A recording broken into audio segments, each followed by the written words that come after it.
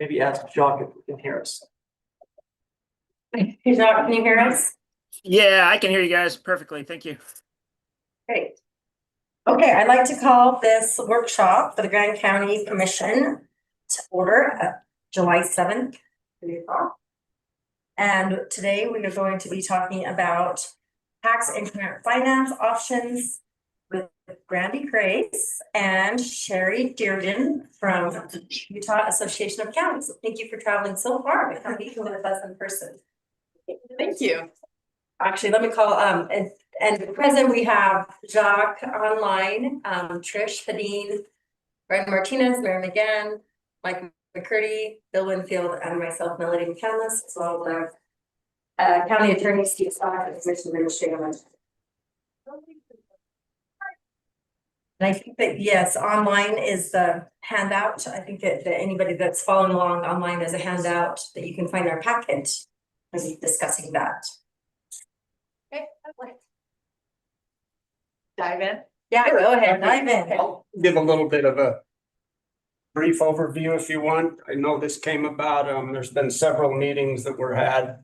There's been some interest in putting a copper recycling plant out at the Crescent Junction area, which then drew interest in what would be the best way to do that would benefit the county the most, is where we started getting a little bit involved. And then there was some more education that came along with the Box Elder data center and the need for some protection around that. And then, of course, you guys had your summit day of education or whatever that a couple of us traveled up and attended so that we could be prepared for some of that. So we're kind of combining all of these into a little bit of education for the 7 commissioners and the public on some of the different options we have.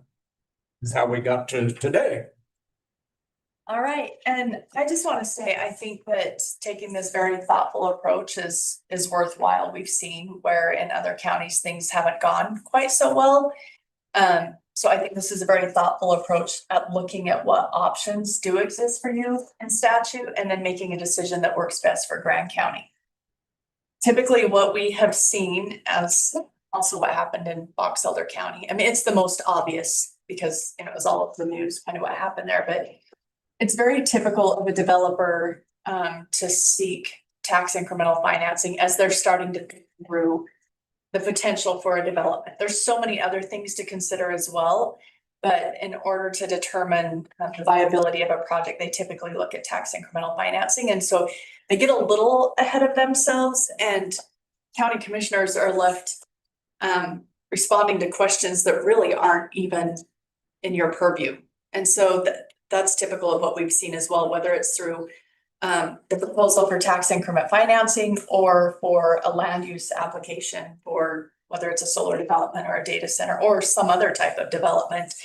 They usually start there, and all of a sudden you're being asked questions about water and noise and all these other things that have a separate permitting process. And so I think that Grand County saying, hey, let's slow down, let's be very methodical about this is worthwhile. So I'm happy to be here. Sherry and I have spent a lot of time over the past several years on tax incremental financing projects. Not necessarily was it something that UAC had offered as a service, but historically you would see a lot of developments happening in incorporated areas. So they were very common for municipalities. And then, of course, you know, MIDA had a military component to it. That's why it was created as a state authority. Inland Port was created, I think, in 2017, around that time frame, for the purposes of establishing an inland port. And the original concept was an inland port in Salt Lake County with maybe 3 or 4 satellite locations. But over time, their limitations were removed from statute. And so they basically can serve anywhere, which has some benefits to that as well. But with the need for additional energy development because of the energy shortage that the state has been dealing with that was hurting economic development, we started seeing more and more a lot of solar development. There are other types of developments as well, but a lot of solar developments happening in unincorporated areas. So all of a sudden counties were dealing with tax incremental financing where counties really hadn't had much exposure to those requests. The problem that we have seen is that when a developer starts going down this path, oftentimes they're much more familiar with statute and what is available to them than you all are. And they hire attorneys, law firms that are very familiar with the process. And it has kind of put counties at a disadvantage in those negotiations.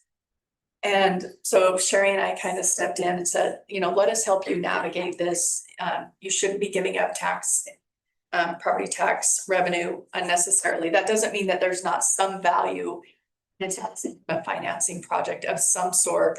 And I use the example of you wouldn't utilize other resources or necessarily even have access to the funds to put in infrastructure in an outlying area of your county. But if a development is coming in and they're willing to use some of that property tax revenue to put the infrastructure in, that can kind of boost other types of development. So there's worthwhile reasons to give up property tax.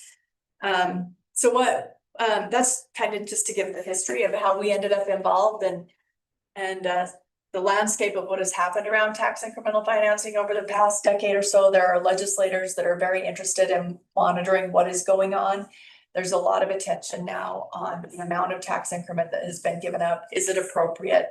Are the appropriate questions being asked? Is the right analysis being done to determine what's appropriate and what's not?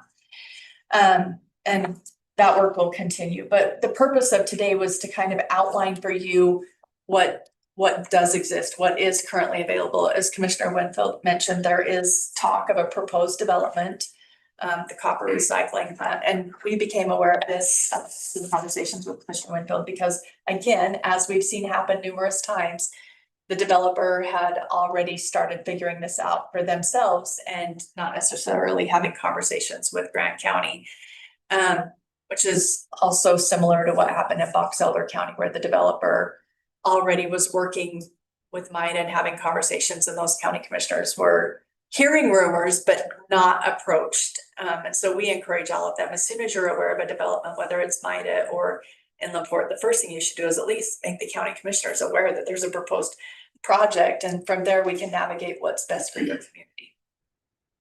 Any questions before I dive into the details of our spreadsheet? Okay.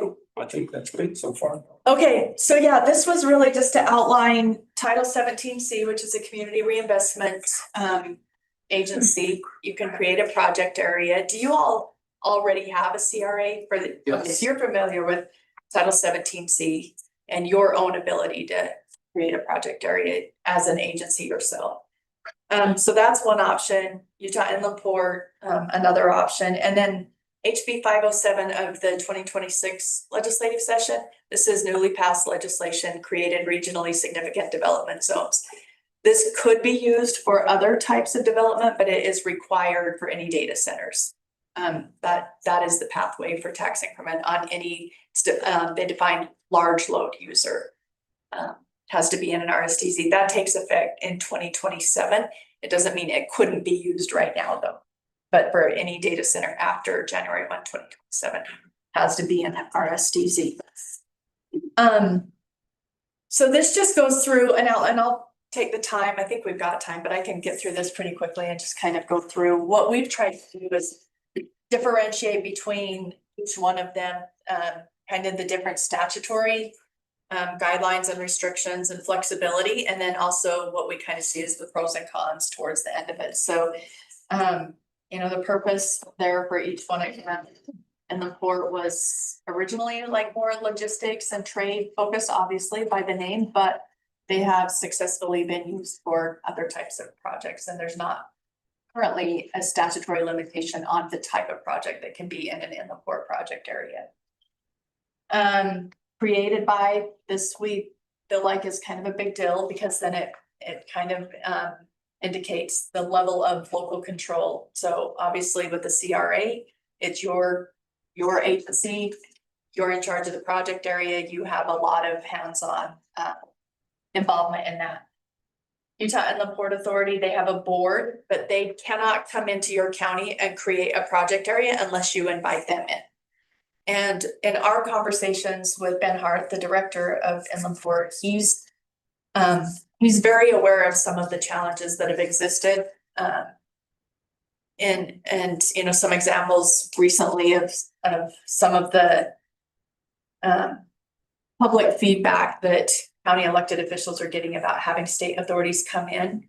He's willing to address that through additional interlocal agreements. So the way that they've worked historically is they may come in, they're aware of a development, but you have to invite them in. You have to say, we're okay with you creating a project area in our county. And from there, they've had some ability to work with their board to determine appropriate tax increment and would have some input with the county. You know, there's different perspectives on how much input from the various counties there has been, but we do have a commitment from Ben Hart that going forward, he will be much more mindful of how important it is to have local input and would enter into, he actually said an MOU, not an interlocal. I apologize for that.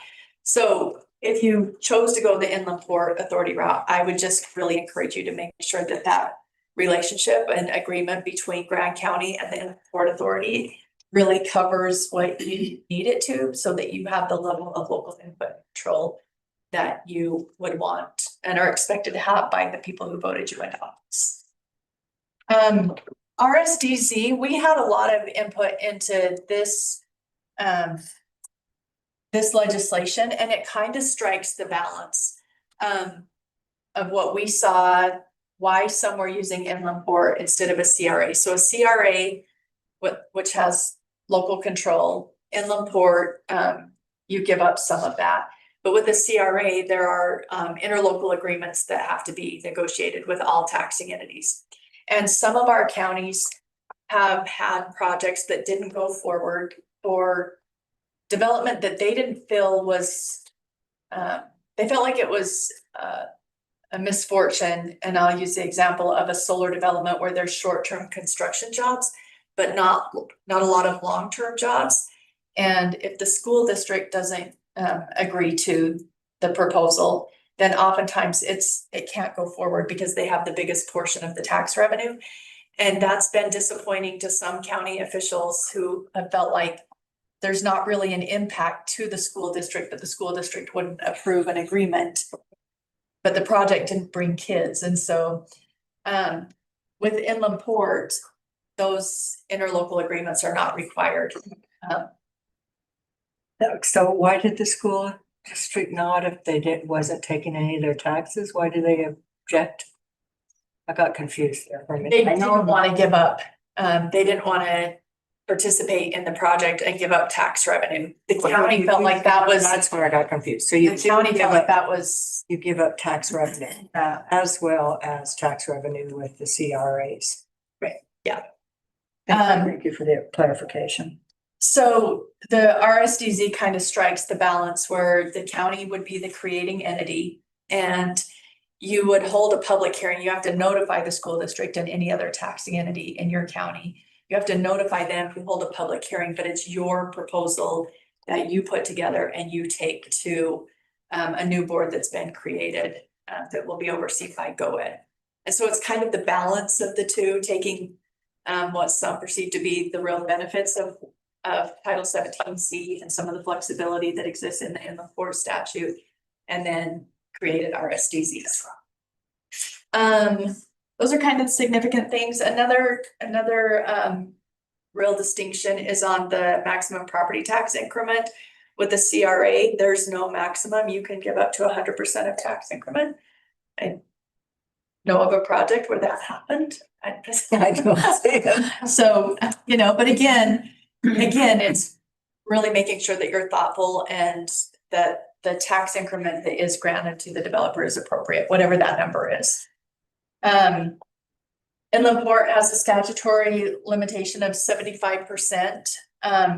Of their 75%, they also receive 5% of an admin fee that the Inland Port Authority gets for administering the projects.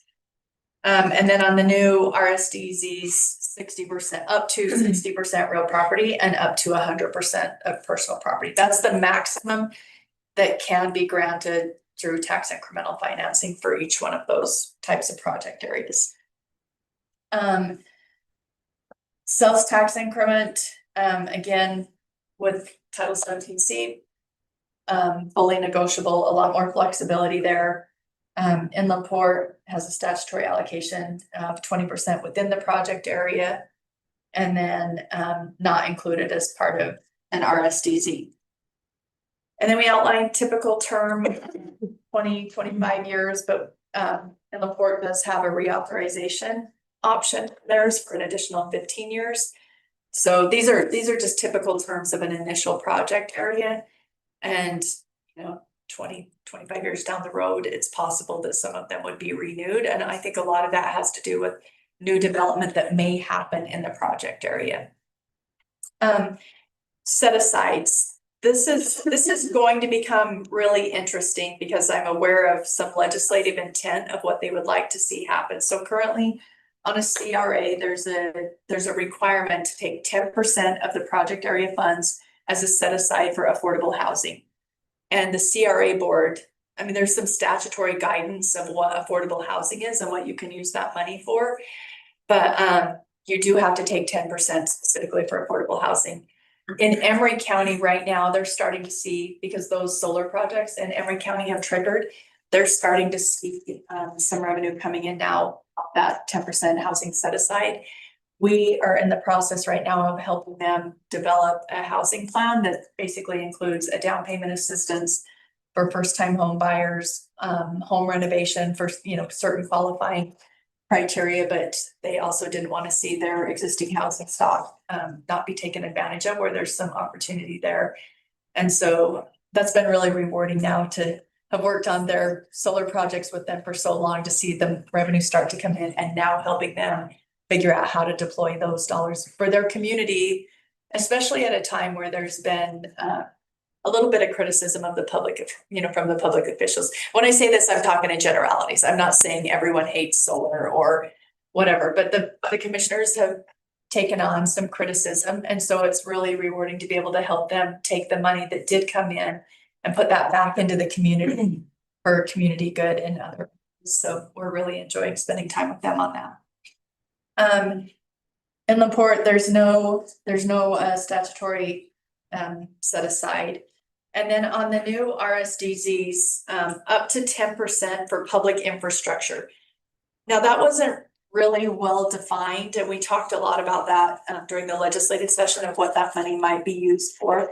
I will tell you there's an interest from some legislators as they see these big projects, and I'll just say data centers because they're multi-billion-dollar projects. When they go into one county, some legislators don't necessarily feel like that's because of that county, or the benefit to that county is relates to the population of that county or different demographics. So what they're looking for is, if we have billion-dollar investments going in anywhere in the state, is there a way that the entire state can benefit from that? And so they are considering some of them. There are conversations about taking some of that set aside from RSDZs, and potentially something else will pop up as we work through interim and go into the 2027 legislative session.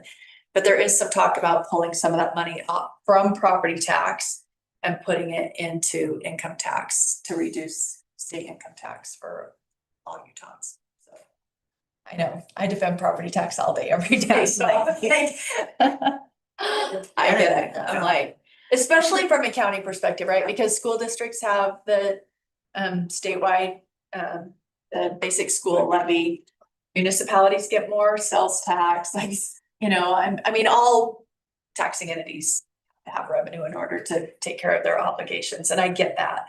But counties primarily operate on property tax, and we don't have some of the revenue streams that others do, and so I get really protective of that. However, in HB 507, along the lines of that conversation, we were successful in getting a municipal energy tax that counties can now impose. So historically, municipal energy tax was only for municipalities. HB 507 authorizes a county by ordinance to impose up to a 6% energy tax. So think of the data centers, and that energy tax would be applied to the end user. You do need to adopt an ordinance in order to make it effective, but just think of, energy users in unincorporated areas and the revenue stream that that could bring in. So something to consider. We just kind of outlined, best use as we see it, kind of the original intent of what they were, but like I said, so much of that limitation has been removed, and really any of the pathways to tax increment can be considered. And then I've kind of already covered this, the county advantage being local control, your ability to negotiate there.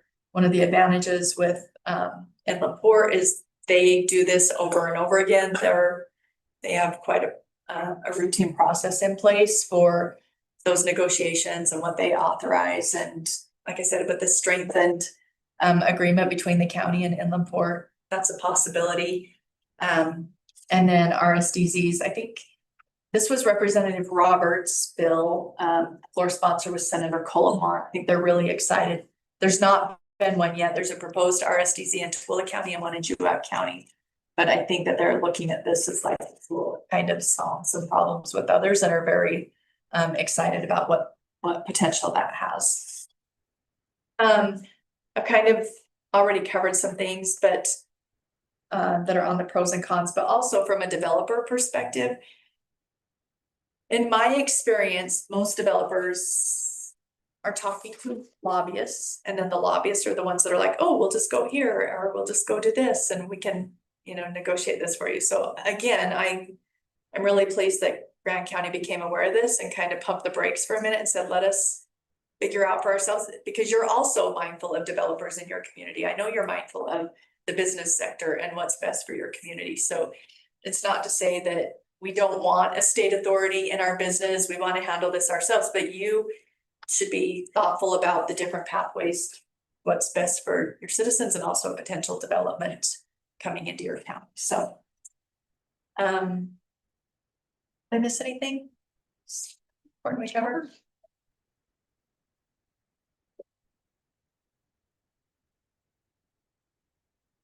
Thank you for all that. It's a bit. It's a lot. Point tax increment is. I know when we assessed. Now I That's all. already feel like I have a better understanding, so thank you. I kind of laugh that there's probably only a handful of people that really understand tax incremental financing and how it works, but.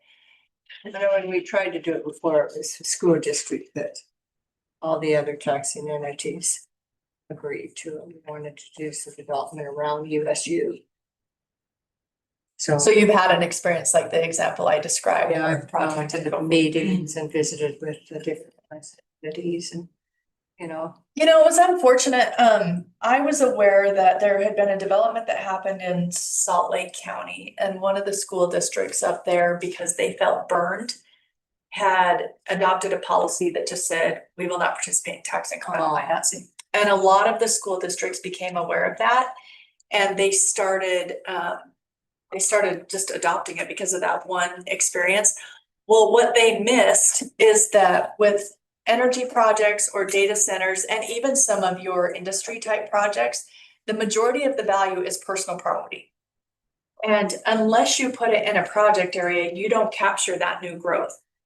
And so it's like they did a blanket policy based on an example that really then hurt school districts in other areas where they would have been able to generate more revenue had they been willing to participate in a project area.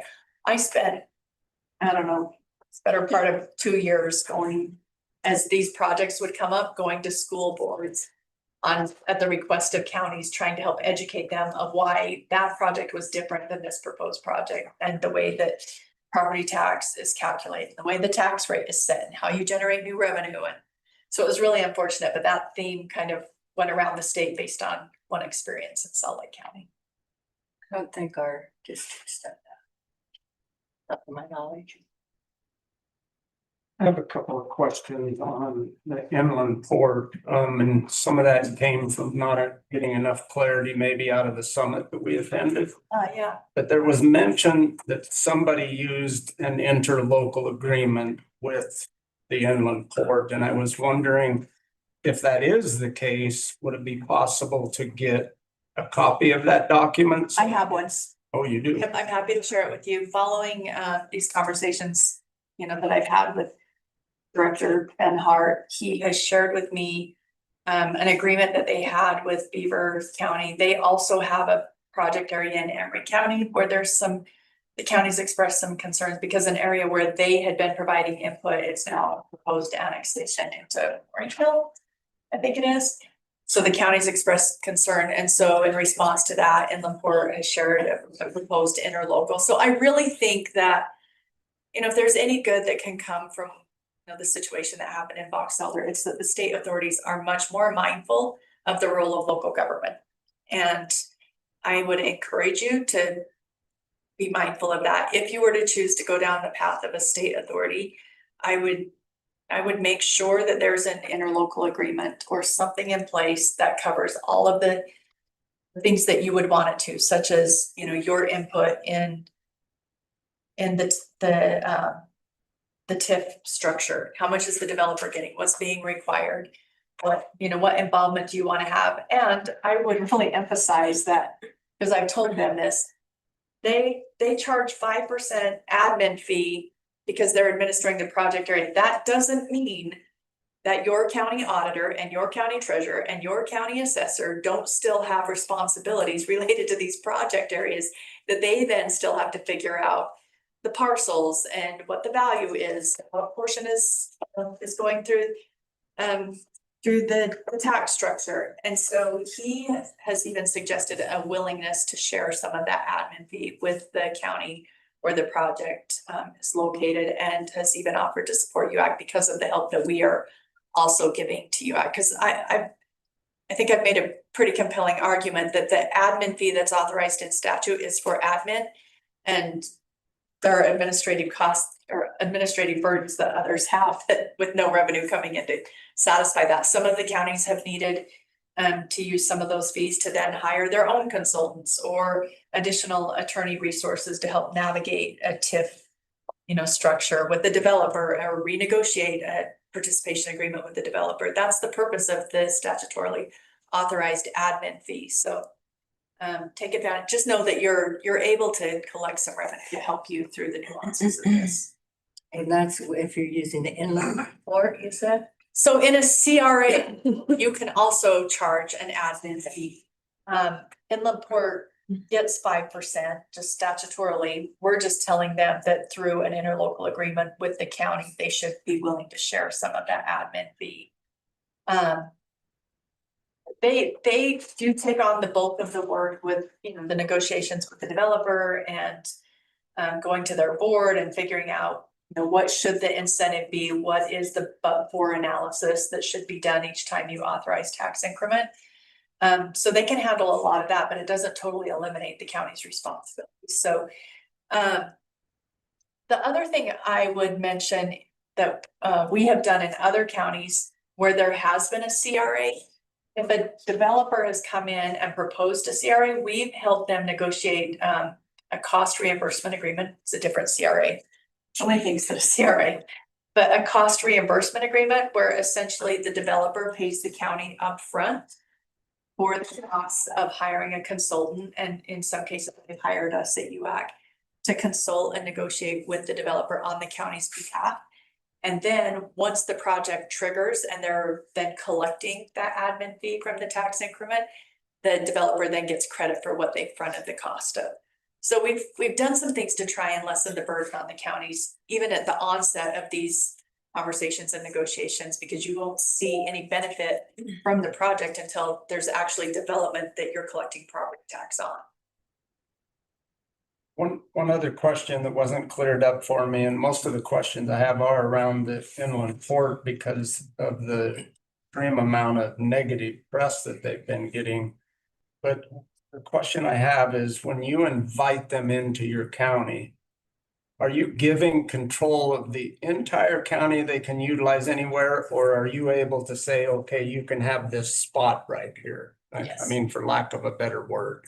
Yeah, so they define a project area and it's parcel specific. And I would be really careful with this because what has happened, you have to authorize it.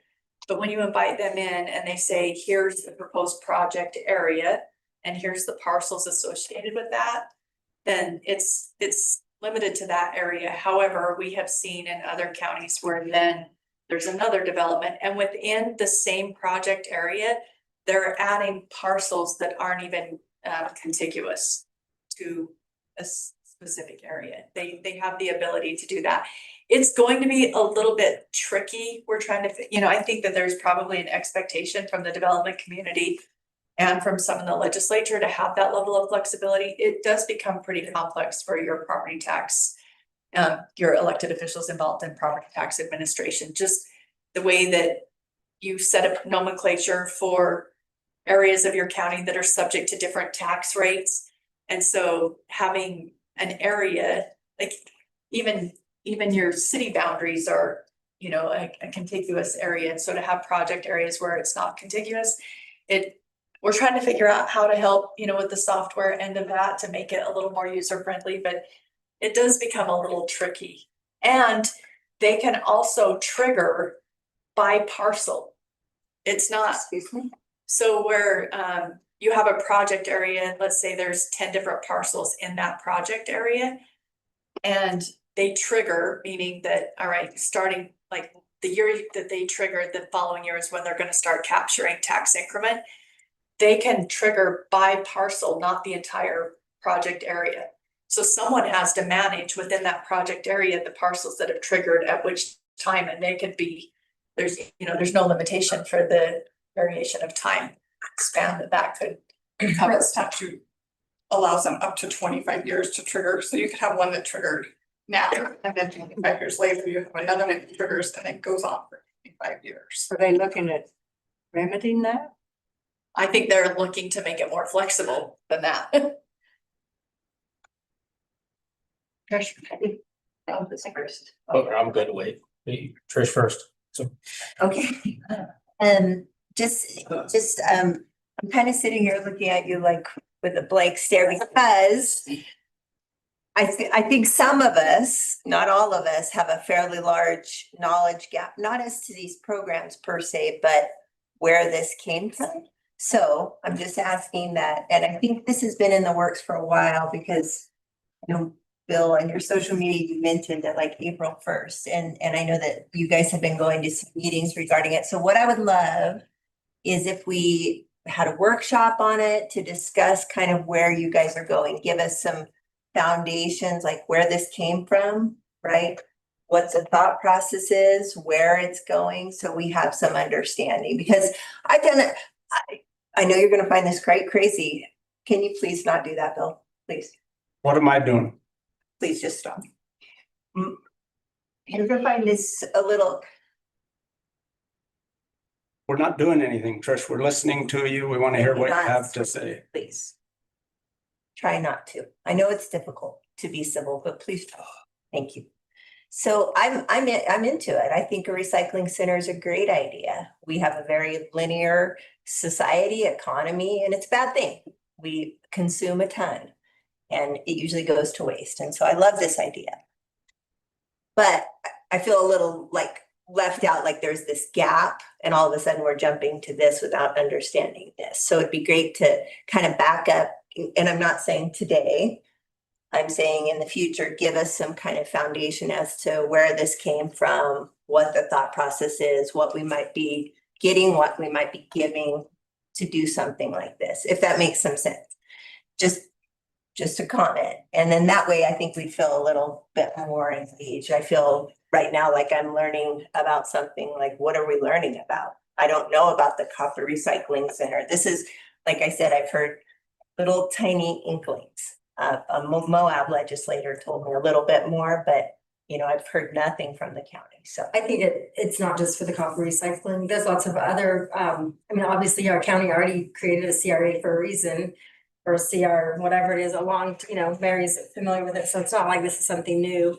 And, I think we were all invited out to Lisbon to, Mariana Minerals when they were up their information. They talked about it there. So it's not, so I think you show up to the meetings, then Lisbon's in San Juan County, and I am perfectly aware of that, and I couldn't go because I teach during the day, but this, I just came to, gathered some local knowledge that this would be in our county, and that's all I'm saying I is think that it applies to it'll that. live best to giving us some background so that we're all like, okay, these components and these steps, right? I mean, We're all again, I'm in together, Trish. Go ahead, Mike. Bring it back down here. Thank you. Set aside requirement. Thank you. Thank you for explaining that. I would, being part of revenue and taxation, underneath UAC. Yeah. I would like some information on the regionally significant development zone. If you see some legislation coming out, I would really like to know, just to see what that money could be set aside for. I love your, story of Emory County, being set, the solar fields being directly put to housing. That's great. And most of our community won't, it's not a direct throughput. You can't see it in short timelines. So it would be clear to line out of what we were, if money was set aside on a project, where it was going, and what we're putting to. But I'd like to know that within that revenue and taxation, if changes are being made, please tell me. I would love to come up and help during open session, like always. But I like to know. So thank you on both sides for the information today and for revenue and taxation side of UAC. Thanks for participating. I think Brian had a comment and then Mary. Thank you. Yeah, so I think I'll just start by addressing Trish's comments that she had there. There's no reason that we shouldn't use the 30 minutes that we have right now. I think to kind of catch up to see where we are on this project. There's nothing that's being hidden. There's nothing that's been happening behind closed doors. I would disagree with that statement, but go ahead. I was respectful when you spoke. If you would please offer me the same I will. courtesy, I would appreciate that. Okay. Thank you very much from the audience. So yeah, the conversation started at the opening of the Mariana Mines when it happened. I think that was in April. What had happened over there, this is just my understanding, is they have been purchased and they were doing some new studies on how to be more efficient in their mining. So they were they brought in like AI vehicles. They're trying to have more efficient mining processes as they're out there mining for the copper. One of the things that they found out is that in that process, there's a great opportunity to recycle copper at the same time. So as the copper comes in there, they're like, that's a great opportunity to recycle copper. The idea is how do you get the copper in? How do you get the copper out, right? For a project like this. There were conversations that were had outside of this commission between San Juan County, Inland Port, and Mariana Mine. We found out about these conversations and we said, hey, hold on, let's pump the brakes. Let's figure out what's going on. Let's see what's best for our county right here. And let's make sure that if this is coming into our county, it doesn't have to come into our county, right? I mean, it could just as easily go into Emory County, right? Is this something that we want to see coming into Grand County? Is this a project right here that makes sense? The idea is that copper would come in on the rail, right? Be able to be offloaded, stripped at that little, right there at this little, what did you call it? A community investment zone or, That's what we call. Yeah, CRA, or just an opportunity zone, right? So we could have a spot where the copper is unloaded, it is stripped, right? We might be able to take advantage of the landfill on the plastic that kind of comes out. However, that's figured out, and then it would be then trucked from the spot down to Mariana in San Juan County for the recycling, right? And then it would be trucked back up to the spot. The reason that we're looking at a couple of these different options right here is what fits best, I think, both for the county and what also is going to fit best for the tenant.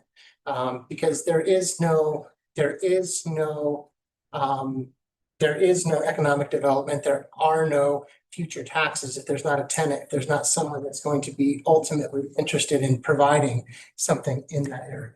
So what we're looking for is this something, A, that Grand County residents would find that they want to see inside of our county. I agree. I personally think that copper recycling is a great thing. It's one of those weird things that I've studied, prior actually.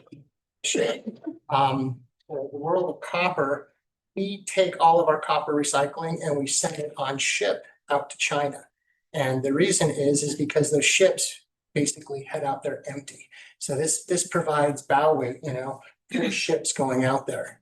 In those contracts, between US suppliers and China, they actually have that if you leave the market, if you decide that you're going to try something different, you will never be allowed in the market again. And so these restrictions have made it to where people are very worried about leaving the Chinese market as far as the recycling goes. Now that's the supplier. Now the buyers of copper, they go ahead and they pay those higher prices, right? Because they then have to pay for that copper to be shipped back to the United States. They're two different entities most of the times. At least that's just kind of my understanding of how this all works. This is one of the first times that I've heard that we actually have a really good opportunity of having copper recycling with a solid hold on it here in the United States. So it's a very, very unique kind of opportunity that we have here. I think that it would be great for our community. Copper is a huge component of renewable energies, right? I mean, we don't have any wind here, we don't have any solar here, but we could join the renewable energy with copper. So these are some of the things that I'd like to see in it. And I really thank UAC for coming out here and kind of explaining some of these tools that might be used to further a project like this. We're just at the beginning stages of all this. I would hope that Mariana would come on in here and explain much better than I have exactly what they're doing and what they would like to see. But I think that before we even have those conversations, I think that we need to understand as a commission kind of what we would like to see and what we would be willing to do, right? If we were interested in this type of economic development. Thank you, Mary. You're next. I'm going back to the CRA. I'm looking through my memory, and if I remember right, one of the things that some of the districts got very excited about when they were willing to join in doing the CRA was that, I'm trying to remember how it works, so this is what I need your help with, is they would be giving up that tax for a period of time, but the tax is minimal usually because there's not any development or anything really going on in that area.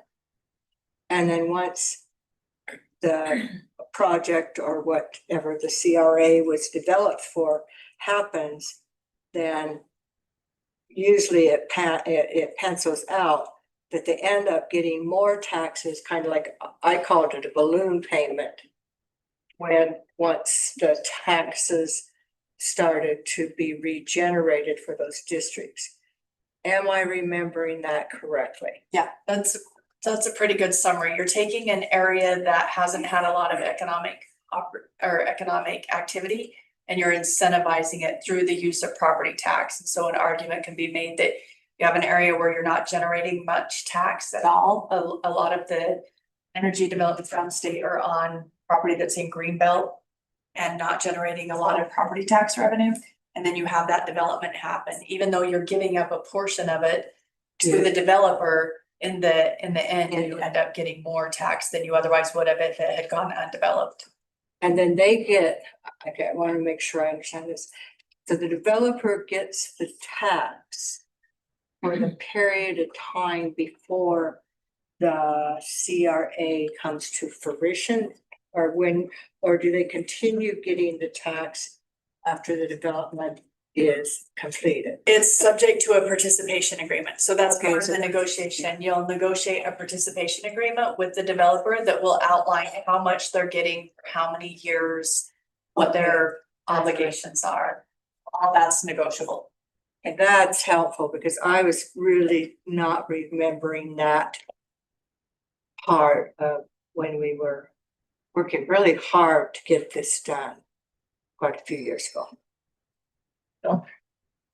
Yeah, where this all started was after the meeting when the Mariana mine opened up down there. And I just want to clarify for Trish that the conspiracy theories that everybody's pushing around here and try and get some of that out here. But it was made clear that conversations were going on about Grand County without Grand County being involved. And we all received an invite, all of the commission did, to a meeting in LaSalle, I believe it was. I'm not sure why you didn't go. I didn't go because I didn't want to go. I made it clear. I made a phone call to the mine and said, why is there a meeting about Grand County happening in San Juan County?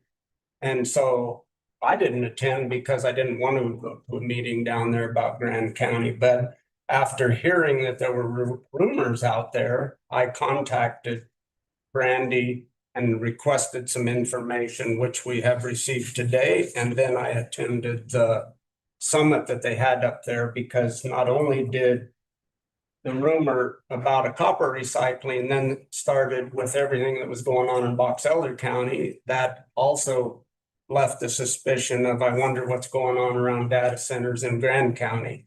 And hence the reason that we have Mr. Jackson with something on our agenda today to put a moratorium on data centers until the county can get a better grip on what we want, if we want them at all, which I'm not saying that I do, but by putting a moratorium in place, we block something from happening in the future. Now that's the story of how we got to where we are here today. The other side of this that maybe, you know, Brian didn't delve into as deep, and that I know that I've talked to Mary about at length, is there is a huge part of this copper recycling that would benefit the landfill. And the process, as my understanding, is electrolysis separates the copper from the plastic sheathing that's on it. And there's all this plastic that's left over that would then be transported to our landfill, which would have a huge benefit to the taxpayers in this community, because that helps subsidize the costs, considering that our county subsidizes already the solid waste district. So there's a benefit to the county regarding the waste side of it. And the other side of it that has an interest for me also is that the copper recycling, the only water that gets used is for sanitation needs of the employees at the plant. There's no water involved in it. So to me, it seemed like somewhat of a win-win situation for the county if we could get control and decide which taxing increment that we wanted to utilize, if at all, why that there were some benefits to being ahead of this rather than behind it. So Got Yeah. Mike and then Trish and then you, Mary. Two quick things. I threw UAC around, like everyone knows the acronym. UAC is Utah Association of Counties, which we are a part of. Thank you guys again. And thank you again for explaining tax incremental financing tools, the different tools that are we have an ability to use because this project that we've been talking about back and forth will. I thank you, Brian, for your explanation. Thank you, Bill, for your explanation. It'll bring jobs that are not tourism related to Grand County. That's the best part for it, guys. Great jobs to Grand County for more of our residents. I know it has a recycling part. I know it has low water usage. Great, but it'll bring jobs to Grand County, and that's where I see the benefit. Trish, just really quick on the water, the actual recycling, the bit of research I did uses about 3,700 gallons per ton in the recycling process. Now, it doesn't sound like that's what we would be doing. It sounds like Mariana would be doing that, but I do want to state that it does use water. But I like where this is going. I like that we have a little bit of knowledge, and I'm just asking that we stay apprised of it. If we have Mariana come, whatever might be the case, I would love that. I think the more the open we are, not only with fellow commissioners, but with the community, the more they're going to be on board, right? And just getting that knowledge out. That's where pushback comes from, is just feeling left out, right? Or feeling uneducated. And so I think the more that if we're moving in this direction, if we can have them come and give a description of where they're going, the better. Can I comment on that? Yeah. I do think that's the reason for this visit today and exactly what we've encouraged the developer, because I don't know if there were other conversations going on. I know the conversation I had was the developer had already made mention of this proposed project to the mining association. The mining association had already gone to Inland Port. That is a repeat of what we saw happen in Box Elder. The developer went to MIDA. MIDA started negotiating the terms of an agreement before they ever even went to Box Elder County Commission. And when I became aware of this, and it was a call from Commissioner Wentworth, he's like, we're hearing rumors. I don't know a lot of the details, but it sounds like they're already talking to Inland Port. I said, we've seen this happen. Let's pause things. And so I think that's the reason of being here today, is to provide you education. And I don't know if the mining association is continuing to have conversations, but I think you're absolutely right. It's unfortunate that because it's fortunate for different reasons, unfortunate for some other reasons, depending on perspective. But because the state authorities are limited on the types of projects they can oversee, it's easy for a lobbyist representing a developer to just go to a state authority and you wouldn't necessarily know about it. There's a lot more attention on that now because of the Stratus project. But this was potentially a repeat of that type of behavior that fortunately some of you found out that there was at least some conversations going on. And that's why we're here, is to stop that and not let that be a repeat of what had happened. So I appreciate it. Thank you. Mary, did you have another question? I think I got it answered. Okay. It was for Bill. So I got a little confused because we throw both terms back and forth. To me, it looks like we're looking at the one in Crescent Junction as being more like a transfer station and not a recycle center. Or we No, take they it. would recycle the copper, which is typically wire, and it comes in with a plastic sheathing on it. And the byproduct, the waste product, is then the plastic, and the copper is utilized to be turned back into new wire or bars or whatever they use it for. So the byproduct, the waste product, would then end up in a landfill somewhere, which we have talked, you and I have had conversations, the one conversation with Chris Scoville about it, as a benefit to the county. Okay, I'm still a little I mean, confused. can I if I answer Mary real quick? I think I can answer your question. Well, okay. So I think that you're looking at two processes, right? I think you're looking at process one, when the copper wire arrives, that they're going to strip the copper wire, and that would be happening. That process would be happening in Crescent Junction. It would then go on to trucks, and it would be trucked down to San Juan County, There we go. where the actual recycling of the copper Okay, would that's what happen. I was. And that's where, that was the spot that I said that I think that they found that while they were milling that copper, right, that there's an opportunity at that same time that they could be recycling copper at the same time, gaining those efficiencies. And then the final product would then come back to Grand County and hop on the rail and head on out. That's how I Yeah. understood it the first time, then I got just. I just confused you more, I'm sorry. Confused me, Bill, you confused. I'm not an. Okay, any more questions for Brandy or Sherry before? That's all. No? Thank you, yes. Yes, Thank you so much. Thank you. Nice For coming Brad, out. it's so good to see you, Mary. However you decide to proceed, UAC is happy to help. Thank you. Yeah, it's. Okay, and we're gonna take 6 minutes, discuss, we'll be back at 4 o'clock. Our regular.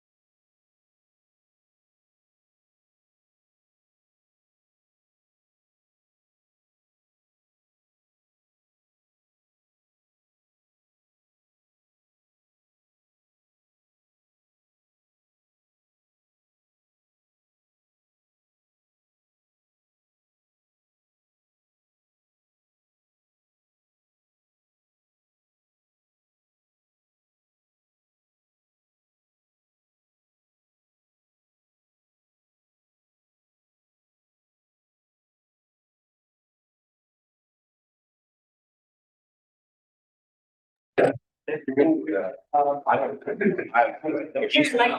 everybody. to Leaving early, so I'm. County Commission. On July 7th. At 4 o'clock, we're opening this meeting at 4:02. We have in attendance Jacques Heller online. Brian Martinez. Oh, I guess we should wait for Mary Ann. Sorry about that. We have Commissioner Tricia Dean, Commissioner Mary McGann, Commissioner Mike McCurdy, Commissioner Bill Willoughby, and myself, Commissioner McCandless, along with the county attorney, Stephen Stocks, and Commission Administrator Mark Kaiser.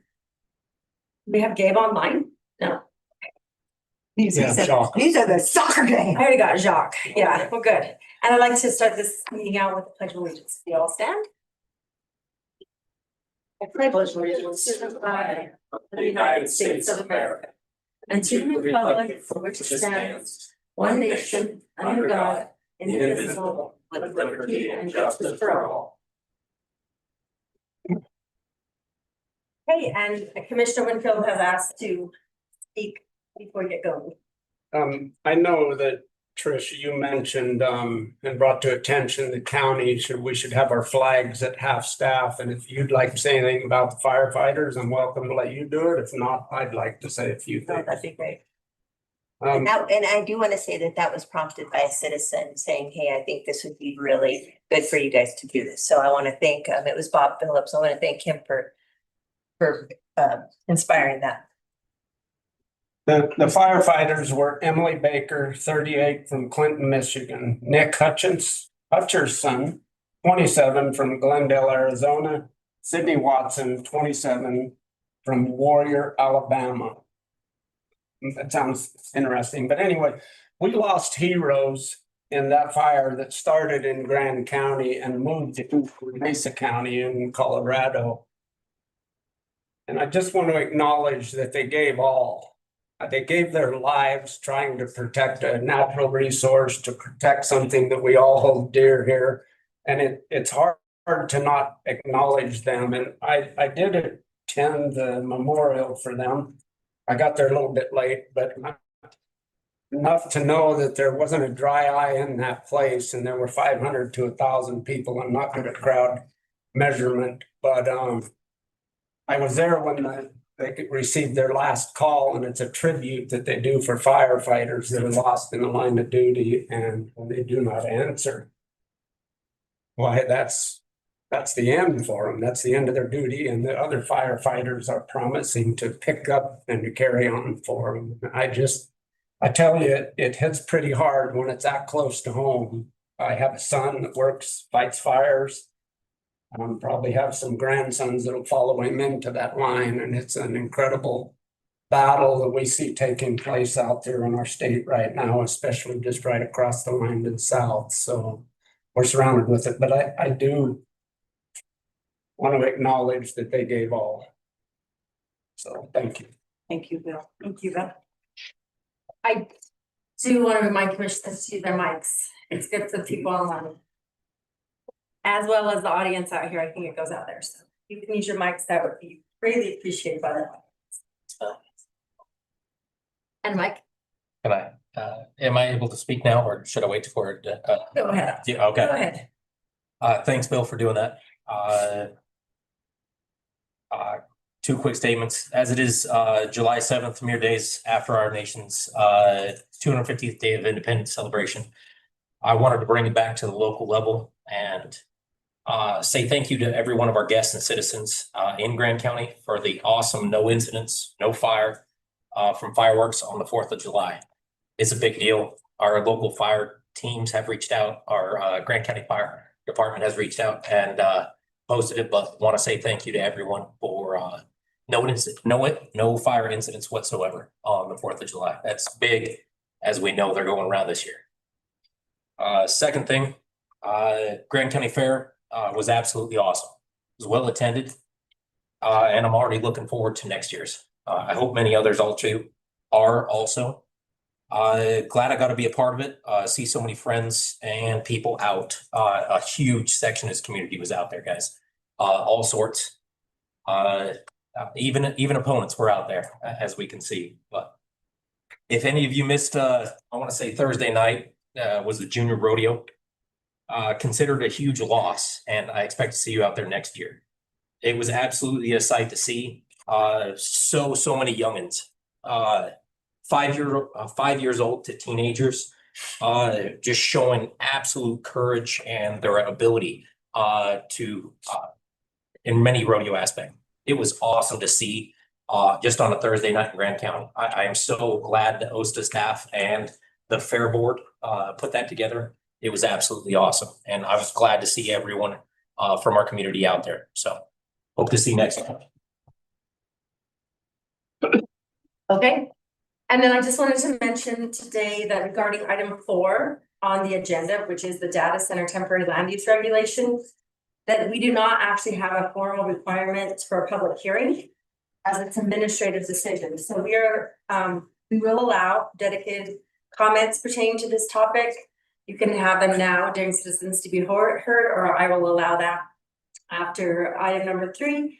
But we are going to consider this a little bit later. Sorry. Oh my, the smoke is getting to me. It's hard to talk. Anyways, we'll consider that later this evening. So with that, we will have citizens to be heard. Who'd like to come up and speak? Come on up, Harry.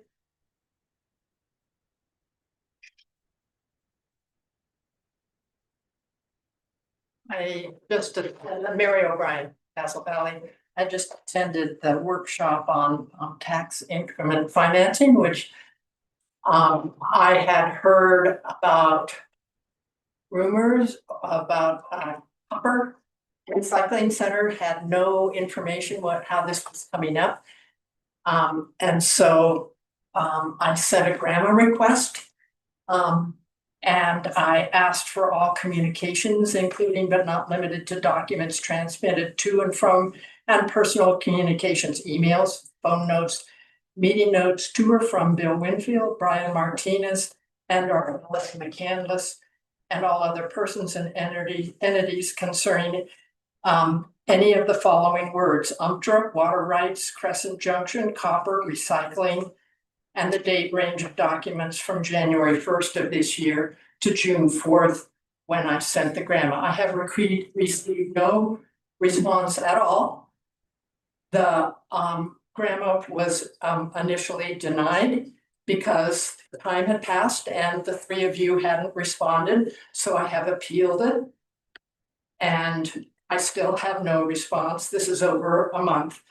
And if this is the kind of secrecy that's going to go on regarding tax increment financing, which is a subsidy to development that diverts from taxes for public. I looked up, I have tax increment financing, copper recycling. Well, why do we have to subsidize copper recycling if it's such a good idea and such a good business, which it is very good to recycle copper? And I just looked up on the web, community redevelopment areas, which were being talked about today, and taxing financing. And it just said face significant critiques, most notably that they divert profit taxes away from public services like schools and subsidize developers for projects that might have happened anyways.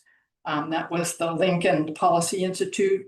Another one was the heading Why Tax Increment Financing Often Fails and How Communities Could Do Better by that was Lincoln Institute and Kansas Policy Institute, The Hidden Costs of Tax Increment Financing Subsidies That Drain Prosperity, all of which I have not read those materials. I don't know about TIF or CRAs. I certainly don't know where this copper recycling meetings came, but clearly in the last hour, Bill referred to meetings that you've gone to, and yet 0 response on GRAMA on the Public Records Act. So it better be more public process than what it has been up to now. Thank you. Go ahead. Our county attorney would like to speak. Yeah, just briefly. So the county in an election year always sees a substantial uptick in the amount of GRAMA requests. We understand the public's patience with this. I think your request yielded 1,998 separate emails. And so what I have to do is I have to go through every single one of those emails. We have to redact them and take that information out. That's on my desk. I think we've got multiple grandma requests that are coming in, and all of them, we have to pull all the emails. We have to go through them. We have to sift through them, make sure that they're legally compliant to be able to release, and then all the information is redacted that should be redacted. So we do have a number of requests that are working through the process. I think normally in a small community like this, we have staff that are completely dedicated to be able to do those requests. We're a really small community, and I think this year's grandma requests and the size and the magnitude of the requests that we've received has been, I think, anything, substantially more, probably like 200 or 300% more than what we see in a normal year. And so we have to address all of those things. So I understand the frustration from the public on those requests. We're trying to get through them. I do have, literally the count was 1,998 pages that I have to go through. So- And I appreciate that. But I think these grandma requests wouldn't be coming in if we weren't having ACE development coming out of nowhere. $60,000 to an economic institute coming out of nowhere, ending time entry out of nowhere. You wouldn't be getting grandma requests if you were feeling that Point this of was an order. open process. Okay, who would like to speak next?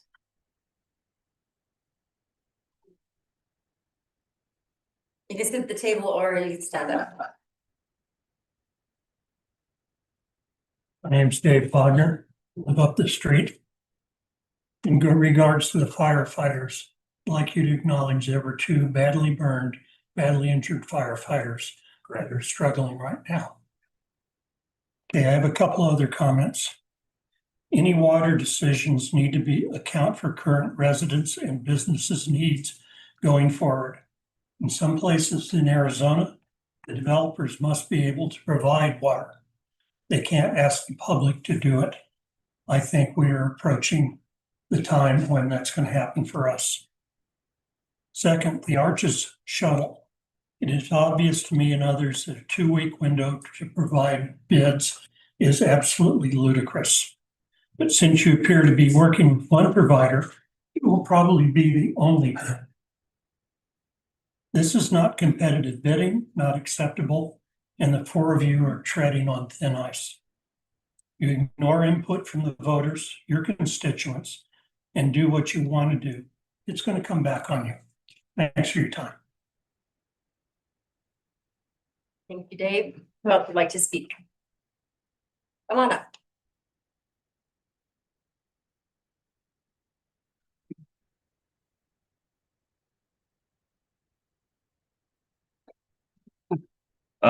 I just wanted my name's Scott Solly. I'm representing Grant County Search and Rescue, and I wasn't going to be here for the next meeting, but I wanted to give you an update on one of the grants that we had applied for last year. Back in September of last year, we had been awarded a grant and approved just over $82,000 to purchase 2 UTVs.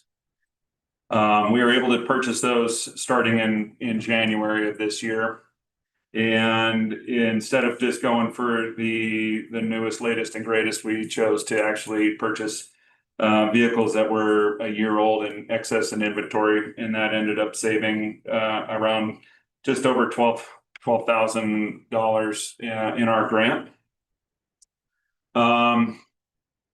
We purchased those vehicles on the 31st of January, and then we had to make a lot of modifications to them so that we can go out and bring people who are injured in baskets, back from all places like Hell's Revenge and Poison Spider and Slick Rock and many other places. We completed those modifications at the end of May. And we put those vehicles into use just this last month, which actually was one of our busiest Junes that we've seen in a long time. I kind of wanted to break it down so that the citizens of Grant County kind of know how we're spending our money. So of the $82,000, a little more than that we were awarded. We ended up spending under $65,000. Of that money, 3/4 of that was paid for by the DNR. And that grant comes from the off-highway vehicle registration dollars. So people that buy, or people that register like snowmobiles, motorcycles, boats, OHVs, they pay into this fund. And that's come around to help our county. So the remaining balance of the money that was not given to us by the DNR, we had put in $10,000 of our own donation funds. So basically, there was $16,000 plus that Grant County had to come up with to purchase these two vehicles. And of that $16,000, we put in $10,000 of our own money. And then it's very likely that we'll submit this to the Search and Rescue State Board, and we'll actually get at least half of that money reimbursed to us. So in the end, there's actually probably going to be more money going into the Grand County General Fund than we needed to actually have our citizens put forth. So I just wanted our citizens to know that. Thanks. Thank you. You. Okay, do we have? Is this time to talk about the data centers? Either time, wait till the time, or? Either way, you can talk about it right now. It's not really a public hearing on that. So if you want to talk about it right now, go ahead. Yep. We will include those in our comments. We can vote on that tonight anyway, so. Great. I just wanted to say I'm very pleased that you're considering a moratorium. It's going to be one of the times that we may get a 7-0 decision out of you. I'm really hoping that we do. The other thing I want to say about the moratorium, of course, is after the moratorium, we have work to do on what it's going to look like for data centers. What is the minimum size? As somebody on the planning commission says, it can't be a couple of servers sitting in the basement somewhere, because that's not quite a data center. So we're going to have to make good, clear definitions. The other thing I'd really love to see is some workshops, because I think it's real important to get public input on this. Is this something people want to see for the community? And I also know, yes, indeed, there are businesses that might be interested in doing it. But I think here, when we will eventually have a legislative decision on what this looks like, it's important to get public opinion, which is not clamor when it comes to a legislative decision. Thank you. Thank you. I think we have someone online that wants to speak. AJ?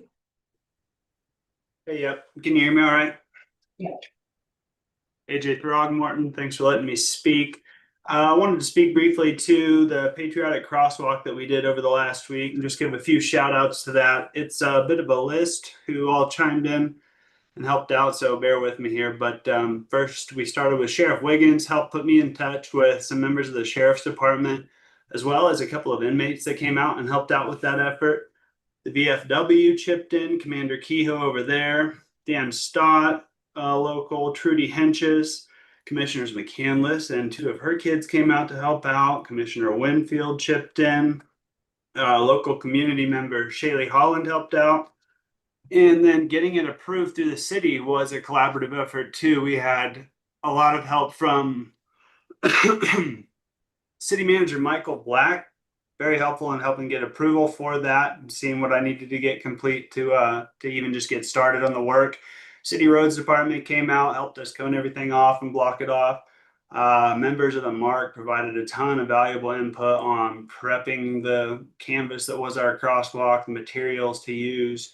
I'm sure I'm missing a few folks, but it was a huge team effort. And I'd call out that I first got that idea from a municipality in New Jersey that did it. And as we were actually working on it, saw pictures of St. George and a few other communities doing that similar kind of patriotic display on the canvas of a crosswalk. So that, coupled with all of the hoots and hollers, people driving by, I guess it was like maybe catcalling, they were all in support driving by. And so it was really warming to see that. the community took notice and was supportive of that show of national unity. And then to wrap that down to the local level, the services that people like the sheriff's department do, chipping in on that effort along with helping protect us day in, day out. I think it also pertains that level of service to those firefighters and the heroes that Commissioner Winfield spoke about a little bit ago.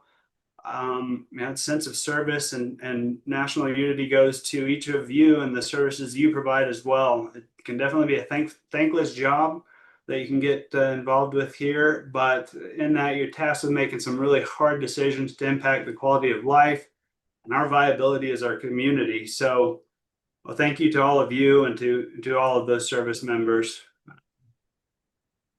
Yeah, thank you. Thank you, AJ. I know it wasn't said earlier. That is absolutely beautiful. Thank you, guys. Thank you, AJ. Thank you guys for working on that. Very fun. If you haven't seen it, go walk right across the street. Did you want to come up, Pete? You ready? I never want to, but. No, you sit up there. I'm sweat. Name is Pete Gross. I'm a resident for the last third of a century. First of all, several months ago, I stood here at one of the public hearings and Lynn Jackson was sitting in the audience. And I pointed out, when Lynn Jackson and I agree on a topic, wow, that's pretty important. And he even commented, I'm making note of that. And what I'm speaking in reference to is the Arches shuttle that Lynn Jackson had written an op-ed about what a monumental waste of money it is. And I totally agree with Lynn once again.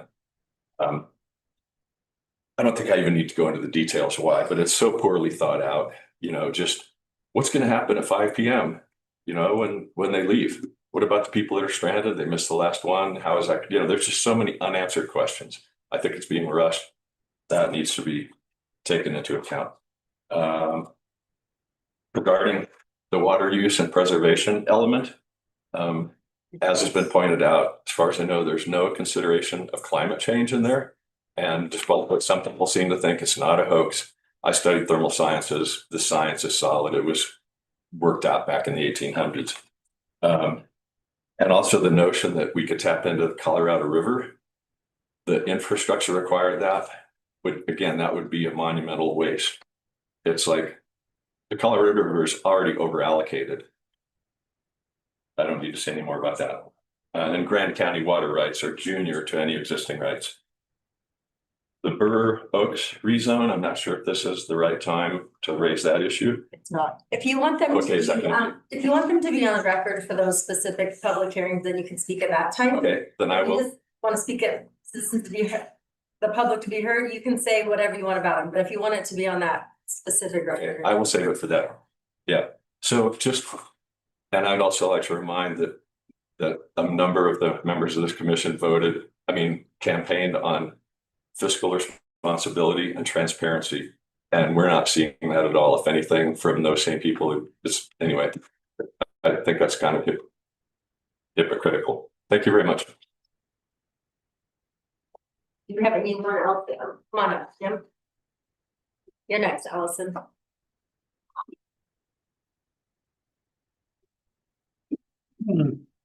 Hello, I am Jim Webster, and I'm speaking as a private citizen on this. I spent my career working on the protection safety of national park visitors and resources. I have some questions and comments about the shuttle. I'm still concerned that this project was sprung on the community with very short notice.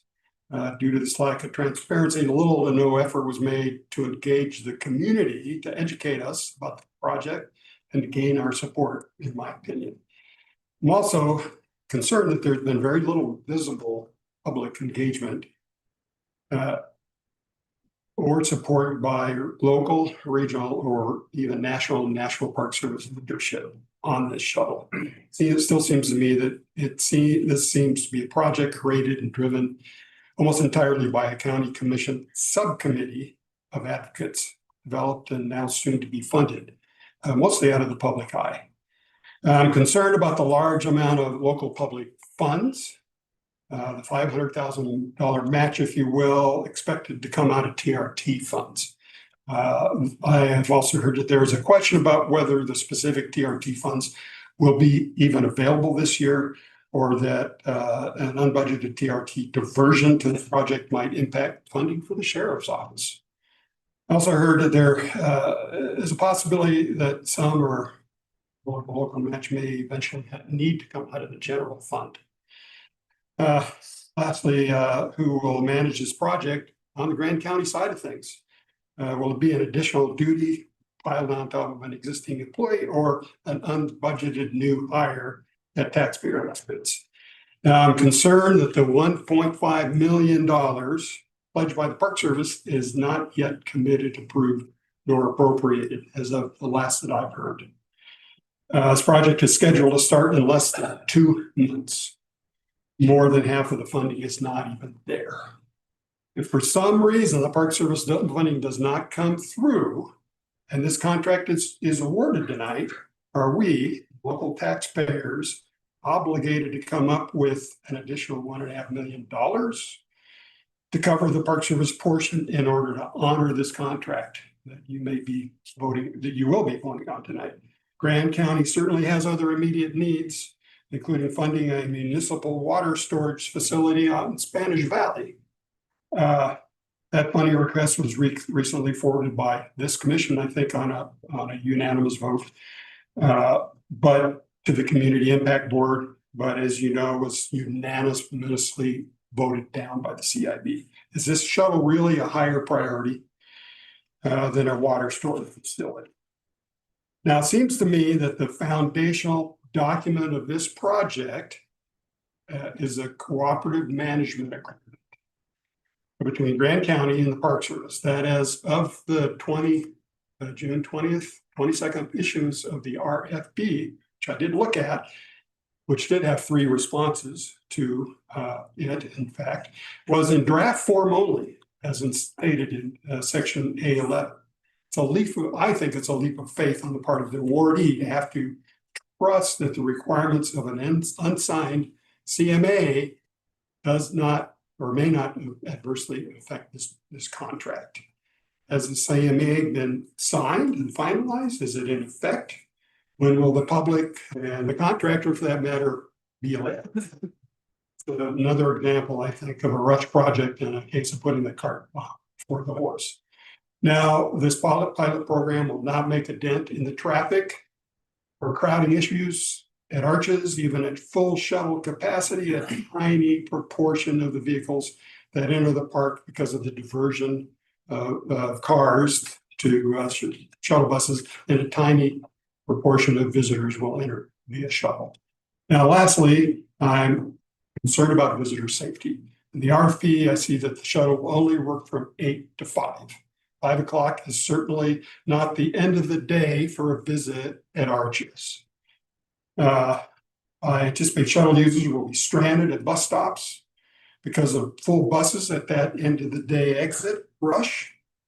Some of them will probably have to wait in the heat and the sun for later buses to pick them up, or they may not even get picked up.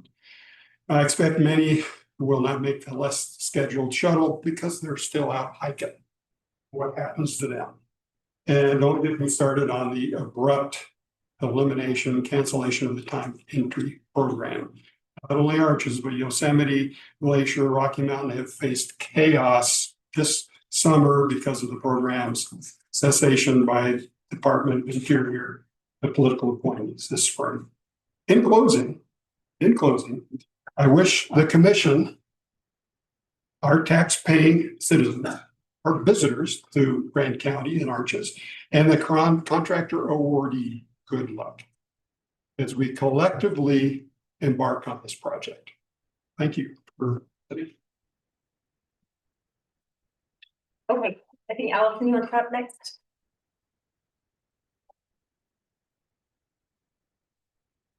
I don't think our timer worked for Jim. He got lots of extra time. Nice, Jim. I'm Allison Mathis. I'm a resident of Moab in Grand County. I have several comments. First off, in response to something that Attorney Stock said about GRAMA responses, I would like to point out that the time period to respond to a GRAMA request is by law. So that's the first thing I want to bring up. The second thing I want to bring up is that there's a vote related to, a resolution related to policies and procedures of the governing body here in February. Those very policies and procedures were used in an effort to restrict my ability to exercise my First Amendment rights, as I am doing right now, to petition the government for the redress of grievances. And I finally got a very late grammar response that laid it out in emails that this request came from Mr. Martinez to Chair McCandless, and it was in part, and I'm paraphrasing a little bit, he didn't like something I said in an email, a response, which is nothing in your policies and procedures. That language needs to be changed. Also, the fact that the documents related to this weren't put out until sometime before 10 o'clock yesterday morning, which was when I found them late Sunday night. They were not there. The public hasn't had a chance to review this. Delay that vote and let the public be involved. And you need to change that so that there's no chance of what happened to me. The threat to throw me out of these chambers can happen to anybody else in curtailment of their First Amendment rights. Next, I want to talk about the shuttle system. I think Mr. Webster made a lot of really good points. And one of the most important things is that this request for proposals is premature. I'm going to quote from the meeting minutes that were part of the June 2nd package. That said, Attorney Stock stated that legal review was not applicable for this particular action and that the cooperative management agreement would need review after this approval. I'm going to sidestep and say that you guys haven't voted for that. Back to the quote, the current approval is centered around a funding commitment. McCandless spoke to the collaborative process involved in getting the current proposal and clarified that VIA has no SIC. There was a typo in there, already been selected as a vendor to run the shuttle system. So there is no CMA in place. How can a request for proposal go out? I have a question, a couple of questions. Why the rush and who on earth is this shuttle proposal for? It's not for the public. Mr.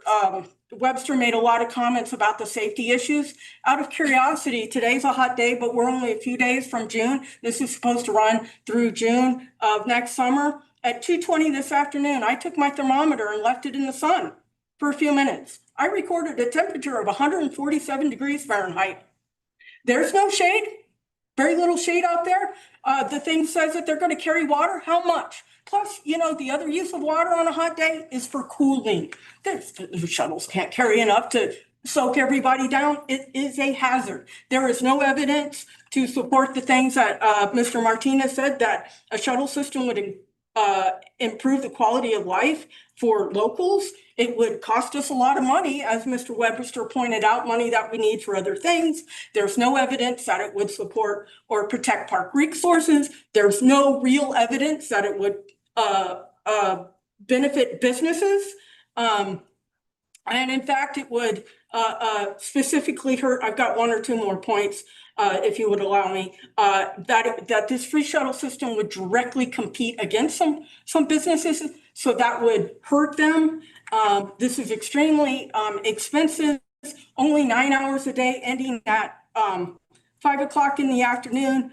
Assuming a 15-seater van, it's $60 per 72 cents per passenger. That's not economic for a free shuttle system. Again, who is this for? I've heard certain commissioners like Mr. Winfield say, we're out here to get things done. But what's the purpose if it's not benefiting county residents and the public?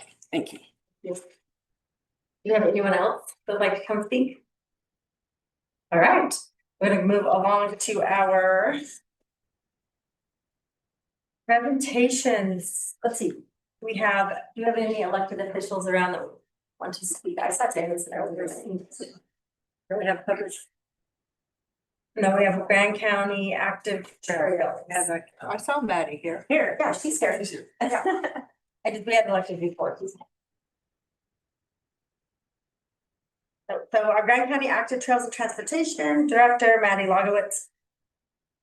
Okay, I'm going to attempt to share my screen.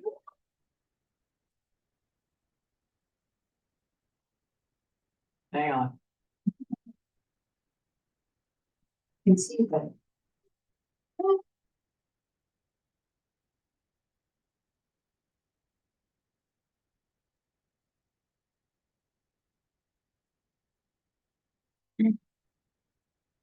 Okay.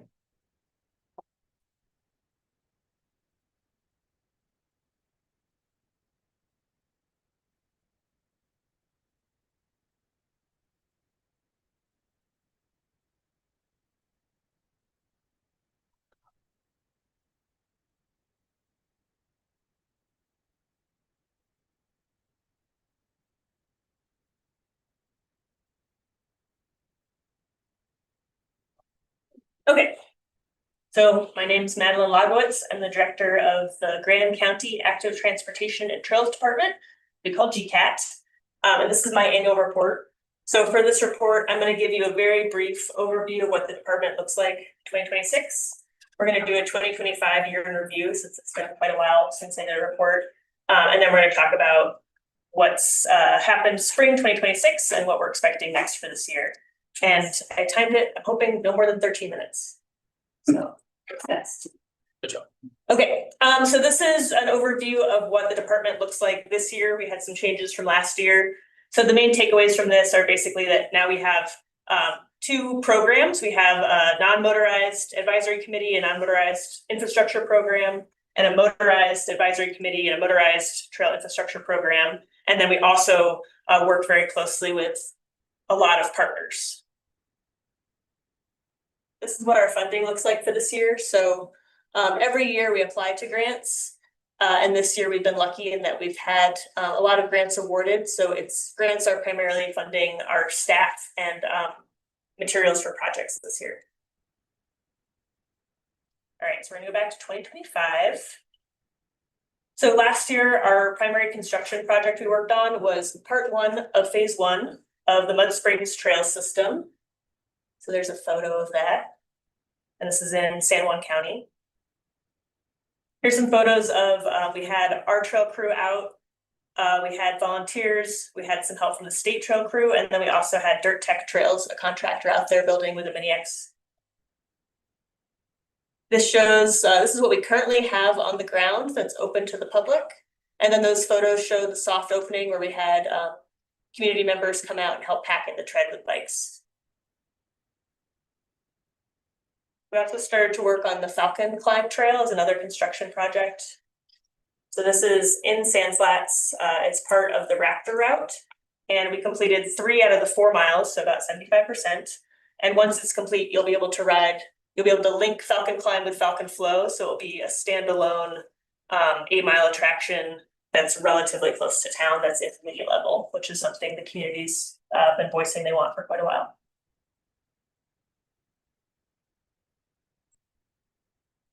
You there, nice. And then on top of the construction, we're responsible for maintaining everything that Grand County has built over the last 2 decades. So we balance the construction projects with the maintenance projects. So this shows all of these black pins show maintenance issues that we identified and that we completed in 2025. So if they're black, it means we did them. And we usually, we go where needed based on reports. But we do try to focus on more intensive maintenance projects in certain areas, usually grant funded. So last year we had a grant to fund an overhaul of the Horse Thief Trail system, which is up on 313. So again, all those black pins show spot areas we did. We also worked on lots of spots in between those major points, doing sort of a freshening up.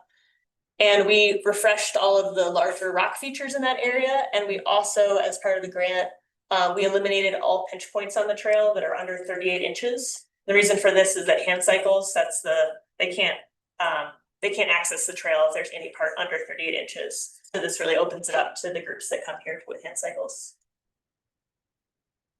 We also work with the Forest Service every year. So these are just some photos of us working alongside the Forest Service trail crew. Last year we worked on a few bridge projects, a few sort of large wooden infrastructure projects, and then rock work and brushing. And then again, I kind of threw these all together, but we go where needed. So these are just a few other areas that came up last year. So we did some spots on Amosaback, Pipe Dream, as well as kind of throughout the system. We also worked on the 2025 non-motorized trails master plan project, which involved a lot of public outreach and surveys, which have been really helpful. So we put out one survey that we got, it's on the right-hand side here. We got a lot more responses from residents than visitors, but for residents, for those folks who identified as, you know, biking, hiking, and trail running, they all put more close to home trails as their top desire, which we kind of have heard through the community, but it was helpful to get that feedback. So again, that's why we've kind of been focusing on, you know, maintaining Pipe Dream and adding the Falcon Climb to create that loop close to home. And then visitors, we had less input, but they all said, see that my mouse is on it. Connection between existing trails. So connectivity was some feedback we got from visitors. Volunteers are integral to how we kind of cover the massive area that we need to cover for maintenance. So I won't read all of these, but basically some highlights are that we did Spring Spruce Up last year. I think it was actually the largest event we had for Spring Spruce Up.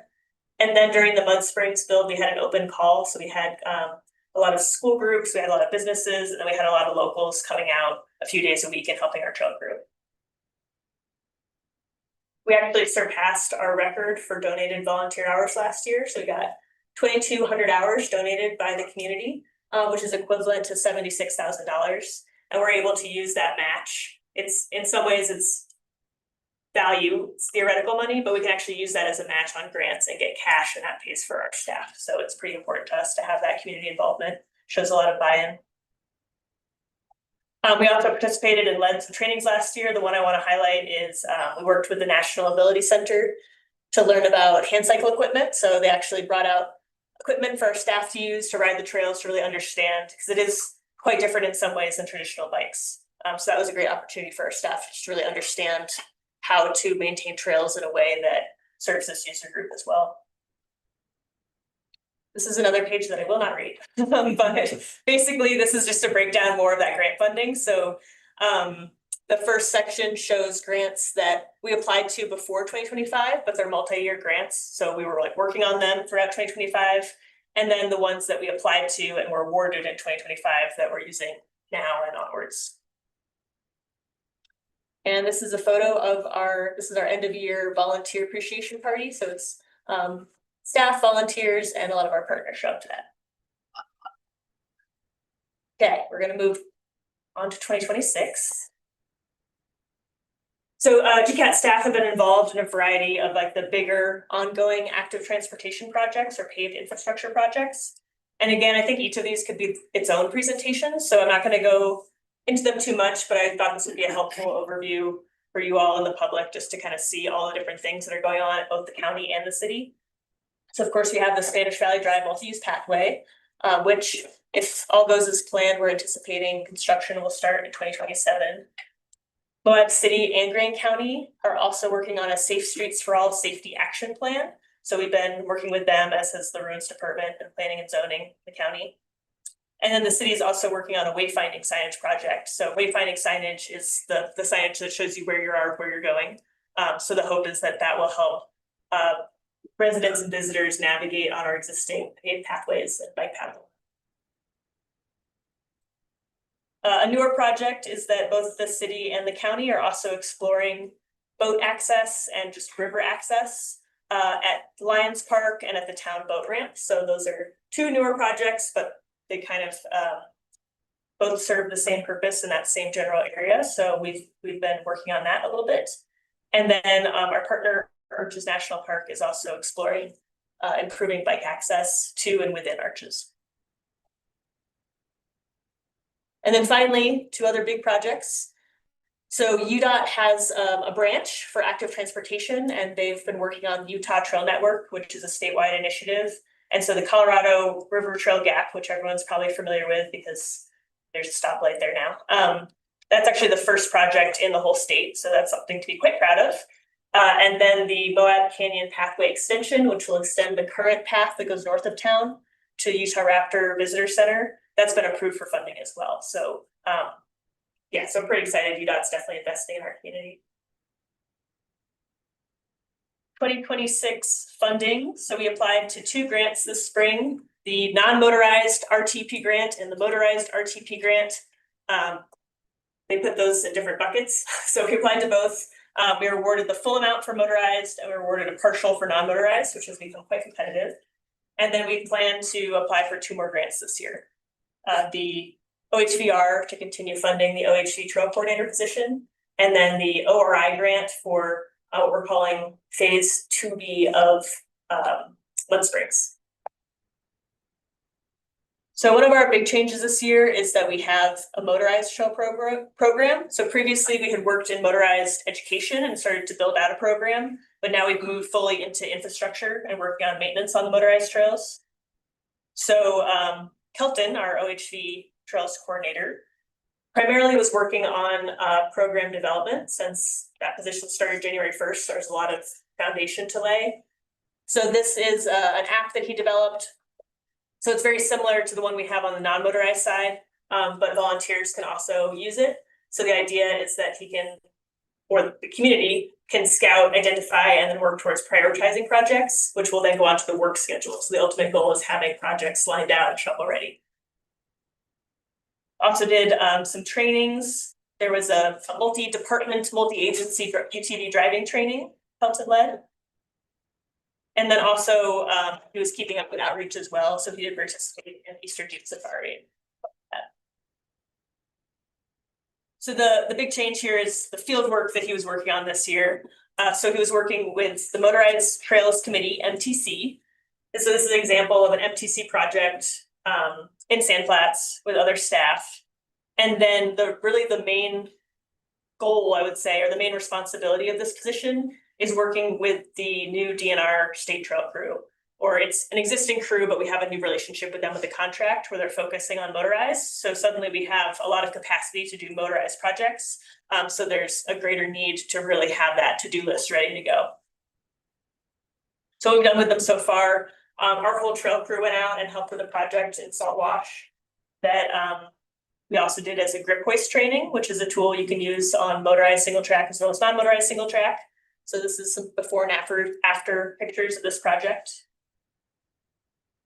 Here's a picture of Kelton out with Alex, who's the regional lead. So again, just talking through some of these problem areas and coming up with an approach. And then this is all the work they've completed so far, that state trail crew. So I won't read it all, but in case you're wondering where they've been, they've really hit the ground running. And currently they're up on the Sitwell block in the LaSalle's, and they'll probably be up there until the weather cools down. Here's just some photos of their work.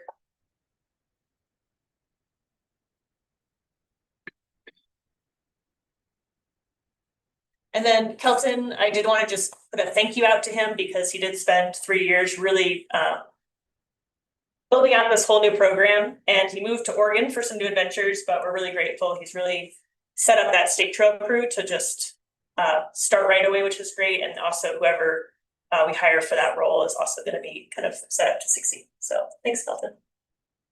And we're hiring.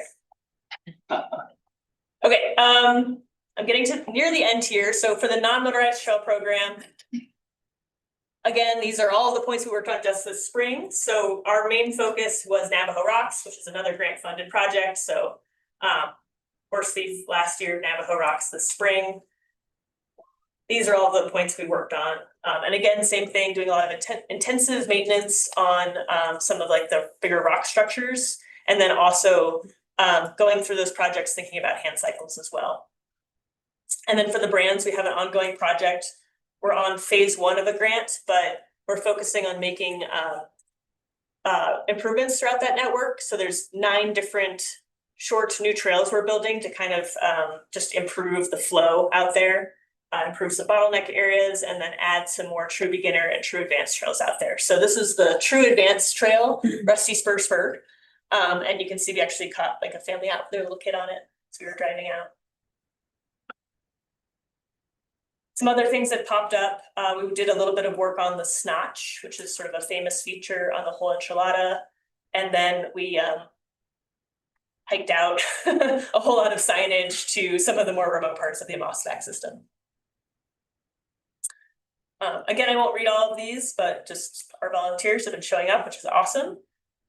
So we're at about 650 hours so far, which is Pretty normal for us. Usually in the fall, when we have our construction projects, it's when we get more big groups out.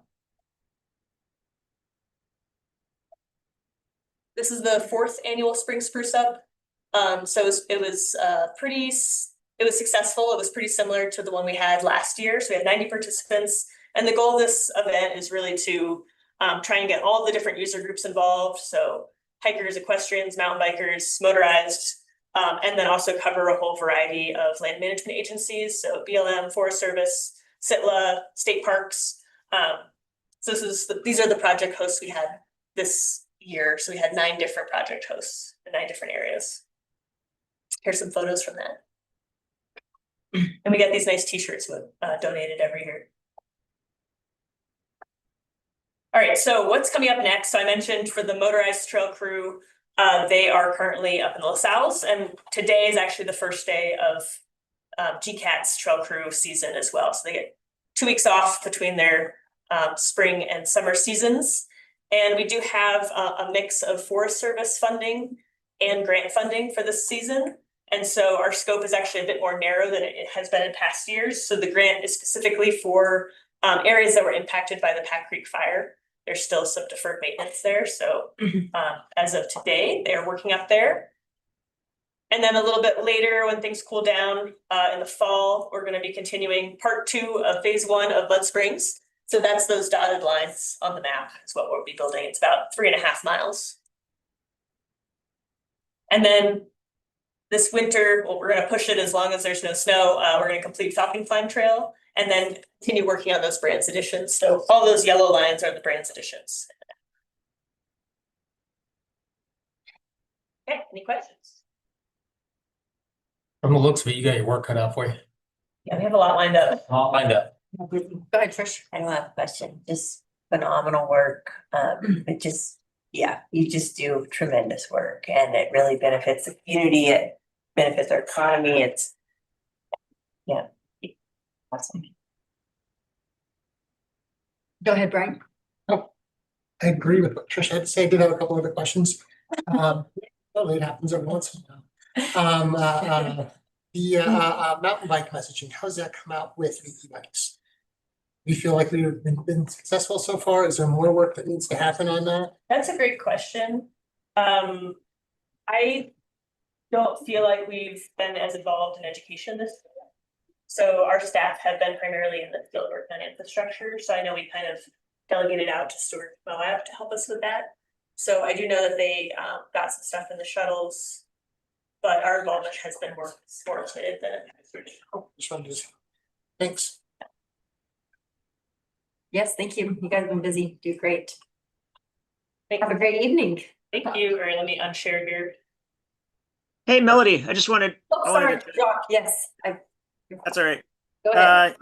Yeah, thanks, Maddie. I think the additions have been amazing. Is obviously the coach of the NICA team. It's having Mud Springs to practice at and looking forward to the race out there has been great. But also, it's bringing people in. I know I've been contacted by coaches from like 6 or 7 other teams that are going to be racing here that have brought their whole teams down to Moab for like a weekend to pre-ride the course. And obviously they're staying here and spending money. So that's a financial boon to the county as well. And the new trails, the Rusty Spur, we used almost every day at practice, and the Falcon Climb has been great too. So I think GCAT's an awesome asset to Grand County, and thanks for the report and thanks for everything. Thank you. Also, I forgot to show one of those photos was the whole NICA team carrying rocks out of the grants. Didn't film that, but they're in there. That was a fun day. Great, thanks everyone. Thank you. Okay, so our next presentation is going to be our land use code audit findings with our planning and zoning director, Andrew Jackson.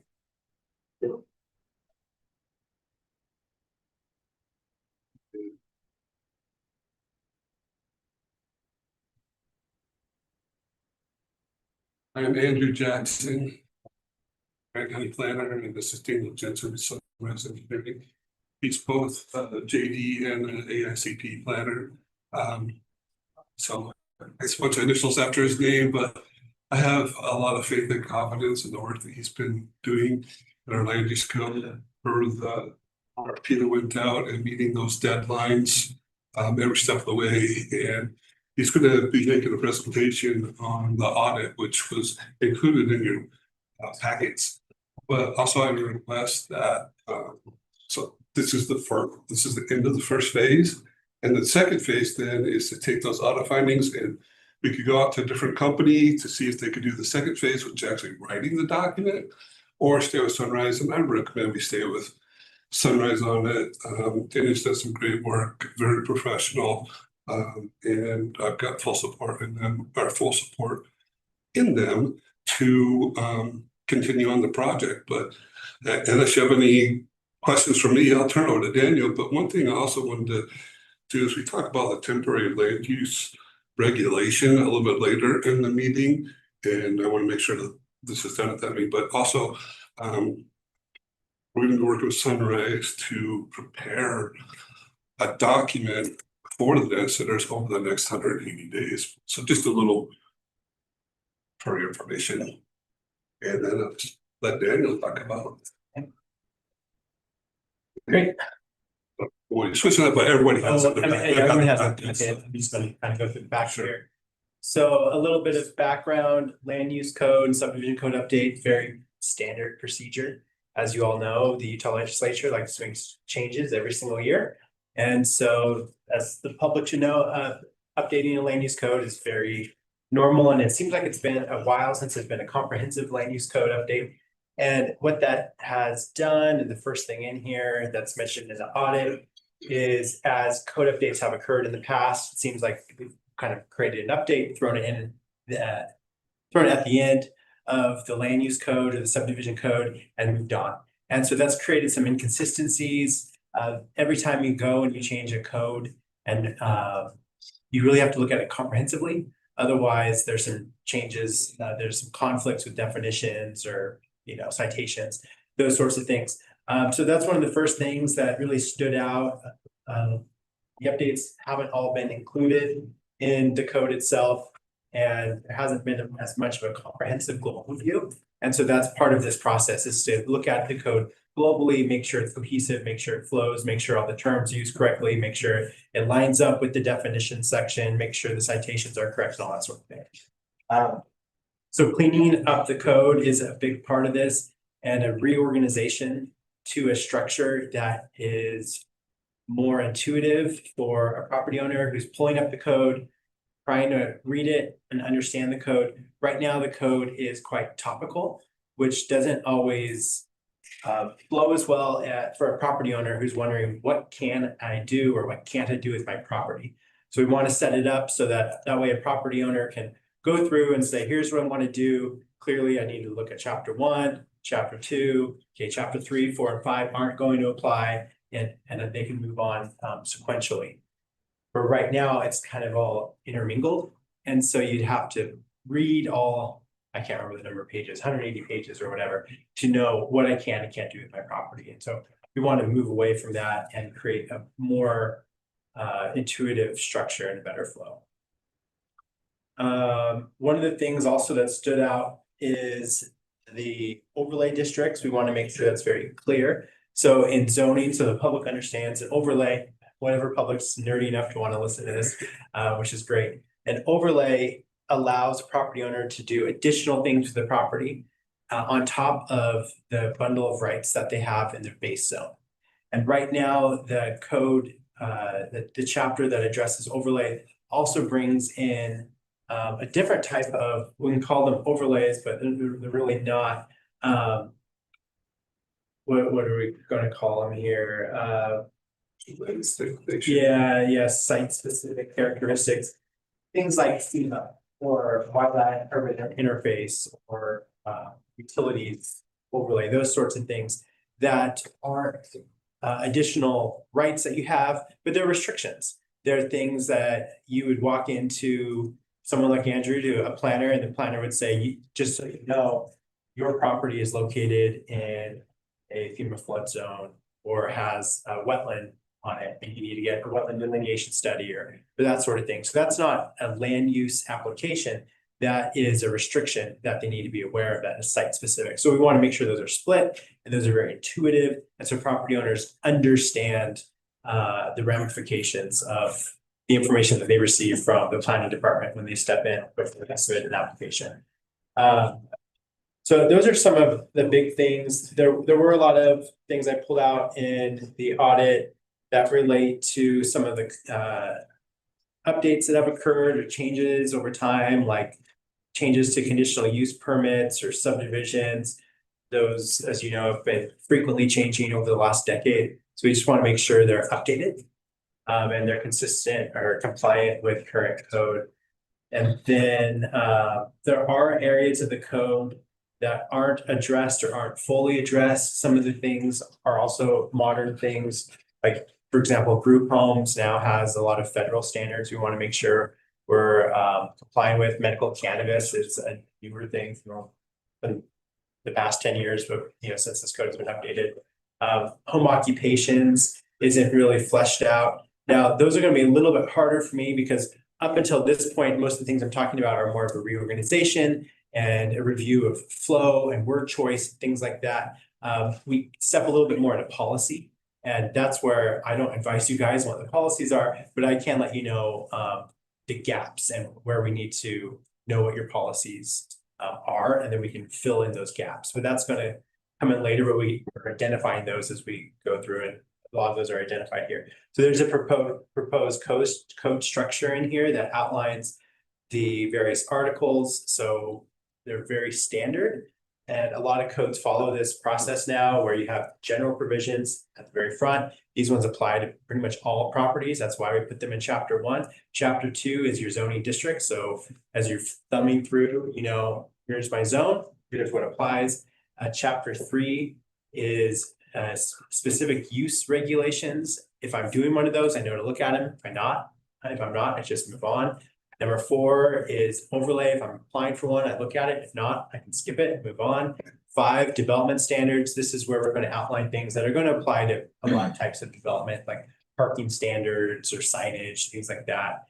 6 are those site-specific restrictions like FEMA or wildland urban interface, water source protection areas, airport restrictions, that sort of thing. And they're going to know that by talking to planning. Right. Most people aren't going to know that they're in one of these zones unless they go in and find that out. Right. But now they'll know to look there. 7 is subdivisions. Right now, subdivisions is kind of like piecemeal and it's spread throughout. So we're going to make sure all subdivisions is one article, which makes it easy. If you're doing that, that's where you look. If not, again, you move on.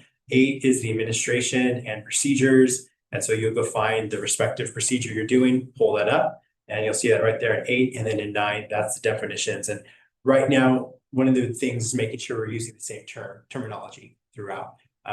Right now, I'll use one term in the definitions, and then we'll use a synonym in the code, right? That's undefined. So we want to make sure that we are consistent. And that's what happens over time, because each time we update a code, we use a term that we all use and understand and don't realize that's not the term that's defined in the ordinance.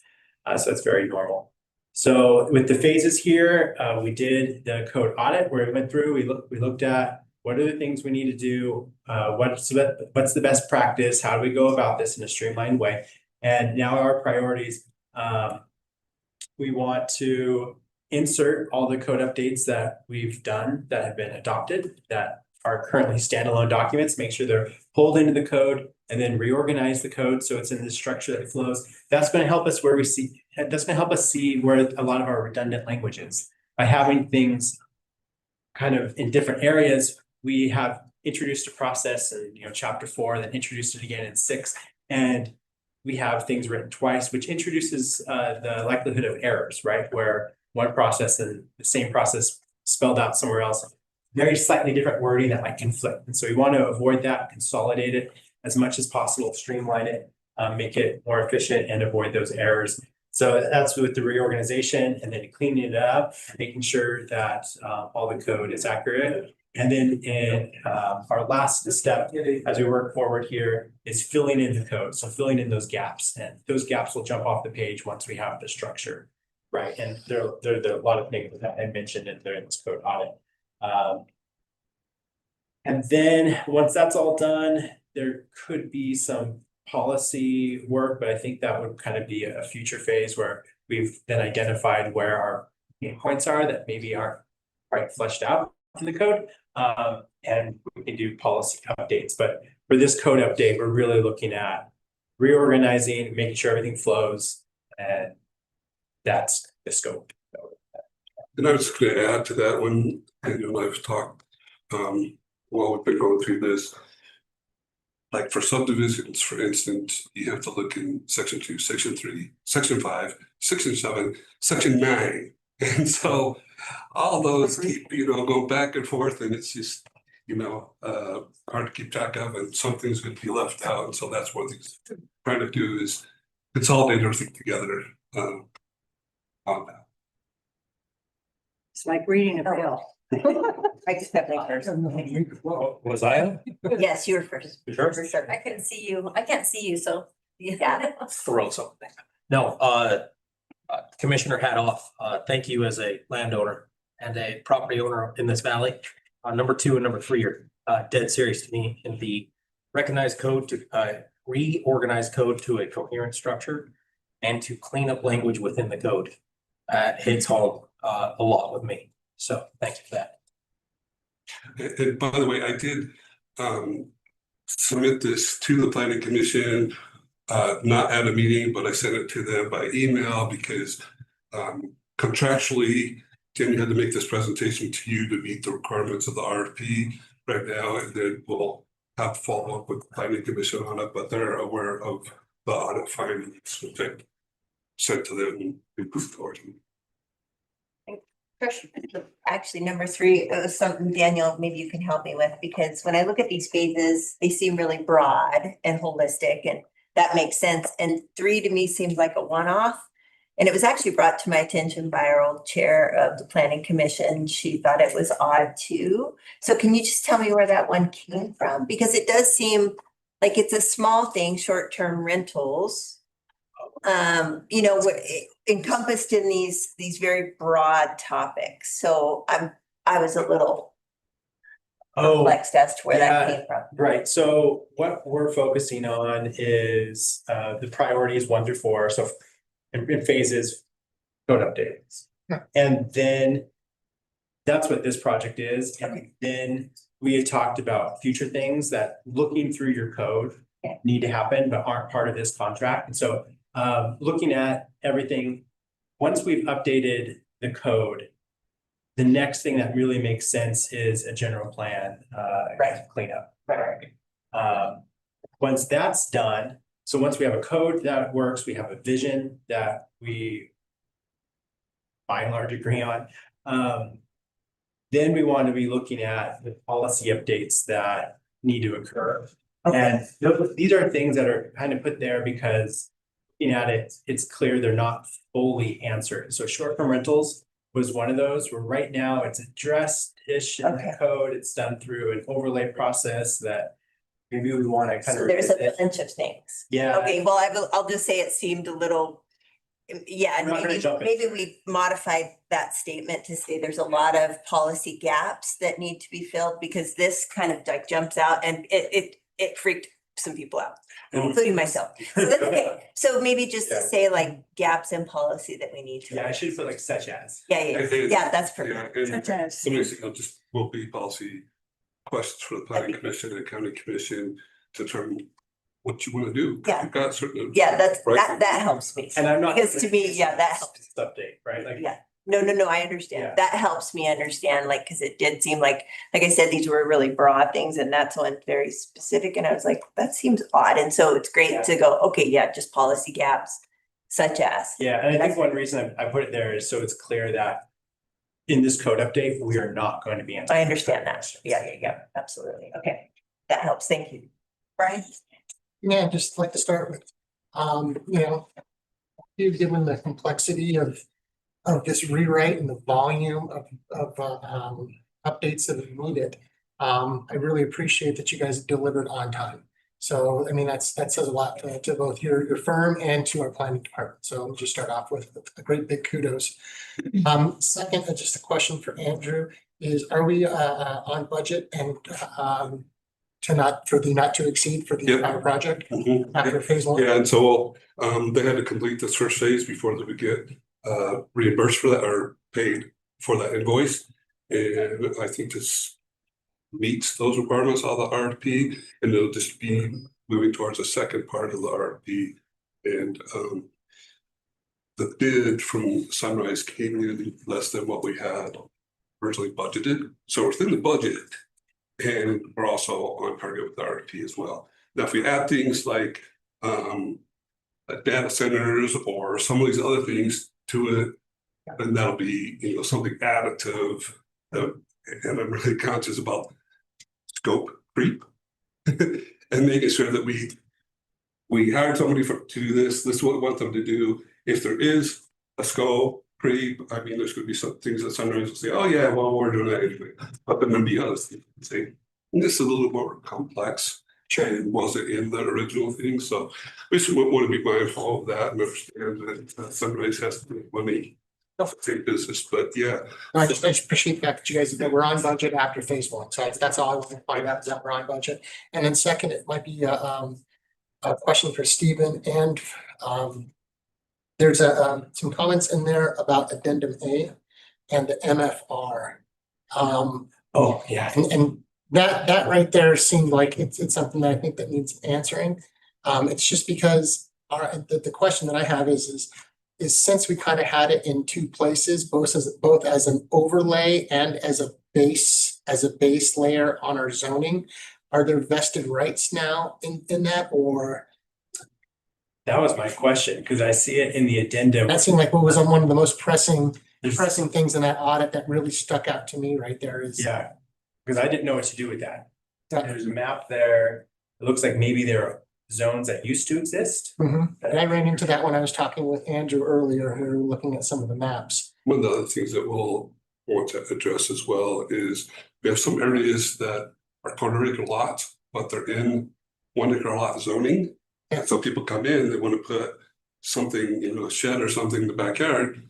Well, because they have to meet the current requirements for the rural residential zoning setbacks versus quarter acre lots. That's one of the things that we'll want to address as well.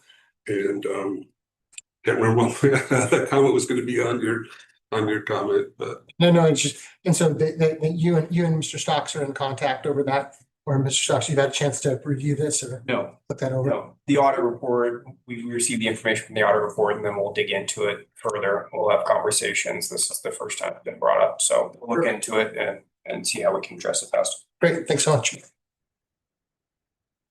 Yeah, I would reiterate that map could possibly giving somebody some property rights. We've seen that here at this commission over other issues. It's interesting because it says in the code to see attachment C for the map, but the map is labeled, or exhibit C, but the map is labeled exhibit A. So it's like, yeah, where's C? And so that's, again, it's one thing that we need to clear up. Well, thank you. Any other questions, comments? Okay, I appreciate it. don't know if it's appropriate then to get a notice to proceed on the second phase of this, which is actually writing the plan. We kind of put that in there, phase 1, phase 2, in case we didn't want to hire somebody for the whole thing if phase 1 didn't work out, right? And Sunrise has met all these requirements and stayed within the budget. So my recommendation is just to continue on with phase 2. That was included in the RFP that we awarded, wasn't it? Mhm. Yes, okay. So I just want to double check with you. That's okay to move forward to that. I don't know that needs motion or anything, but just. I don't think it needs. But it was okay. We just move forward with the second phase. It's right along with what we already awarded, so. Yep. Thank you. Thank you. All right, so our next order of business is our public hearings. So we have 2 that are official public hearings, and then we will take any comments on the data center, if there are any. So the first one is the Burr Oaks rezone, and we will go ahead and have our zoning director, Andrew Jackson, talk about this. Me again. Yes, and so this is just an action to open up the comment period for this zone change. It went through the planning commission with a 7-0 vote in favor of forwarding this on to the county commission. And then we're requesting then open the public comment period, take public comments on it officially until, I think it's the 17th, 5 p.m. or something like that. 15th. Okay, yep. And then, basically, we've got the proposal is rezone a vacant 5-acre parcel, 4,500 South Zimmerman Lane, just below. Lose the subdivision from rural residential to large lot residential. The change would allow about 8 half-acre single-family lots. Spanish Valley future land use map in this area is moderate scale neighborhood, which allows somewhat more housing than is proposed.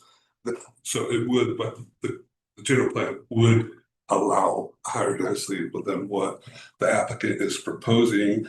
And so we're just recommending that you open up a comment, but I'm happy to answer any questions. Okay, do we have any public comment on the Burr Oaks rezone? I thought he wanted to, but he must have decided. Okay. Well, if you would like to put in written comments, you can, those will be accepted till 5 p.m. on Wednesday, July 15th. Yes. I just had a question for Andrew really quick. And then will you just make sure in the next, because it was just, oops, sorry, I just diminished my screen. And it was just seemed a little unclear because you had January 7th, but then it said Grand County Planning Commission meeting. And just anyways, I was just a little confused. And then you have your recommendations, but not the planning commissions, right? Yeah. So you'll just throw those in there. That would help me. Yeah, so it is a July 7th Yeah. meeting. Yeah. And it was a 7-0. Well, But yeah, I can do that. That would be better when it comes back for the actual action. Okay, yes, that'd be perfect. Thank you, Andrew. Thank you. That's all. Okay. All right, seeing no one having a comment, we will move on to number 3, which is the water use and preservation elements. And Andrew. Because this is a hot topic and it's been around for a while. When it's a bit longer in my opening statement, I'm requesting that you open for the public hearing. I'm Chair McCandless, members of the commission, neighbors. Good afternoon. I'm Andrew Jackson, your planning and zoning director. It's my privilege to provide this opening statement for the public hearing on the water use and preservation element of the Grand County General Plan. A state law is a required chapter of a general plan and is a policy document, not a regulation. It guides our land use decisions for the water they commit. The Planning Commission recommended approval June 22nd by vote 6-1.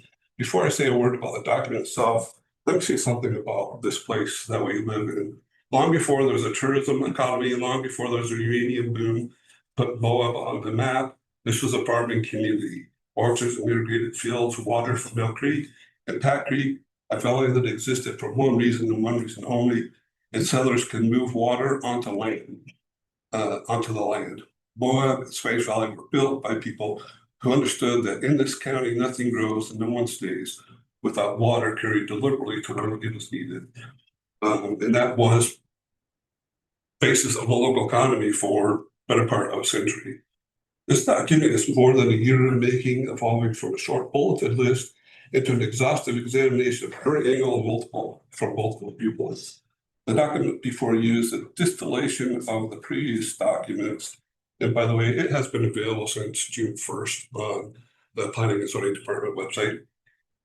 Here's the fact at the center of this plan. About 3 of every 5 gallons of water our valley uses goes not into our kitchens, not to our taps, but to the outdoors, to irrigation and landscaping.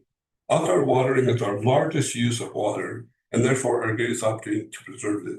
And the water we put on our yards does not need to be drinking water. So what replaces it? A portfolio of non-potable sources, reclaimed water from our wastewater system, secondary irrigation that goes already delivers low-quality groundwater in the valley fill, aquifer, stored water banked from our wet years against the dry. But here's the honest accounting. Added together, those 4 sources are not today enough to replace all the drinking water we now pour on our ground. The only source large enough to close that gap is the Colorado River. Okay, we're asking people to not use culinary water outside, but if everybody decides not to do that, we don't have, it doesn't have current capacity to make that a complete 100% swamp there. Both the county and GWISA hold rights to it. It's also the most expensive and least certain option we have. But a responsible plan does not erase its largest option because it's hard. It names it honestly and lets future leaders weigh it with open eyes. Running beneath every one of those sources is the cheapest water we will ever have. The water we never use at all. Efficient irrigation, waterways landscaping, and tying land use approvals to demonstrated water are not sacrifices. They're the least expensive supply in the entire portfolio, in this element, and right in this element, right, puts that first. Also, I put a revised section 5 on your desks, as well as it was in the backup material. The figures I prepared for section 5 make the case. These tables and charts are in several versions of the plan that were removed before the last planning commission meeting. Our population is projected to grow roughly 40% by 2065, and left unmanaged, our water demand will climb with it, from about 2,400 acre feet to about 3,500. But section 5 shows another path. With determined conservation, Grand County can carry that growth on close to the total amount of water we use now. I urge the commissioners that when you're looking at this and receiving public comment, that you look at this revised section 5. A water plan without its data is a sermon. A water plan with its data is a foundation. Let me say something about that our residents have earned. Kudos. The state's conservation goal for our region is 267 gallons per day by 2030. Grand County is already at about 220 gallons per day, below the 2030 target and near the state's projection for 2065. We do not gather as a community that's failed to conserve and must now be made to do so. We gather as one that has already led, years ahead of the rest of the state. This element does not ask us to begin conserving, it asks us to keep the discipline that we've already shown. 3 questions will come up in public comment, maybe more than 3 questions, but what we received previously public comment. I'll briefly touch on those first. There's been some comments about working and having Moab City part of this. City of Moab in coordination on the water preservation element. The city is updating its own water conservation plan right now. Good work. But this plan, that plan, the water conservation plan of Moab City and also the water conservation plans of the different water providers, that's not what this is. This element, they're 2 different instruments. The law doesn't require the city to produce a preservation element. This element covers the unincorporated county and commits us to coordinating with Moab on the aquifer we share. Second, supply. The detailed accounting of where our water comes from already lives in the conservation plans of the various water providers who hold the rights and answer the state engineer. This element doesn't duplicate that. It should be rightly in the conservation plans and not in the element. Third, climate. This element contains no climate forecast by design. The statute directs this chapter to 4 themes: effective development on demand, reducing demand for future users, reducing demand for current users, and reforming our own operations. And not one of them is forecasting climate. One thing to note is from GWISA, they're estimating about 7% of water is leaked out of the system. So repairing some of those leaks will also add to the supply that we have. That work, forecasting the climate, belongs to hydrologists and the state engineer. And every recommendation here: conserve, irrigate efficiently, move outdoor use to non-potable water, match growth to supply, is sound no matter how the debate comes out. And the desert has already been short of water. This plan stands in its own terms. In closing, this is not a plan of limits for our own city. It intends for Grand County to keep growing, keep welcoming the visitors who sustain us, keep our children and grandchildren here, and keep its water. With that, Madam Chair, I respectfully recommend the commission open the public hearing, and I look forward to all comments. Thank you, Andrew. Okay, we will open this public hearing. Are there any comments in the audience? I have a question. Andrew, could you send us your statement? It was, I tried to take notes, but I couldn't. Yeah, I'll send that to you. Okay. All right, if we don't have any public comment, you will be able to write comments. Sorry.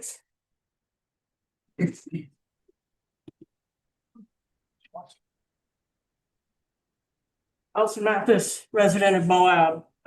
First off, I want to comment on the green grass in front of this building. My grass is brown and it has been all year. So there's not a good water conservation message being sent by Grand County, Utah. I think that this water, I'm going to mess up the title of this, is unrealistic because it's not talking about climate change. Climate change is real. We are experiencing it. Not only are we experiencing it everywhere, here in southeastern Utah, this is one of the hot spots in North America for increased temperatures, especially increased temperatures at night. That impacts snow, it impacts other things. And so to not have anything about climate change in this plan is not planning. Planning is based on reality. It is based on facts, as this gentleman just said, and ignoring one of the most important things related to water in this community in southeastern Utah is not serving the public in any way, shape, or form.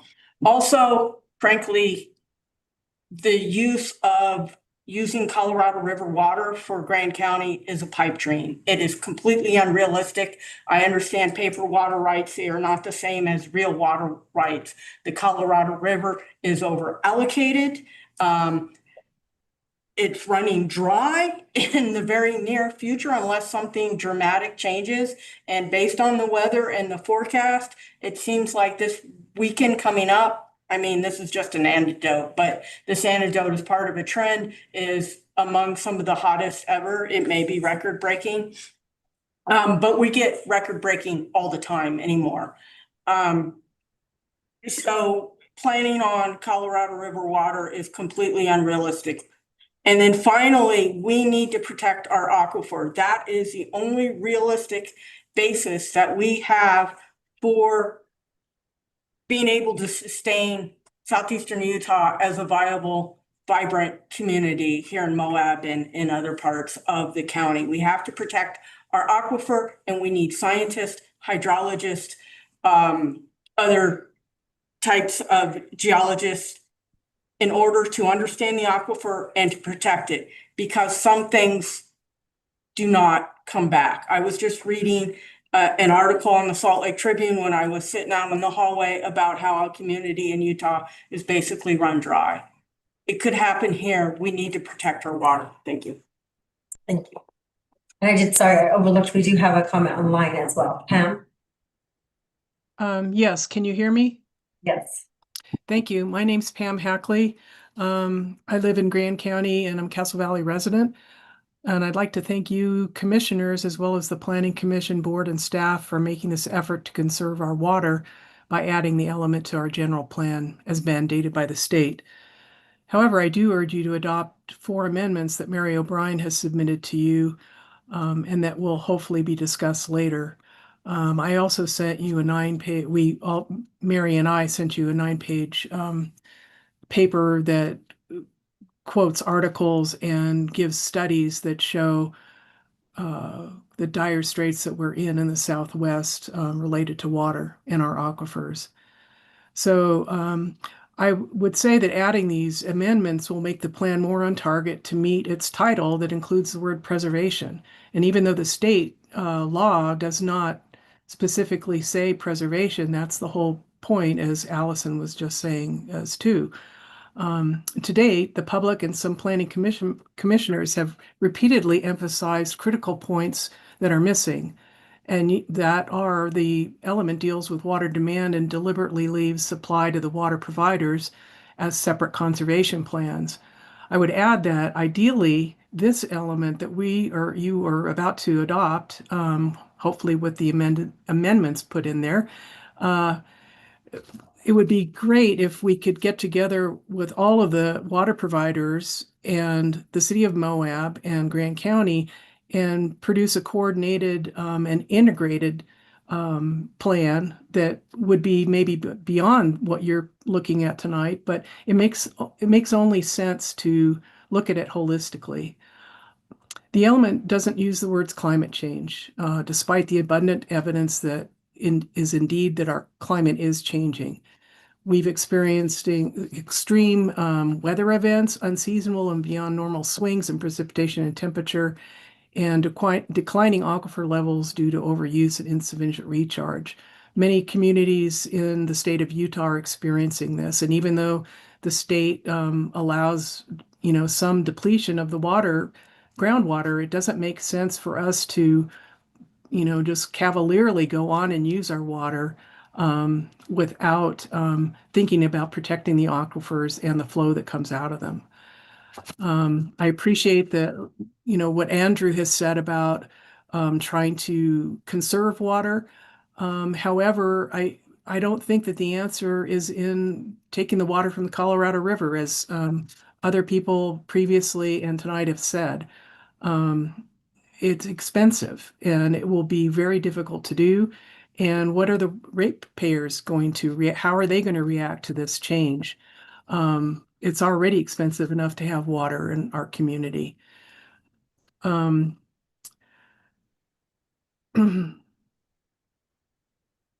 So I guess I would just emphasize that I think it's important to acknowledge these other factors that are outlined in the amendment. And I don't think it's going to change the character of the plan, but it gives it a more holistic approach, because people who are going to read this or developers who are coming in and looking at this are not going to know that they are supposed to be looking at the water conservation plans for the water providers or Moab City, I don't think, unless the county acknowledges them in this planning element. Thank you very much. Thank you. Okay. Make sure I'm not overlooking anybody. No more hands out there. Oh, come on up, Bob.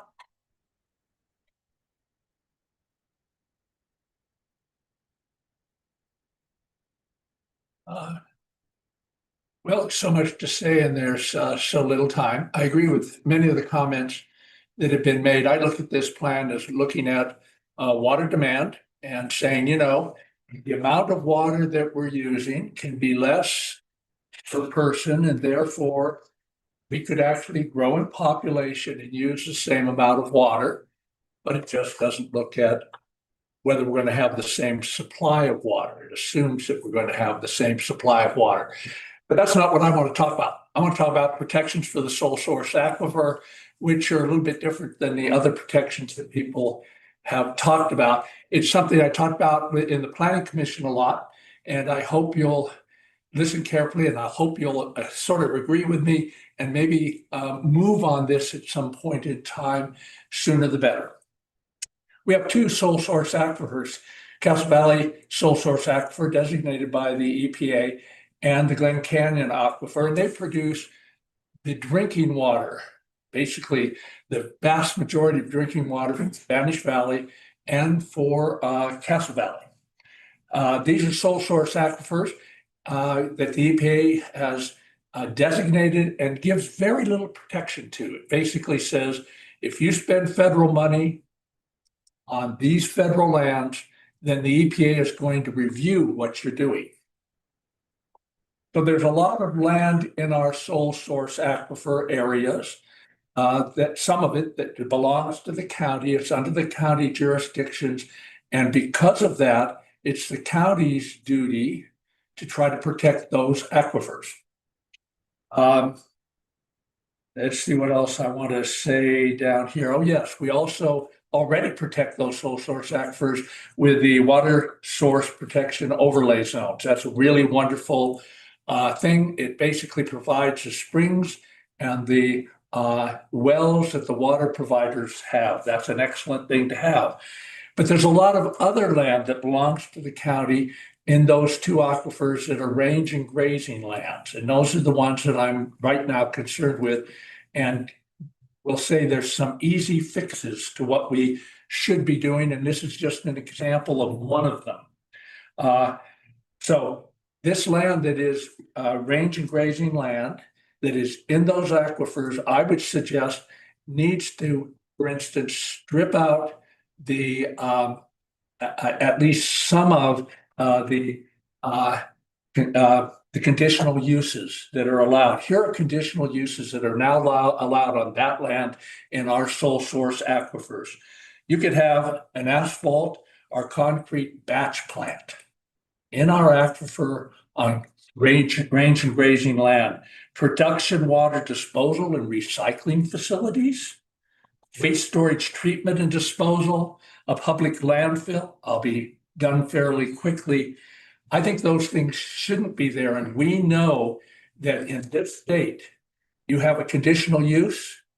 It's very likely that you're going to have to approve of that conditional use, or they're going to protest that you denied it, and they'll get that conditional use.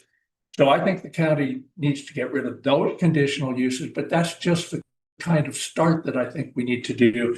And I'd love us to get to do it as soon as possible, because if you zone it, that use may be used. Thank you.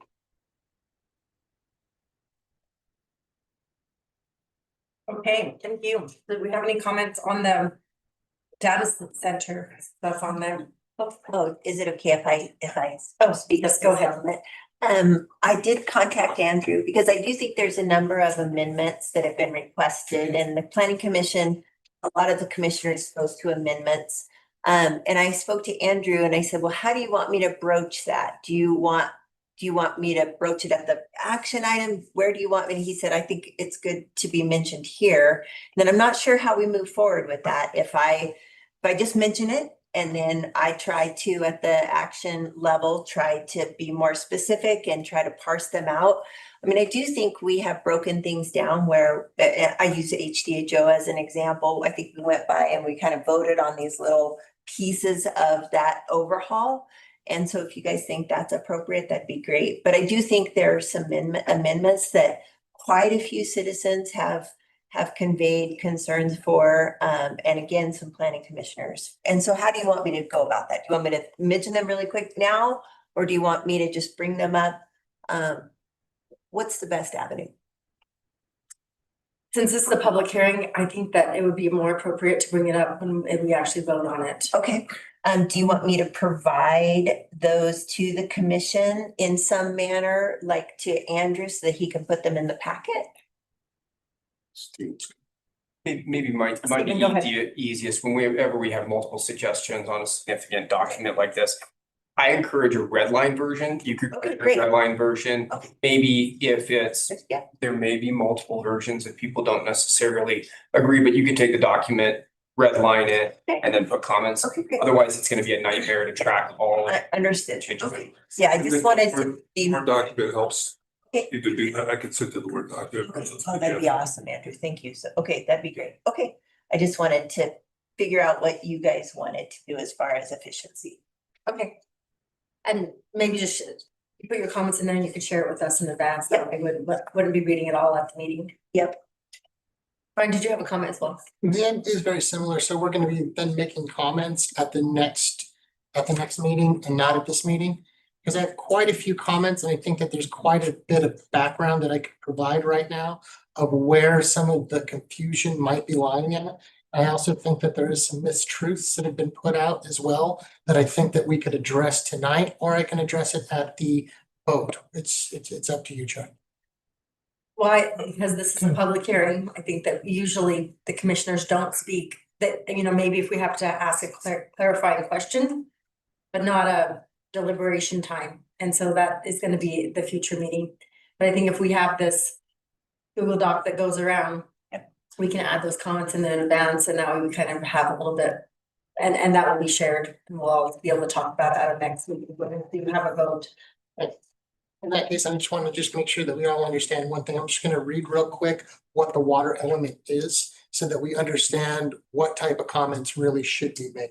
And I think that that's really important, and it's where everybody has been kind of losing the plot at right here.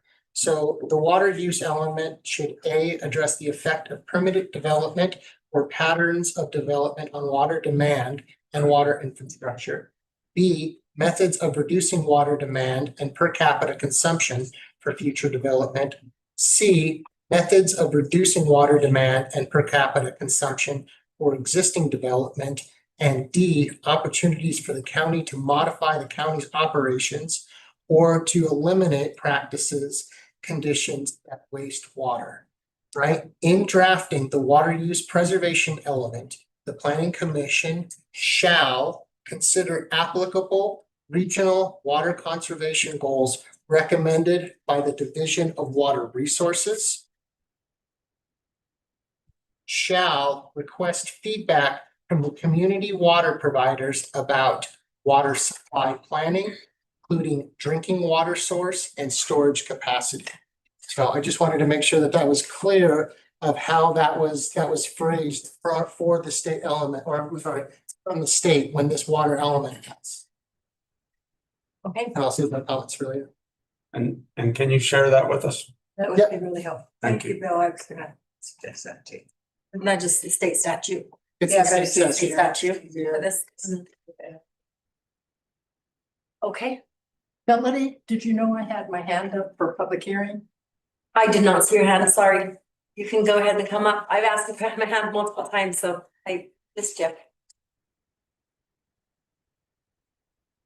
Ryan, I've read all of that you read, and that's the minimum. That isn't the limit of what can go in and should go in, given that it's would go in our general plan for preservation of water. So let me make that clear. That's not a misunderstanding when we bring up climate change. It's a gap that the state isn't wanting to face. Thank you. 4 water use amendments are being brought before the commission. If they are incorporated in the element, they'll show Grand County residents that our local government is receiving scientific information about how heat and drought combine to reduce natural water supplies and how future trends can be predicted. It will show county residents that this scientific information is actually being considered in land use decisions about the water that they depend on now and will depend on 50 years from now. Without these amendments, the current draft water use element is like the proverbial monkey. See no climate information, hear no climate information, speak no climate information. One of the amendments will show that the commission understands that the 2 aquifers that supply nearly all the drinking water we have deserve particular attention regarding land use. And one of the amendments will assure county residents that their taxes and county work will focus on saving the finite water sources we have rather than chasing after water we don't have and will not have. Only by ignoring climate science and water law can the county maintain the fiction that downstream users will allow the county to stick its young straw into a river that is already over-consumed all the way to Mexico. Currently, the general plan never acknowledges anywhere that the county's finite water resources could decline due to insufficient recharge amid heat and drought. Without these new amendments, the message of this water use element is this: if you cut back on water in your lawn and fix some infrastructure leaks, the county's population can grow 43% larger, supplied by an unchanging amount of drinking water. Commissioner Martinez has stated that including climate change in our planning means we're operating out of fear. No, it means we're operating out of reality. If this commission won't ensure us all that it is operating with reality, perhaps the next commission will. Thank you. Panelists, can I respond to that? Sure, I can. I'm not gonna continue to have Brian's truth spread. point of order, no, we can't respond to the public during a public hearing, That's fine. but you can respond to them next meeting or something email. Okay, that's fantastic. Okay. All right, any other comments? Okay. Madam Chair, I would also say that then if that's the case, that you should also make sure that when they come up for public comment, they're not attacking a commissioner up here on this dais. That's just happened. Can I make a comment, Mel, to you? Yeah. I have, in my tenure as a commissioner, been attacked. Just been attacked. I mean, at one point threatened, told, pick your head up and look at me as somebody was pointing their finger at me. This is a part of our gig. This is a part of our service. We don't please everybody. And when people, we all take it. I've taken it. It's not very fun, but it is just a part of our citizenry being able to speak to us.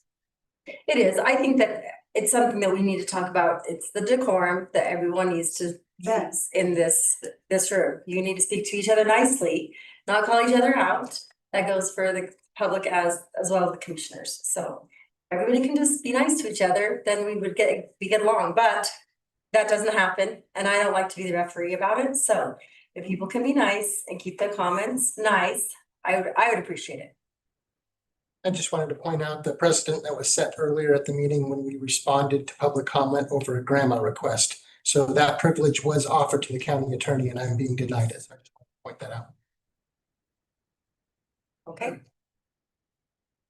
Do we have any more public comment on this item? Water use and preservation element, the general plan. And I can forward you the comments received to the planning commission. Okay, so this written comments will be accepted until 5 p.m. on Wednesday, July 17th. In the packet, sorry, July 15th. In the packet, it does say July 17th. Sorry. I'm just gonna clarify that. All right, so our next order of business is that data center temporary land use regulation. We are not having this as a public hearing. Yes. Did we open the public hearing on the water element? Yes. Yes. Okay. Thanks for your work on that. Yes, we did. Okay.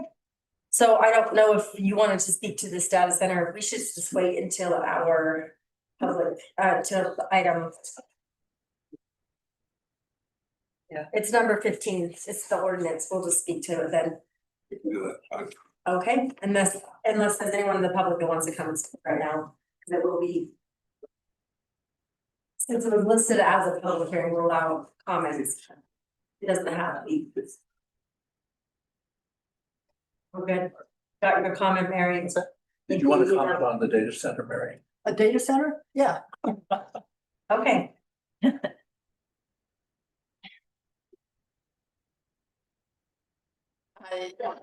I sense that there is a great will to have a moratorium on the data center for 6 months. My question is, what is the process during the next 6 months in terms of public input? In terms of process, because process is so often lacking with this commission. And so if in instituting a moratorium, the commission can state, how are we going to decide whether to have a data center at all? Or how are we going to get input on what kind of data center? So I would appreciate if the commission would state proactively what the public process is going to be during that 6 months of moratorium. Thank you. Okay, any other comments?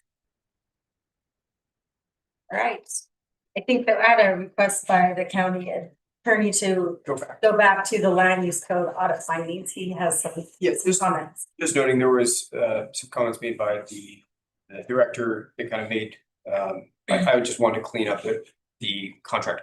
The county's already engaged in a contract with this vendor. It was already phase 1 and 2. Tonight, we weren't making an action item. There wasn't any agreement to make an action item. It's already been budgeted for. It's $45,000.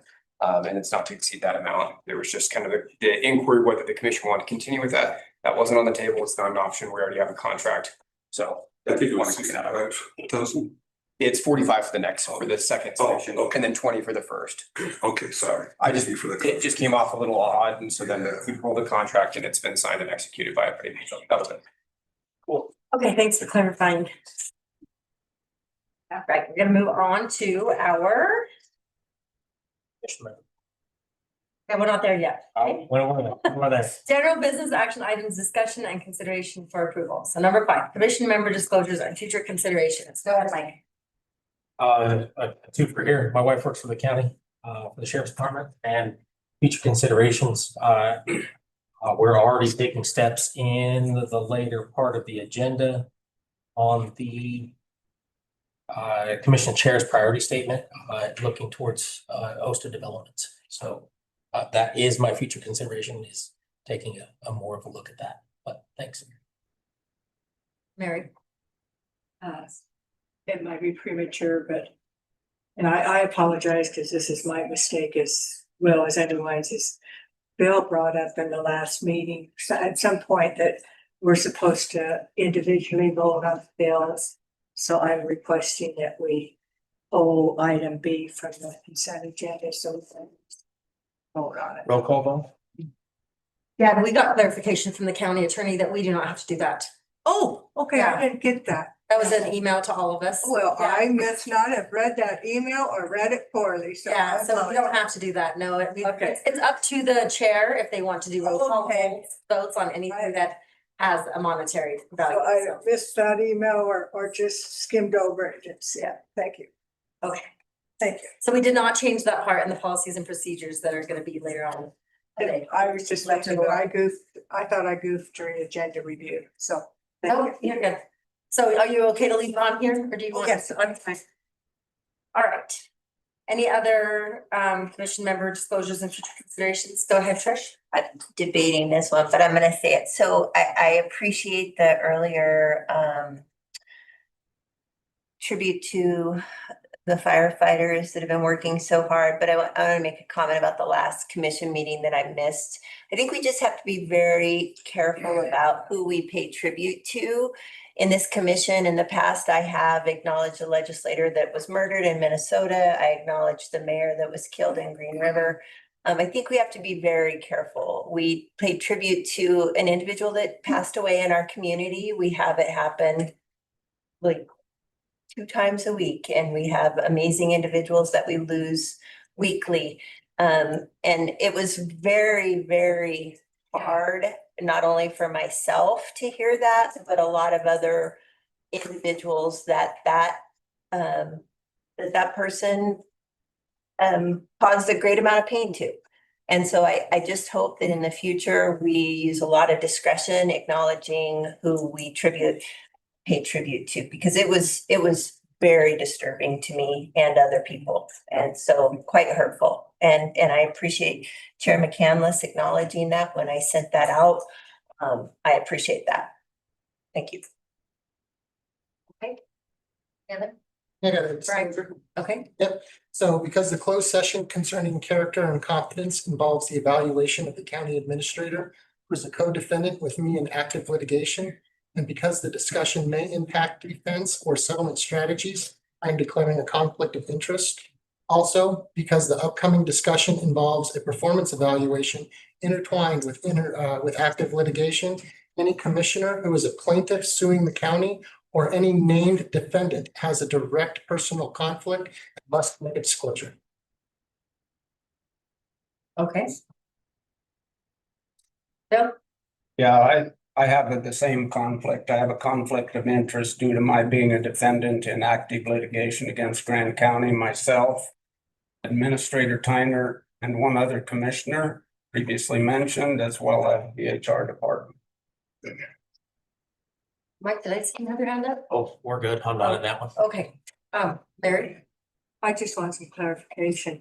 To me, it's a discussion on getting an evaluation done, not on the character of the person who's involved in litigation. It's more of a process that of a something that needs, that is in our policies that has to happen yearly. And so I don't see I don't it. think we can go into closed session for a policy issue then. We just have to discuss it in open session. So should we do that? If that's what it is, I was unclear, just get a comment of it. So if you guys want to talk about it, we put that at the end of our discussions. Okay, that'd be great. Mike? That's what- if we were to go into closed session, everyone would have to disclose. I think we're okay. No, Just make it an open session discussion. That's great. Yeah, I mean, we can't go into closed session if it's not a, You're right, you're yeah, right. if it's not a, You're right. yeah, if it's just a policy thing to discuss, then we will just discuss it. But let's go at the end of the agenda like it's going to be, and we'll talk about it then, okay? Thanks, Mel. All right. So moving forward with any other. We want to just move that up to the beginning, right now, where we're at. Oh, there's people waiting here for things to go on. Well, if it's not gonna be a closed session, then we don't need to, we can just talk about it. I also wanted to, I know Andrew asked that we have a workshop to discuss the development agreement for the city water tank. And I know there's been citizens wondering about that. We had it on our agenda, we took it off, it wasn't ready. And so it must need some information from us, so we could possibly, I will be gone at that next meeting. I will be zooming in. So I might just check and see if it's the best time to have it.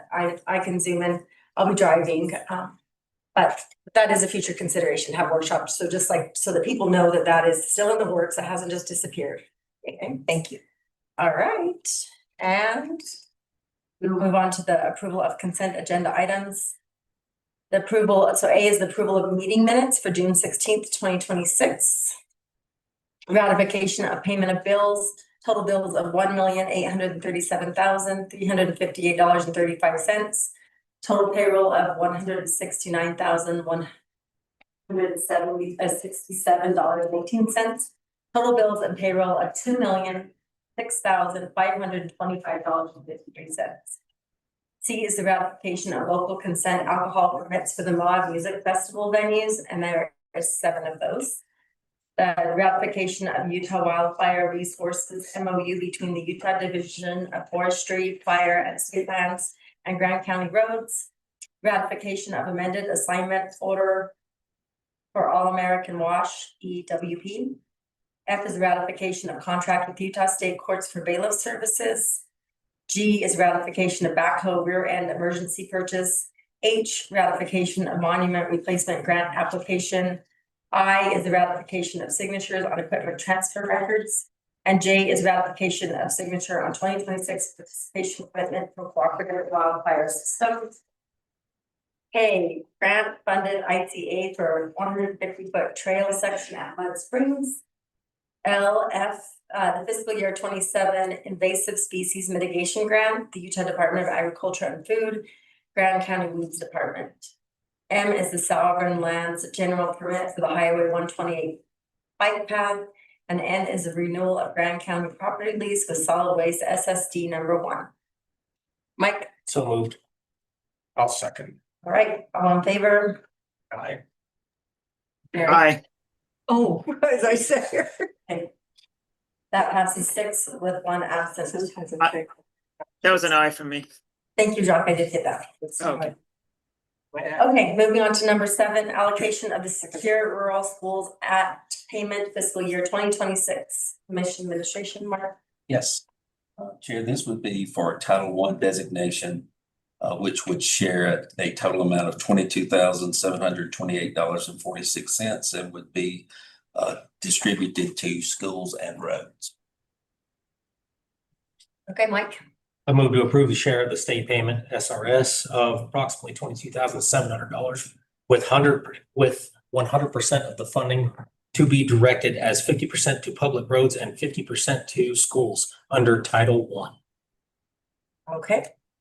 Sorry, second. All right, any discussion? And all in favor? Aye. All right, that passes 6-1 with 1 absent. Number 8 is the support of the 8th annual Moab Art Trails. I'll let Commissioner again talk about this one. Yes, hopefully we can make this short. It's been a long week already. Since the Arts Trail has begun, it has given us $119,000 worth of public arts. And it has brought people into the community. It's beautified our community, and I think it was through wording that can simply be changed, that it was taken away from our transit tax funding, and it was at risk of not continuing. And so I am requesting that I recommend that we move to approve the $10,000 to make sure this grant continues. There's lots of great information in the packet. Christy and Grace Oak are here. Oh, Mike. And I want to acknowledge them because this is the work that has gone into making this go on since 2015, 11 years, has been solely an act of heart from them. They have given hundreds and hundreds of hours to this. They have dedicated their time and energy. They are not receiving any financial benefit for doing all of this great work, which I think is significantly helps our community in its aesthetics. So with that, I'll make a motion. I move to approve the allocation of $10,000 for the 8th Annual Art Trail Fund 2000 reappropriated from the Commissioner McGann's travel budget and $8,000 from the discretionary. Okay. I'll second that, Melody. Oh, I think Mike had his hand up. On the discussion. Discussion. Okay, so we got a second with Jacques. And then we'll go ahead and have Mike. Go ahead. Love this, the Art Trails project. Would love to allocate 10,000 out of general fund, but reappropriating $2,000 from Commissioner McGann's travel budget. You can reappropriate that to general fund if unused, but using that as a discretionary fund is it's not a good source of or shouldn't be used as the source of where money should come from for this project. Other than that, you totally have my vote for doing it, but where the money's coming from is not a good reappropriation of funding. Mike, I think because it was not, this is an out of budget expense. And so for it to come out of the discretionary is a cleaner way. So the discretionary money came out of the general fund. And so if we take it out of discretionary, it's just a cleaner way to, instead of adding a line item to our budget and putting it in there, it's a cleaner way of keeping our books. And, you know, Mary, our travel is actually our own discretionary money. We can spend it. We don't have to just spend it on travel. We can spend it on books for the library if we wanted to. Why wouldn't we use the full 10,000 from discretionary funds? Why would we use 2,000 from specific travel? Mary wants to, I'll let her speak to that. But at our budget here, in the next 2 weeks, our budget hearing is gonna be open next one. And then we are going to be approving it. And so if we want to add some more money to our discretionary from our general fund at that time to cover anything that might come up, it's just the cleanest way to cover it. So it's all coming out of our general fund anyways, but it's just an easier way to allocate those funds if we put it out of discretionary. So I think that, Bill, did you have your hand up? Mary has her hand up, and also. I would just give a note of point. Any of the funds that are in your guys' individual discretionary funds or your funds to do whatever you want with, I mean, within reason, government use, etc. However, you don't need a vote from anybody else. So if you wanted to put X amount of money from your own discretionary fund, you could do that without any vote from anybody else. I was just noting that. If you wanted to subject that to a vote of other commissioners, you theoretically could, but I don't think it's necessary. I think one can do with their discretionary fund. I thought it was a way to let people know where it was coming from. Sure, and I do think that you could make a statement, you're going to give $2,000 of your discretionary funds to it, and then do the rest however you'd like. Go ahead. So I guess then why is it called a travel budget? Because we do have a lot of attack here from commissioners about a travel budget. So that's a question. And then I actually want to make a substitute motion. Well, if you guys, If you want to relabel our discretionary budget to each commissioner, but right now it's a travel budget. So I'm in agreement with Mike, but I think that I'd like to make a substitute motion that we just take it all out of discretionary. Then there isn't this back and forth and we move on and we get the art. I'm just noting that if it's something that you guys have the ability to have for discretion. I mean, it's marked within an account for particular use if it's not utilized as the chair had said, and as Mike had said, if you don't utilize it, drops to the general. I think it's sixes, however you guys want to do it. I don't have an objection. Mary, are you fine with it just all coming out of the discretionary? And that's I because just I'll want make that to make a comment. Last year, a number of commissioners gave discretionary fund to help get Trail Ambassador program put into a nonprofit. And nobody even thought anything of that. The year before, I think I had the discretionary fund. I used it I didn't have as much money in my budget because I was traveling a lot more the following year, but I had like $1,000. And I said, I'd like to use that $1,000 for, and I'm just confused. I don't, it's all coming from the same place eventually. So I guess I don't care. I just am very confused as to why this has become an issue this year when it's been happening since I have been a commissioner. Well, I don't think it's an issue. I was just trying to find a bridge and be done with it and move on, but The other benefit of if Mary is saying, hey, I'm gonna use this out of my travel account, the rest of you should say that's great because that takes it away from her ability to use it for travel and she's sacrificing that amount. Do whatever you want with it. If you guys don't take it out of her account that's been allocated to her expenditure, that's just, I think it's sixes in the end. Trish has a comment. Yeah, I'm on too. You're right. Just really quick, I am fully in support of this and thank you so much for all that you've done. I just want to return to the Trail to Tomorrow. I don't want that document to die because I actually dove back in it today and there's so much in there that we talk about all the time. So I do want to keep that document vibrant. One of the concepts that it talks about is pathways forward, and a few things that I wanted to point out. It said, encourage creative hubs, fund initiatives to expand the county's art culture, and then integrate art into our public spaces. And that, so these are all things that it does. And I fully support Mary using her travel budget to support this initiative. Brian, go on too. Yeah, just real quick, I think that we find all 7 commissioners up here that completely support the arts. So I mean, I think that's the most important thing. I will say that last year we had the same exact conversation during Dark Skies and using our travel budgets to fund the Dark Skies. So this has been going on at least since I've been a commissioner before. And I do think that if we're going to call it a travel budget, it should be a travel budget and it should be used to travel. I mean, I can see two pieces of legislation and policy that was brought up today that was due to us going out and traveling, either A, bringing money back here, or B, finding out policy and what we need to do to have resolutions and ordinances. So that money does have a purpose. It's not discretionary fund. We have an account that's called discretionary fund, right? There were actually some commissioners that said that at the beginning or at the budget season that we should not have a discretionary fund. I'm totally fine with the discretionary fund, and I think that this is a great example of what our discretionary fund should be used for. But let's just make sure that we're using the right accounts. And I guess I'm just preempting a attack on travel budgets, because when we do travel, we do bring back things for this community.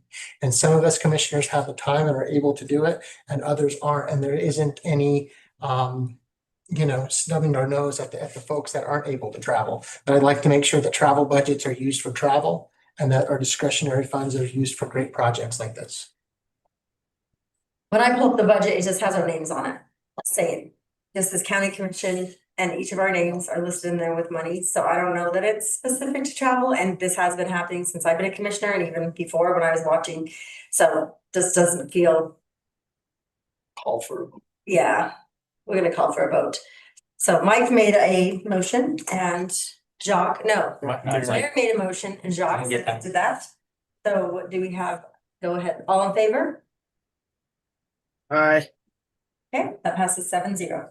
Thank you. Thank And you. thank you. Cut me off. It's okay. So, just so you know, that was entirely a bookkeeping issue and that checkbook that we love, I mean, as you see, we all love, yeah. Thanks, Mike. Welcome to our world. We sometimes like to make it interesting. Yeah. Thanks. Thank you. Yeah, thank you. All right, so it is now 6 o'clock. This may be our last 6 o'clock citizens to be heard. We vote in on policies and procedures. So if anyone would like to speak at 6 o'clock that did not speak at 4 o'clock, we will take 6 o'clock citizens to be heard. Public comment. Come on up, Teresa. So eventually there will not be a 6 o'clock public comment period. Is that what I'm hearing? According to the new rules possibly? Yeah, the policies and procedures that we've been workshopping for the last. If it does. So for someone to come at 4 o'clock and stuff is somewhat difficult. 'Cause It'll be after 5 o'clock. Okay. It'll be one after 5 o'clock. One time after 5 o'clock. And real briefly, I come from the time when I was involved with the TV station and we did these live, but we don't have YouTube now. And that was part of the reason that the things ended up at 4 o'clock and at 6 o'clock because there was too many controversial things happening and they started to do the 4 o'clock thing besides other things, just so you know. But I'm happy that you guys are doing this. One of the things I wanted to talk about was, of course, being very supportive of art trails, because Arts Festival didn't happen this year. Arts Festival is going to donate $2,000 to the Moab Art Trails to make this thing happen, as it is a community thing. The arts are very important to Moab, and I hope that the county does a lot more in the arts arena. Mary and I have been talking about this for quite some time. We'd love to expand the whole arts involvement of the county in the art community in town. Taking the arts hat off and putting my publisher of the advertiser hat on, as far as what you're doing with the public notices. I want to say that I am disappointed and dismayed that you're not going to be able to publish public notices in the newspaper anymore. I understand that you're going to go with just what the state does. The state code is very, very narrow, and it does the absolute least amount of public notices to the public. And it depends on what your objective is. Do you want to do the spirit of the law or do you want to do the letter of the law? I myself, for 2 years, have been publishing all of the public notices, the jobs, the bids that have been happening in the county and the city for 2 years. Because why? I personally take it upon myself to let the people know in town how many jobs are open. People aren't going to look at the website all the time. What bids are open? People aren't going to look at a certain thing. Shuttle is a great example. If somebody knows where to look, they found that bid. Yes, it is within the 10 days. Yes, all of the rules are being followed to the letter of the law. It depends on what your objective is. Do you want people to participate? Do you want them to know what's going on? That is up to you guys. And I say to myself, self-appointed, I try to gather the information, aggregate it, and disseminate it. That is just of my own doing. And I want to say in that particular thing, I wish you would reconsider how you involve the public in public notices. Thank you all for all of what you do. Appreciate it. Lisa.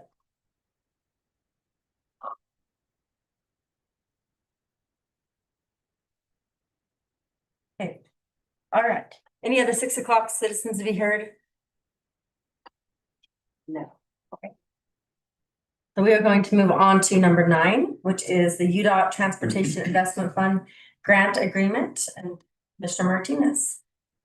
Yep, so this is the contract right there from the Utah Department of Transportation that they provided the $1 million to fund a Moab to Arches shuttle pilot. The contract's inside there and available for everyone to peruse. ahead, John. I move to approve the 1 million UDOT grant to fund the Moab to Arches shuttle pilot. Second, Mike? Yeah. Okay, good comment too. Yeah, we're sitting pretty good on that. Alright. And I just double check this before I end. It says, legal review went through on the contracts. Oh, we're good from the county side. Thank you. Okay, Jacques. Thank you. I appreciate the spirit that this has been presented to us in. I personally have been on record as not supporting the shuttle effort.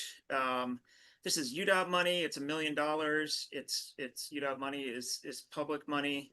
I wonder what else, and it is TIF money. I wonder what else the TIF money could be spent on, such as the Moab Area Transit or possibly bike paths. I question whether this is the best use of this money, and does it mean that other high needs projects in the Moab area or even other areas around the region of the state get funded. So I will not be voting in favor of this item. Thank you. Okay. Any other comments, Mary? I won't be voting for this as well.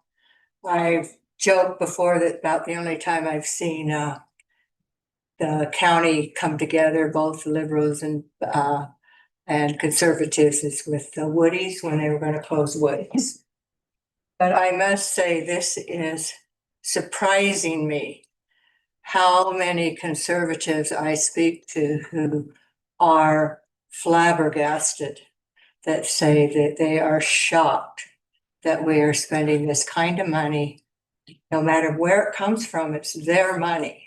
It's public funds. This is coming from our Utah public funds, and then it's coming from federal, and it's coming from state, and across the board. I think I've heard 1 or 2 people say they think it's a great idea. Otherwise, it's pretty much not supported. It was a 7-0. It was a unanimous vote at UDOT, so surprising to hear that.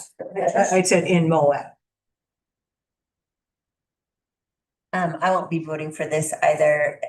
I'll just reiterate, I think that when we look at this, it's not just 500,000 from the county. You know, this is all of our taxpayer dollars, whether it's a state level or a federal level. So it's $3 million of taxpayer dollars.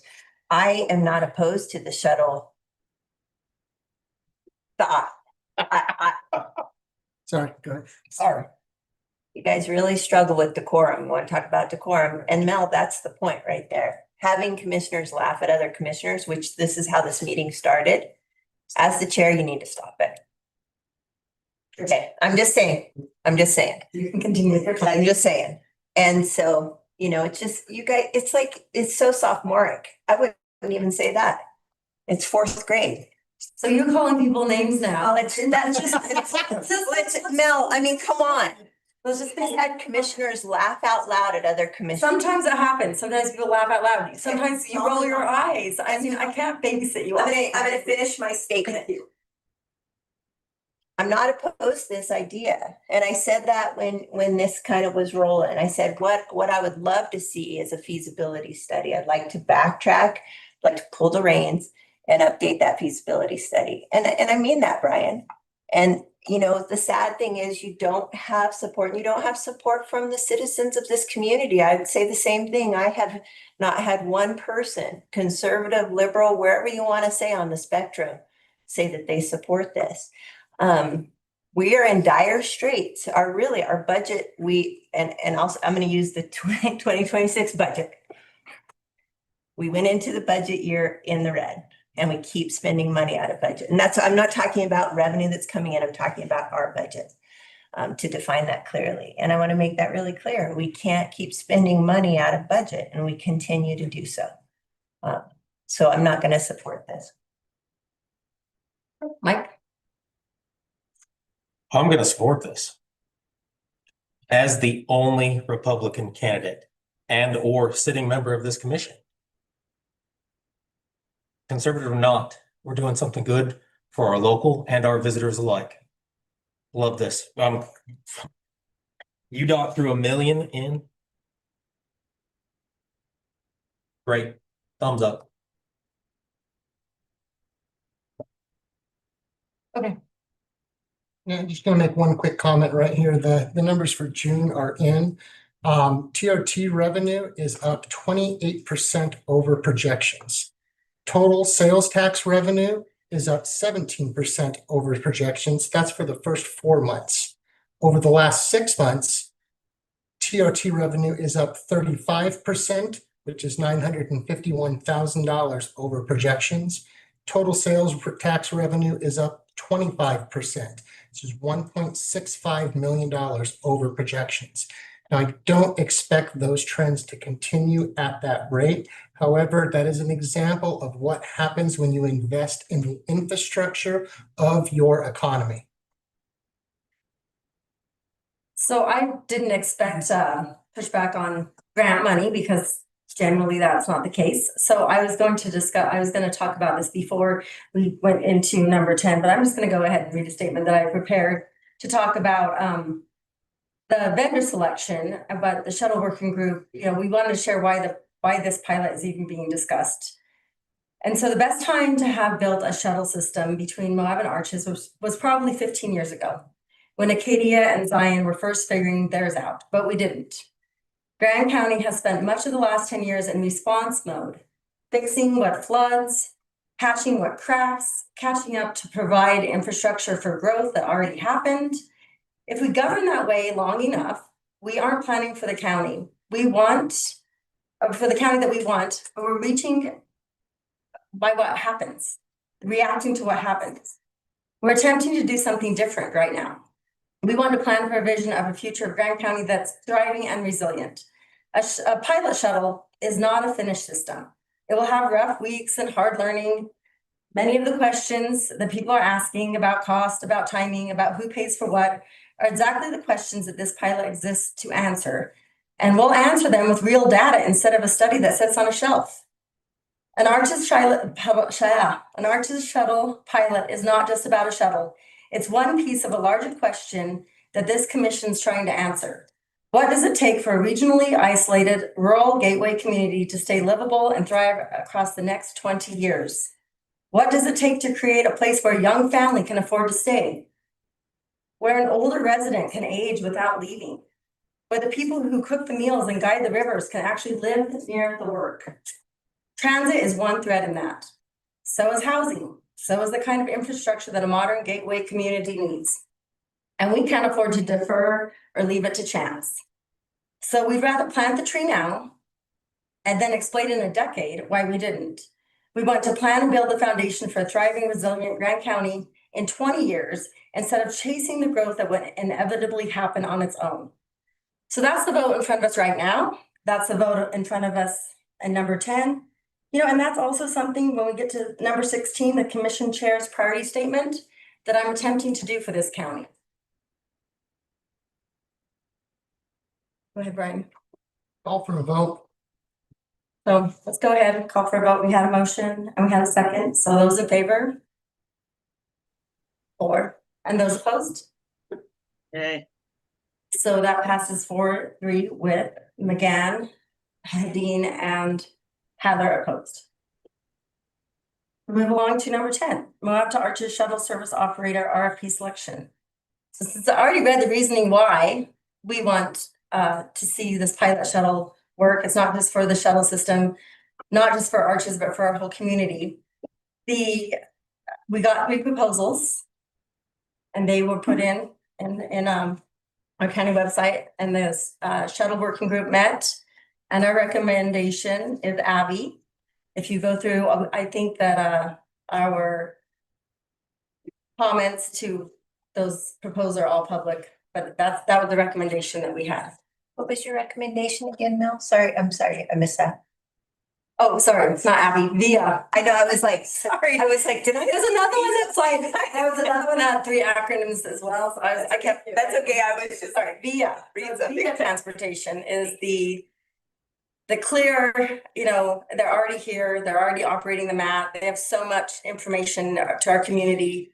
I would have liked to pick a different one, but there's no way. I mean, Grip was in there. They had a lot, they're a Utah-based company. They have a lot of great things to offer, but you know, when we're looking at regional transportation, this is all inclusive. So that was our recommendation. Go ahead, Mike. I'd like to make the motion. I move to award the Moab to Arches shuttle pilot operator contract to full name is Via Transportation. Double check there. Yeah. Yep. To Via Transportation. I'd second that. John? Commissioner Howard, go ahead. You muted. Yep. You're Okay, muted, Sam. John. I got it. Sorry, that was difficult. First thing I'd like to ask Stephen, where is legal on this, including the an approval of a potential contract?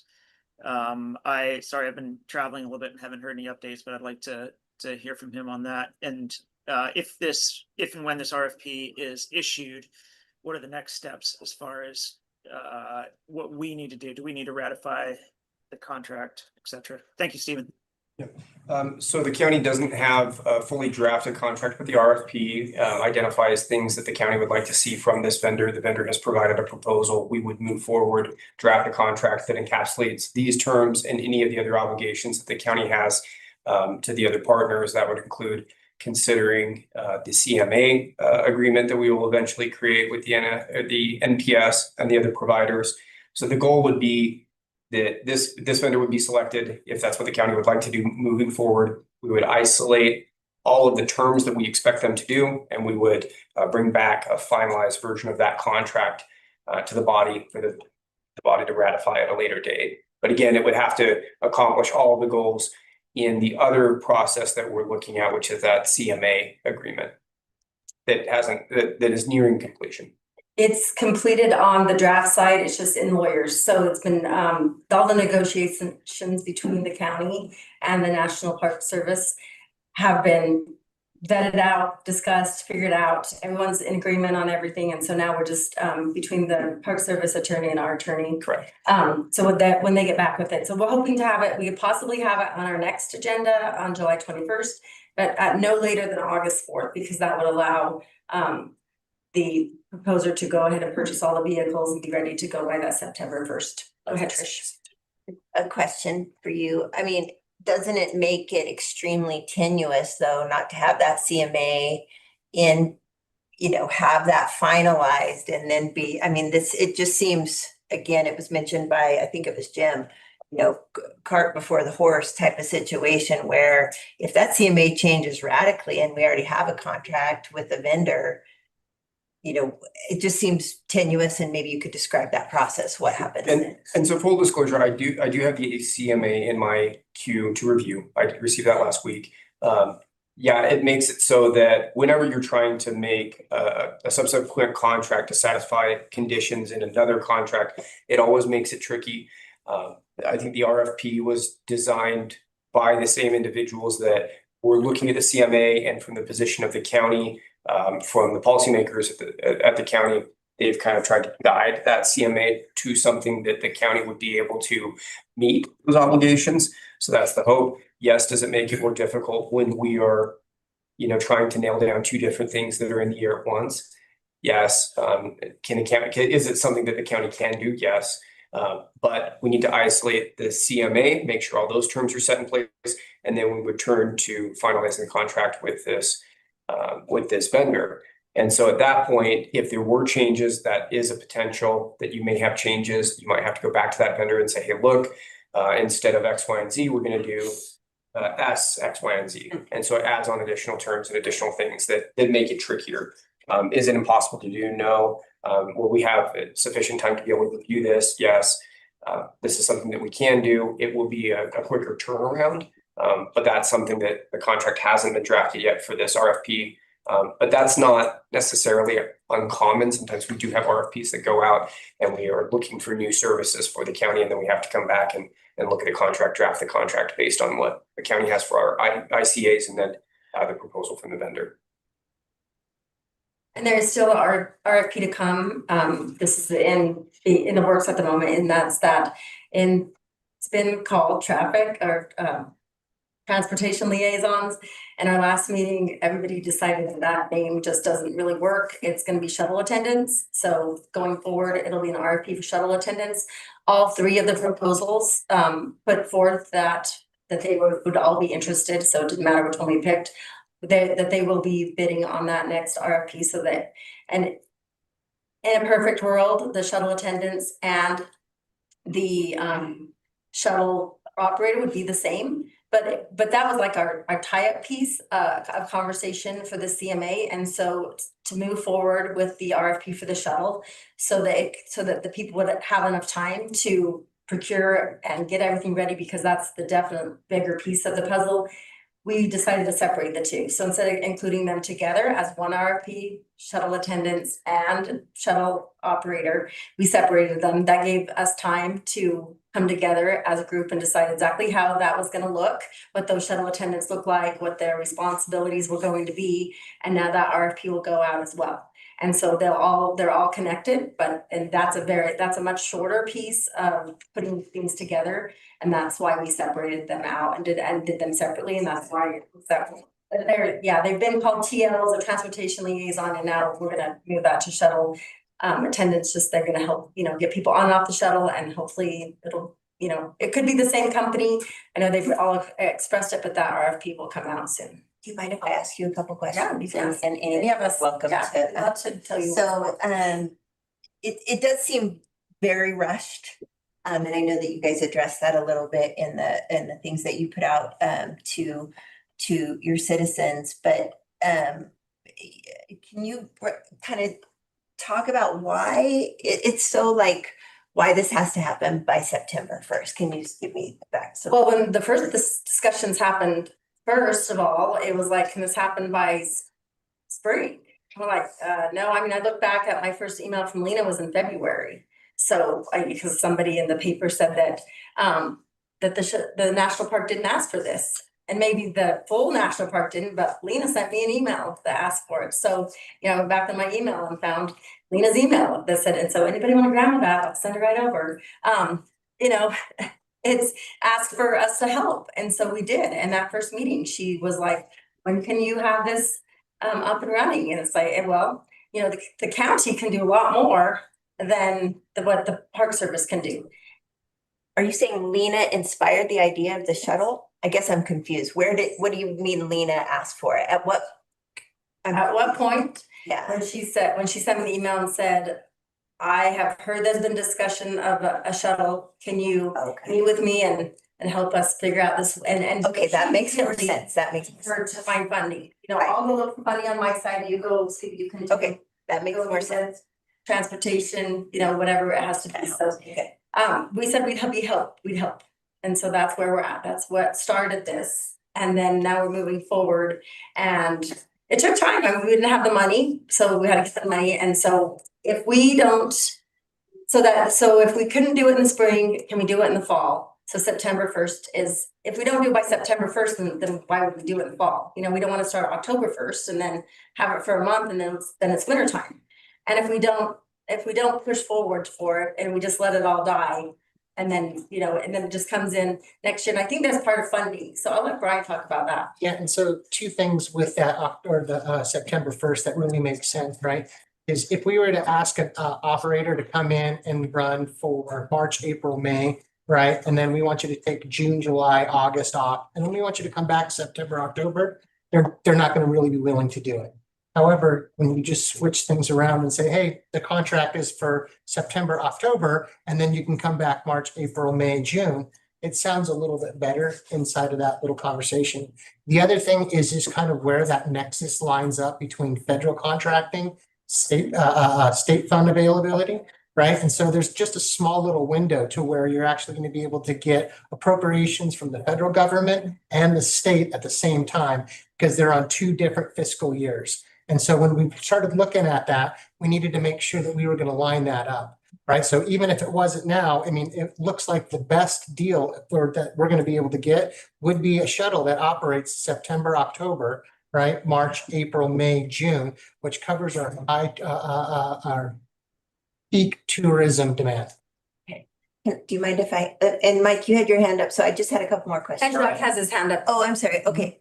Chuck, do you want to go and Yeah, sorry, I'm having a hard time hearing here, but just Melody, did you say there would be a separate RFP for lot attendance, I believe, right? Yeah, shuttle attendance, yes.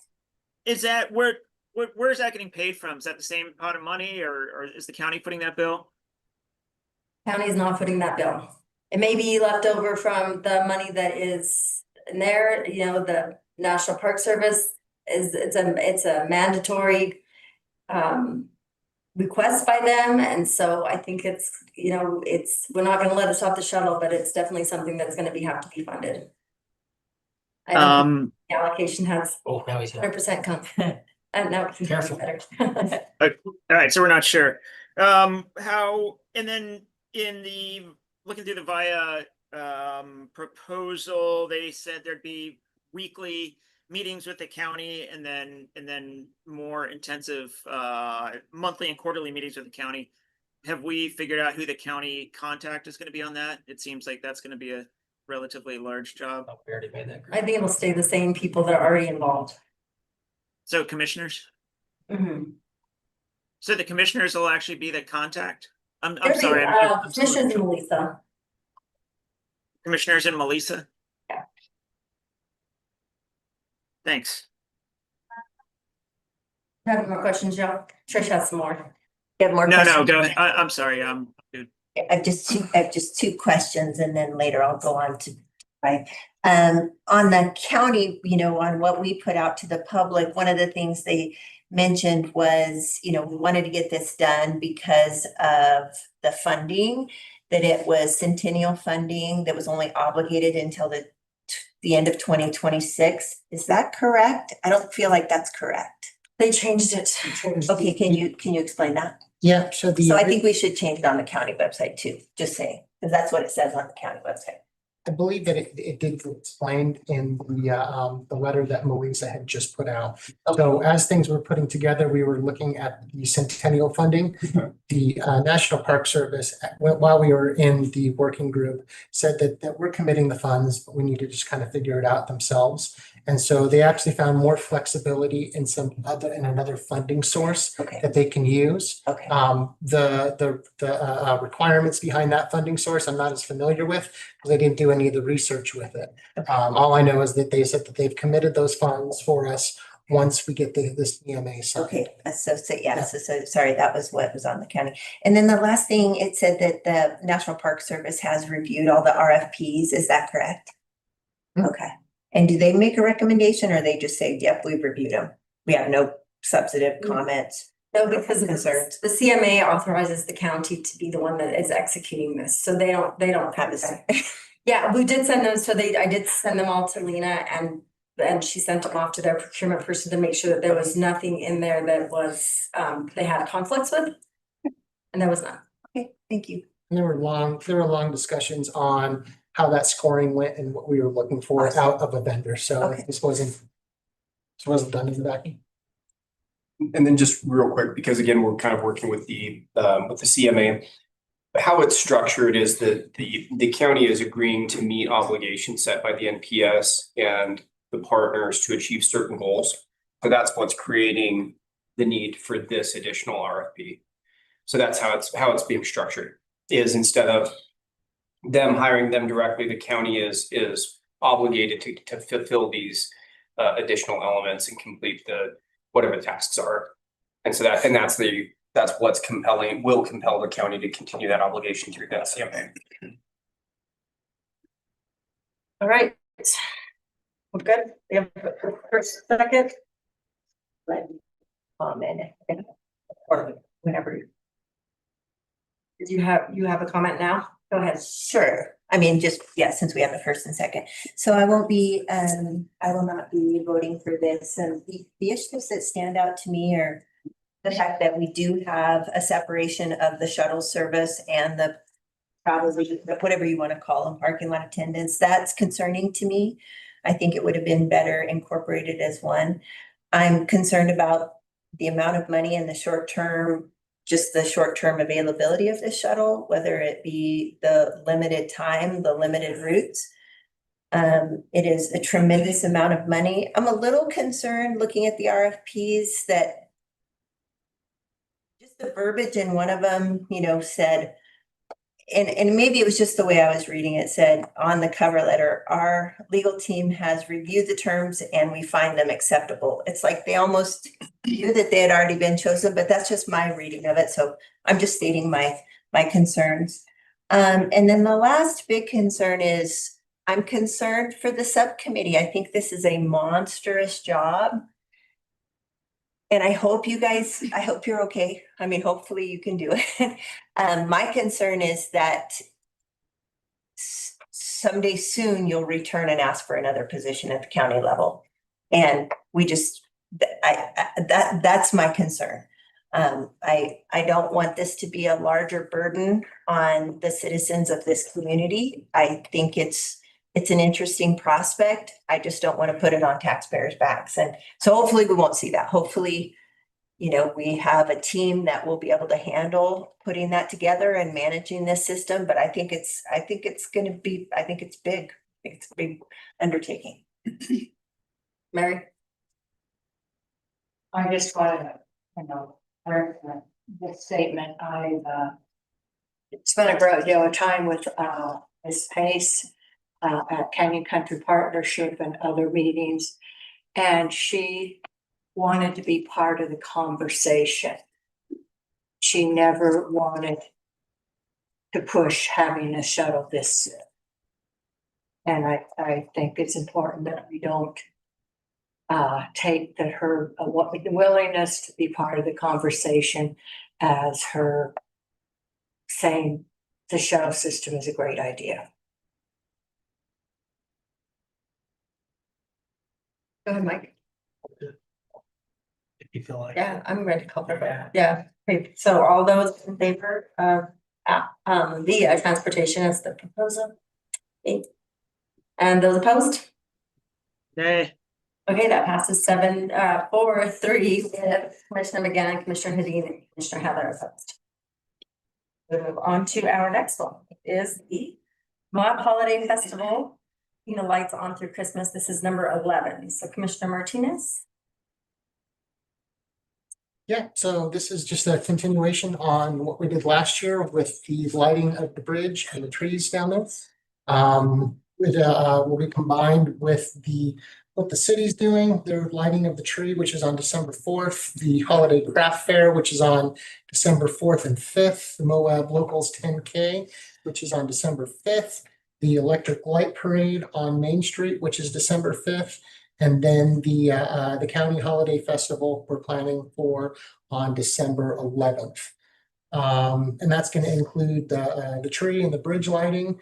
We're looking into a drone show and then a PR activation with camp stories to promote late fall visitation, including media pitching, journalist hosting, and content creation leading up to the festival. With lighting, the bridge walk, and Santa Claus, all the bells and whistles. So just to pass off. So it did pass through the MTAB board with a favorable recommendation.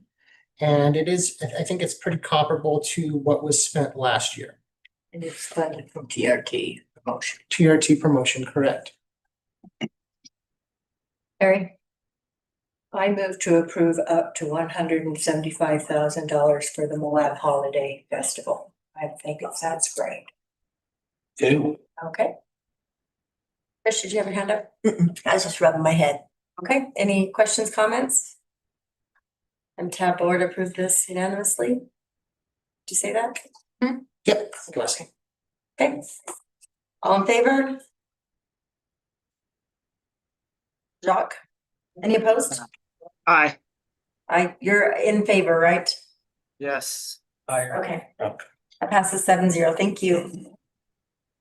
Okay, so number 12 is the resolution amending the policies and procedures of the governing body. And we have a couple different pieces in we have the old one, we have the redlined one and we have an ordinance for that. And I don't know if I'm open to some discussion before we take a vote, or if we want to table this if we don't feel like we're ready. I know that there's been workshops for this.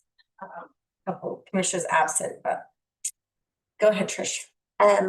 I really appreciate the workshops. It goes a long way. And so I guess I just have a couple comments, and this actually isn't to manipulate this document now. It's maybe just to put it on record so that someday if we modify it again, it's on record.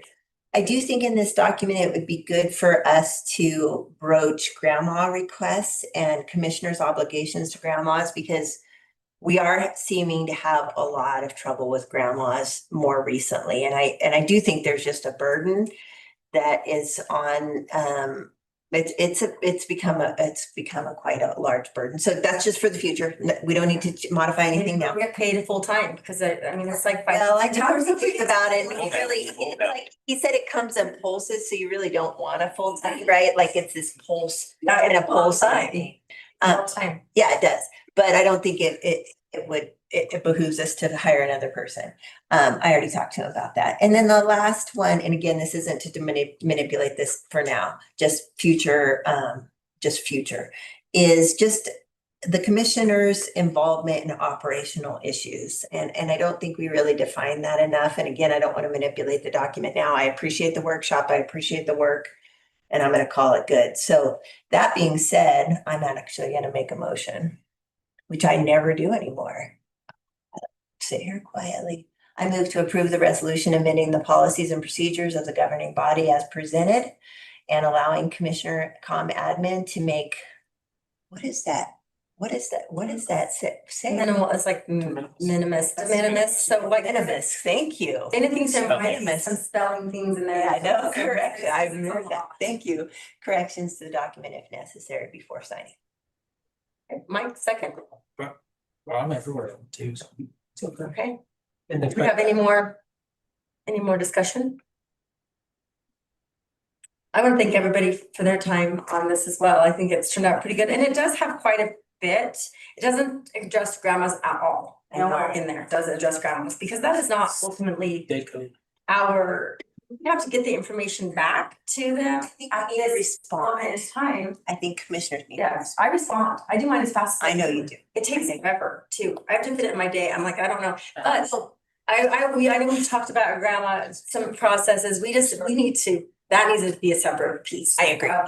100%. Okay. So figuring out what we're doing with those. Okay, good. And then I do think that we did add some extra language in here about commissioners and what their responsibility is, especially when it comes to staff.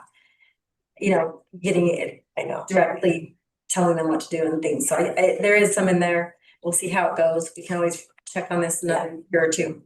Go ahead, I Mary. have had staff come to me and say they are very thankful that we're putting something in the policies. The commission cannot ask staff to do certain things. It has to be a commission decision.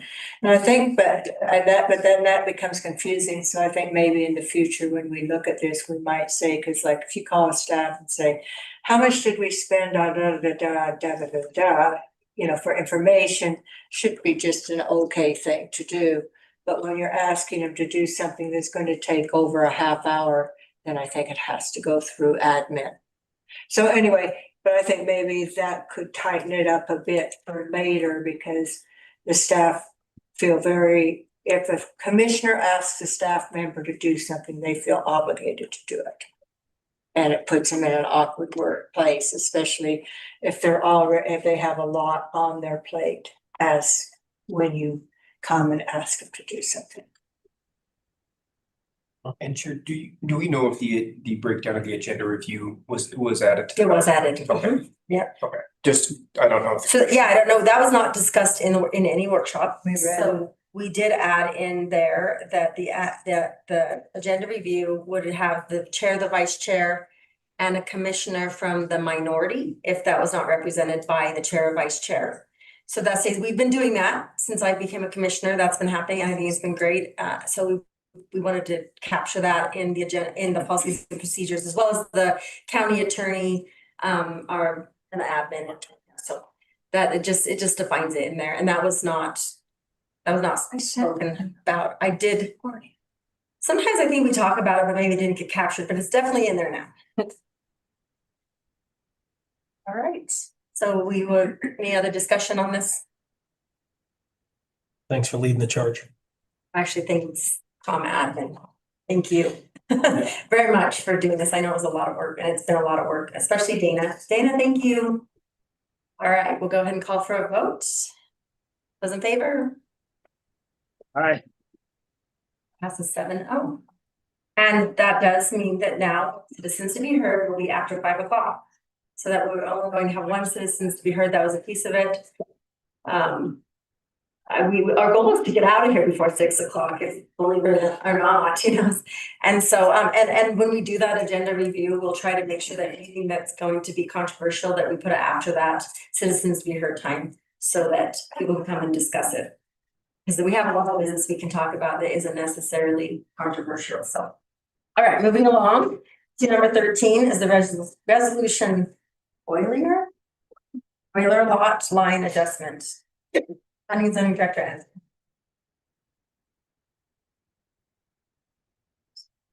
Andrew Jackson, the planner. Bo Euler of Euler Properties LC owns 2 neighboring lots in Cuesta del Sol. He wants to move the lot line between them so the existing house on lot 26 has a required 10-foot side yard. Lot 27 is vacant, owns both the lots. No new lot is created. Both lots stay well above the minimum size, and utility easement moves with the lot line. State law allows the county to approve this without a public hearing because one owner holds both lots and no street or common areas touch. Staff check the survey math. I think there's maybe a bearing that goes northeast instead of southwest. The recorded plat, the neighborhood covenants, if I have no conflicts, recommend approval. With again, just a few cleanup things before recording. And I also have to note that in the suggested motion and in the resolution, many of you may be aware that in November of 2025, the state changed the county section of the code from 1727A to 1779. Some of those things were directly moved over from one to the other, like 201 in one is still 201 the other, but some things didn't go eye for eye and tooth for tooth between them. And so this is actually should be 1779 806 instead of 608. 608 deals with wetlands. And so just when what's that? So if you look at like the suggested motion, and it says on the second line, the suggested motion, Utah Code 1778 608, that should be 1779 806. 806, it was just a number, so. Okay, go ahead, Bill. Having considered the staff report, the proposed amendment plat, the recorded phase 13 plat, the Puesta del Sol covenants, and the Utah Code 17-79-806, and finding that the petition is signed by the owner of all affected lots, that no public street is vacated, and that the amended plat is consistent with the recorded plat and the covenants, I move to adopt resolution number approving the final, to be determined, correct, approving the final plat of Puesta del Sol phase 13 lots 26 and 27 amended, subject to the conditions in the resolution, and to authorize the chair to sign the plat once the planning and zoning director confirms the conditions have been met. And also sign the resolution, sorry. Just want to make sure. Cover both Sign the resolution. and the resolution. Yep. Mary? A second? Okay. Any conversation? Any questions? No? All right. Those in favor? Doc? He might have to be out of there, so. I like it, but I wasn't. It's okay. So we have 5, that's gonna pass 5 with 1 abstention and 1 absent. All right. Moving along to the next one, temporary Sims rezone, number 14. This proposal would change the zoning of a 1 acre property along Highway 191 from a mix of highway commercial and general business to entirely highway commercial. The change eliminates split zoning on the parcel, creates consistent development standards, and aligns with the county's general plan and surrounding highway oriented commercial uses. Staff recommends approval of this. It went to the planning commission like Yeah. a couple months ago. Yeah, it's in there, Andrew. And I think it was like 7-0, I think. 7-0 or something like that on this. It was. Or 6-0. It's It's right there. Yeah. Or 6-1. Or 6-1. 6-0-1. Yeah, Mary, abstained. Yeah. Or, I voted no. Right, you're right. And Chair, on this one, it didn't make its way to our office, so we would ask for, if it is approved tonight, that it be approved pending legal review.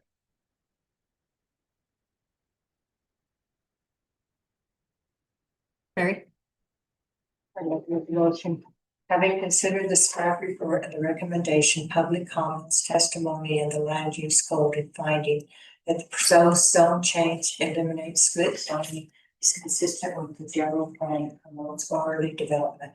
I move to approve the approval of the ordinance to amend the zoning map for partial 02-0017-165 from a split of highway commercial and general business to highway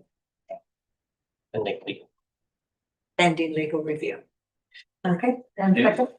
All right. Any other discussion, questions? Hearing none, I will call for a vote. Those in favor? And that passes 6 with 1 absent. Oh, there we go, 7. Thank you, John. And moving on to number 15, ordinance temporary land use regulation for data centers. Andrew. Yeah, and so just a little nomenclature point. When you go to the grocery store and you buy a cantaloupe, 90% of the time it's not a cantaloupe, it's a muskmelon, but nobody wants to buy a muskmelon. So a muskmelon by any other name cantaloupe is still a muskmelon, right? And so sometimes we talk about moratoriums, sometimes we talk about temporary land use regulations. Box Elder did the ordinance as a moratorium, and talking with our attorney at Bart, he requested this be identified as a temporary land use regulation versus a moratorium, but it's, you know, Same as Apple. potato, potato. So, Madam Chair, members of the commission, for the record, Andy Jackson, planning and zoning director. This item before you adopts a temporary land use regulation that pauses the county's acceptance, processing, and approval of applications related to data centers, data center power plants, and associated digital infrastructure for 180 days. Let me be clear at the outset about what this is and what this is not. This is not a ban, and it's not the county's final position on these uses. It's a limited time-bounded pause that gives staff and commission the room to do permanent work properly. I want to also underscore 2 or 3 times up front, there's no pending data center applications before Grand County. I haven't been in contact with anybody that's proposing one or any of that. So I don't want people to think, oh, we've got some things in the queue or something. Nothing's in our queue, nothing has been submitted, nothing is being suspended by this action. This is precisely how this is precisely why now is the right time to act. We're getting ahead of this proactively on our own timeline rather than reaching out to an applicant already on the counter, application already on the counter. The pause simply preserves the clean slate while we finish the standards. The reason we need to pause is straightforward. Our land use code today contains no definition of a data center, no use classification of one, no standards, water, power, noise, lighting, visual impact against which we evaluate an application. Meanwhile, Utah's in the middle of a rapid wave of data center developments with announcements proposed or approved facilities in Box Elder, Duchesne, Millard, and Iron County. There's several already in Utah County on Eagle Mountain. If an application was submitted under our current code, we would be reviewing it against the blank page. That's a compelling countervailing public interest that Utah Code Section 1779-504 asks you to find, and why it's the statute lets you act on temporary regulation without a prior planning commission recommendation. Staff brought the full data center in Grand County staff report, which is in your packet, and it was supplied to you in the packet when it was posted. When the packet was posted, report to the Planning Commission on May 26th. Planning Commission received that report, directed staff to begin working on drafting a code. This temporary ordinance comes from sort of what Elder did, and like every good planner, you take a copy of something that's already passed and you modify it. Right?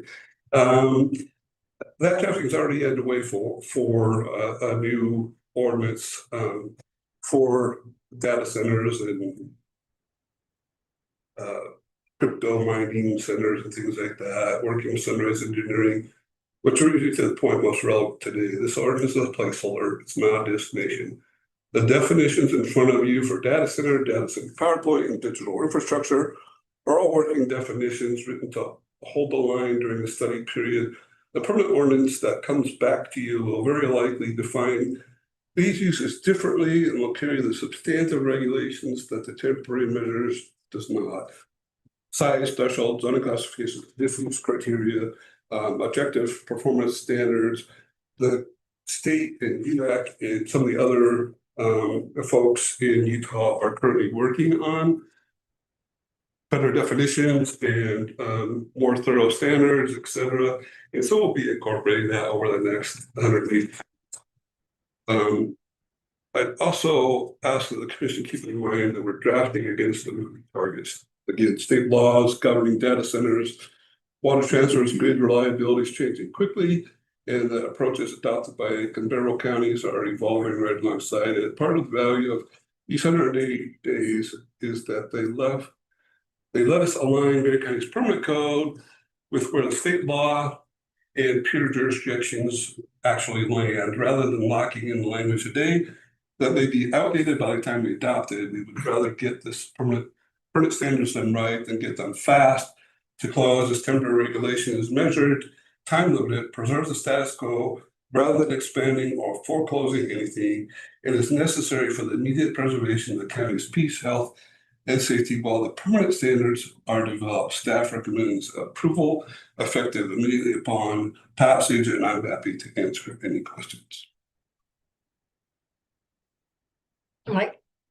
I move to approve the ordinance pausing the county's acceptance and processing of all applications for data centers, data center power plants, and associated digital infrastructure for 180 days. Second by Bill. I have a question. As we've had many people ask, so with our phase 2 land use code update, because we're putting moratorium on this essentially because we are updating our land use code. So what does the public input look like during this next phase 2 process? So any changes to the code will go through a public hearing process before the planning commission and to the county commission with ample time to comment on that. We've got that worked into the schedule that we have to finish later in the fall of this year, which it'll probably be somewhere in October and then rolling over into November for some of the public hearings, maybe sooner. Not like a public workshop though, but only just during the hearing for the planning commission and then the hearing for the commission. So it's 2 opportunities. Yeah, on a more formal level, but nothing that's like informal. Yeah, I'm not looking so much for a workshop because a lot of this is going to be what state law governs, what our peer jurisdictions do, and kind of the resources that we get from UAC and others to do this. Guess that's kind of what I'll do. That's yeah, and maybe if I could just add one thing to this. My son works in the tech industry and keeps close tabs on data centers and AI and all of that. And when I was having discussions with him this week, he pointed out that so data centers have 2 issues. One is ambient temperature. The other is ambient humidity. And so they've got a good solution for ambient temperature, and they can do that with the various cooling mechanisms. Humidity ambient humidity adds another requirement onto what they have to do with the places they locate. Because if it's too humid, you get rust in the internal parts, you get corrosion, you get meltdown, you get all these different things. And so humidity is a big issue, and that's why you're seeing these data centers moving from back east towards population, et cetera, and moving towards the arid west, because that takes away most of the humidity issue. Trish, go ahead. I'm glad you asked that question, Mel, kind of to solidify. I mean, I might recommend a workshop. I'm just going to recommend that, or maybe a survey. You guys did that great survey on aging. So something like that, just to get a more public input. I think the more public input we have, the better. Maybe you know, disseminate some information, like there's the good, bad, and ugly, right? And then get some feedback. I think that would be really good. That's just my opinion. I want to thank Aaron Lindbergh for bringing this up quite a long time ago, Commissioner Lindbergh. And then Brian, I want to thank you for taking the bull by the horns and working with Andrew to move this forward. I really appreciate it. I really appreciate it. This scares the bejeebers out of me. So I appreciate it. Thank you guys. And Andrew, thank you for all the work. Mike? Just as a heads up to local publications, I will be placing an ad following along with public comment. If we no longer put that public comment period in both Advertiser and Times and Watch Sun, I will be covering it and getting the word out there for public comment for this. Okay. Any other comments or questions? All right, we'll call for a vote. All in favor of this resolution? Aye. Passes 7-0. All right, thank you. That is the end of our action items for this evening. Now we're going to move on to our discussion items. Does anybody need a break? Do we want a break or do we want to just go? Good, okay. Okay, so number 16 is the commission chair priority statement, and this was adopted in our policies and procedures of the governing body, so it's something new. And I really think it's going to help move our, you know, so I have my own. This is the 10 that I came up with. I've been working on them for quite a while. I'm so excited to unveil them. I've shared them with the commissioners and taken some comments. But you know, as a continued priority with the chair, so that our staff and our community has a vision of what's going forward. And I do what I would like to see at a workshop at the beginning of the year. I was a goal that I had, but it's already July. You know, so if you have, but hopefully if we have a basis, and then we can move from that and go forward and work on this priority statement together. You know, ultimately it's going to be the majority of the commission, whoever has it is going to be where this goes. But I would hope that many things stay and things change, and it's fluid. And I think that even will change if we had adopted this at the beginning of the year. I know that things would have changed, and it's not really an adoption. So I'm just going to read the definition really quick. It says the priority statement is a plain language articulation of the majority's governing philosophy and the commission's current priorities. Updated regularly throughout the year, the priority statement is a working governance document, not an ordinance or resolution, and does not require a vote of the membership to adopt or update. The priority statement shall publicly be accessible on the county website, explicitly connected to the county's adopted long-range plan. So I consulted the general plan on multiple levels to create this plan. So that is something that's fully community input was put into that. And then transmitted to all county boards, commissions, and committees throughout the year with a brief summary from the chair identifying how each body's work relates to current commission priorities. And it shall serve as the primary reference for the administrator in aligning staff resources and departmental work plans with the commission's direction. So that's the purpose of this document. And we don't need to go down it line by line. It's in the packet. I think all the commissioners hopefully have looked over it. And if there's any comments or questions, I will take those. Mike? I absolutely love what you've done here. And in saying this document is explicitly connected to the Grant County 30-year general plan, each priority is intended to advance the long-range vision what the community adopted while translating it into actionable near-term direction for staff. That really, we all knew government moves slow, and a lot of the times in that moving slow, the car veers off the road. So it's good having a road laid out and clear in front of us. Yeah, and it won't be the only thing. It's just a roadmap. Yep. So there still may be detours. Go ahead, Mary. Yes, this was a lot of work and I can tell you put a lot of work into it. I appreciate that. And there was a time and I don't know how it happened that it stopped. COVID did interrupt a lot. I don't know if that was what happened, but we used to have retreats. And during the retreats, we would come up with what we wanted to do, in that year. And then we usually had a couple for things that weren't going to be accomplished in that year. And I won't be here next year, but that would be a nice thing to reconsider doing again, because it helped on so many levels, because it was time we worked together to try to come up with something and be nice to get back to it. Okay. All right, any other comments? We can move along if there's no other comments on this will be posted. And I'll write a little note to all of our boards so that they can read it. Maybe they can discuss it in their next meetings. Let's go on to number 17. This is Trish's item, proactive code enforcement surrounding fire mitigation on private property. Yeah, I mean, this has just been inspired by, I guess, threefold. One, catastrophic wildfires that are engulfing our state. We now have the Babylon fire that is moving very close to Monticello, which is extremely just petrifying.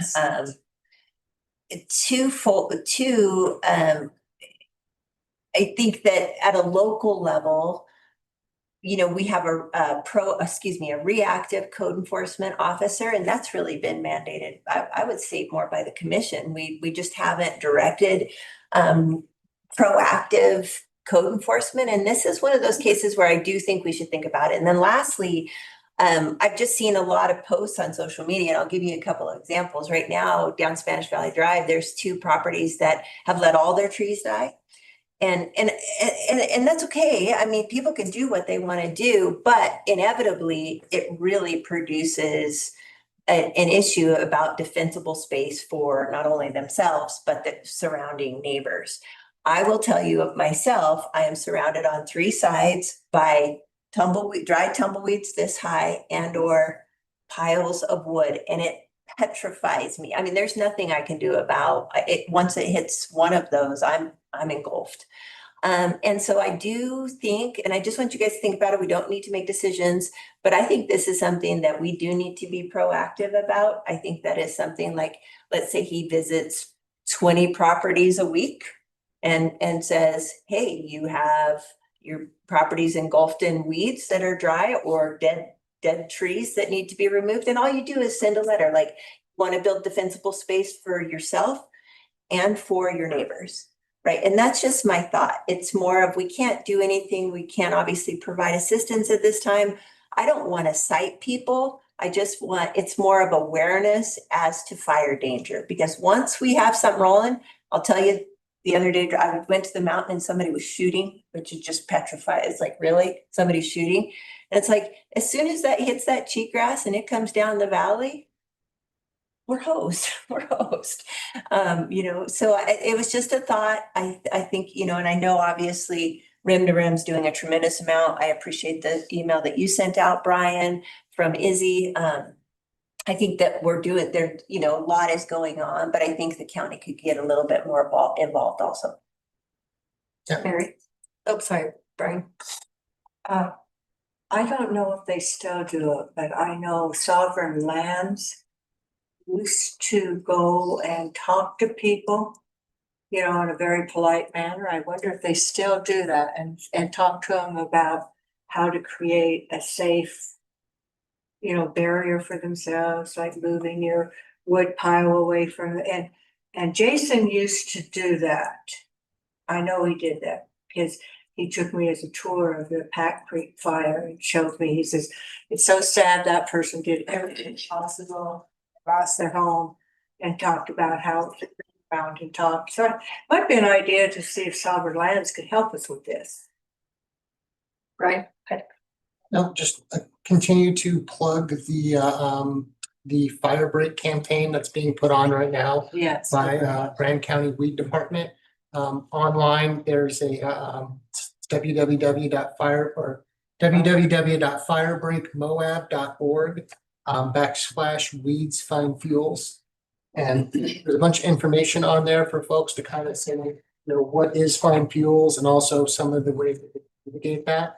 And then there's also a survey on there. And so if you can find that survey as you're walking around, if you see spots, whether it's on your property, if it's on public property, or if it's on private property, as long as you're taking the photos from the public right of way. It's a spot just to let us kind of have an idea of where those fine fuels are in the county. So they're really trying to look to see how many responses we can get back on that survey. I would ask Andrew, does our code enforcement have the capacity to do this? Well, and I don't expect him to, I was thinking you spend an hour or two a week, just slowly moving through the county, right? I don't expect it to be done tomorrow. I don't expect it to be done. And, it just might be one of those things that it's just a slow movement through the county, looking at properties and just sending out a polite letter like, hey, you need to build some defensible space, linking them to fire break. Anyways. Yeah, so our code enforcement officer is of capacity right now. It may be something that the fire marshal would be better suited to do this, but right now we're pretty much beyond capacity to what we're trying to do right now. We're gonna look at Southern lands. I think Bill had a comment. I was gonna recommend the same thing as far as maybe the fire department, if they had any interest in helping out with this. And I also would ask Stephen if we have the authority to get into people's yards. I mean, I think that there's probably a little bit of a legal issue for our code enforcement to be going around and telling somebody that your trees are dead or they're not dead. I might be wrong, but that's. I mean, if it's visible from the street, but code enforcement does that. If there's allegations of them not complying, there are certain sort of circumstances they can go on the property. We've done that in certain situations when they were not trying to name specific examples, but yes, code enforcement can go on in certain circumstances. Education is helpful. The difficulty that we run into as the commission, I think generally it is not a popular thing to prosecute and to go get after people for code enforcement. That is the other half of my job. If there is a law in the books in the county, there's no sense in having a law on the books in the county if the county doesn't want to sit. So I've always taken the same stance on, dark skies, camping, etc. And that continues to be something that is hard to wrestle with the commission. It's exceptionally unpopular to prosecute. So I ask Andrew another question. So when you're saying it's over capacity, like he's getting that many complaints, I mean, his job is complaint driven, so. Well, it's not completely complaint driven. He does zoning inspections. If somebody has a site plan where they've gotten a commercial property that's being built, he does a zoning compliance on that, make sure they've got enough parking spaces, etc. He also just goes out and at nights, it does the dark sky compliance, which isn't complaint based. It's just part of if you build a house or you build some other structure, then you have to comply with that. So he's out there doing a lot of things, and there's a lot of stuff that he does based off of complaints. There's stuff that he does as he drives past and sees somebody moving a building onto a lot that hasn't gotten a building permit. So there's some of those kind of things that he does, but I'm not so sure that his specialty would be in looking at potential. I mean, obviously, if it's in violation of the weed ordinance, then somebody can complain and we'll have them go out there and look at it. But not necessarily, I think, driving around looking in people's yards, looking for things. He's got a lot of stuff to do without going to find additional things, but yeah, I mean, the county has a weed ordinance and, it's always, We have a lot of ordinances that we don't, we have a reactive code enforcement. The city has a proactive code enforcement, and it's just something to think about in the future. Like, do we want to continue that model, or do we want to? and I'm not sure I another could model? label it completely as reactive. I mean, he does go out when he's driving around, he's pretty much in the loop as to what's going on, and he sees somebody doing a violation, like we had a person who was moving a structure onto their property, and it was actually probably in the right of way of the road. So we will say, hey, look, you didn't get a building permit for this, any of those kind of things, and he checks those. But there is the compliance with developments that occur, and there's compliance with, we've got a grantee out in Thompson Springs, and he's gone out there to identify that. Yeah. Potentially, I mean, it may be something like a priority scale, that it might be more important to kind of look at this as opposed to dark skies issues. I'm not seeing, the complaints are not getting risen to my level for me to be able to see very many code enforcement issues. I think I get one every once in a blue moon, but that might be something that the county would consider. And I'm looking to the commission administrator and of course the director to look into some of those issues that have a more substantial impact to the community. I know dark skies is important, but when we have an issue regarding fires and potential concerns, just noting that, something for the county to consider. Just me reiterating in this entire conversation is, again, with dark skies, again, with many of our other enforcement issues, voluntary and voluntary compliance goes miles farther than active enforcement. And that was my point, Mike, is just to send a letter to say, hey, I didn't at all want, and hopefully I didn't make that I tried to make that clear, that I wanted it to be more of a letter that said, hey, you may, this is for your own protection, for the protection of your meeting. I didn't want it to be. I just know the buy-in from voluntary compliance is well received far. Absolutely. So I know that we send out like weeds, noxious weeds sends out like along with Kate with EMS, if we could put some kind of like clean up your yard reminder or something. I don't know. That's just that we have that flyer that gets sent out pretty much on an annual basis, I think, reminding them to sign up for the emergency information, the weeds. Yeah, that's might be just a, hey, clean up around your yard, check out fire. Maybe we add, I don't know if fire breaks on that already. I know they send out their own information. This may be a great Let's spot. go, Brian, Oh, first. sorry, Brian. I wasn't looking over. So just a heads up, so on Thursday, I'll be at the WUI conversations over what has happened in the current legislation previously.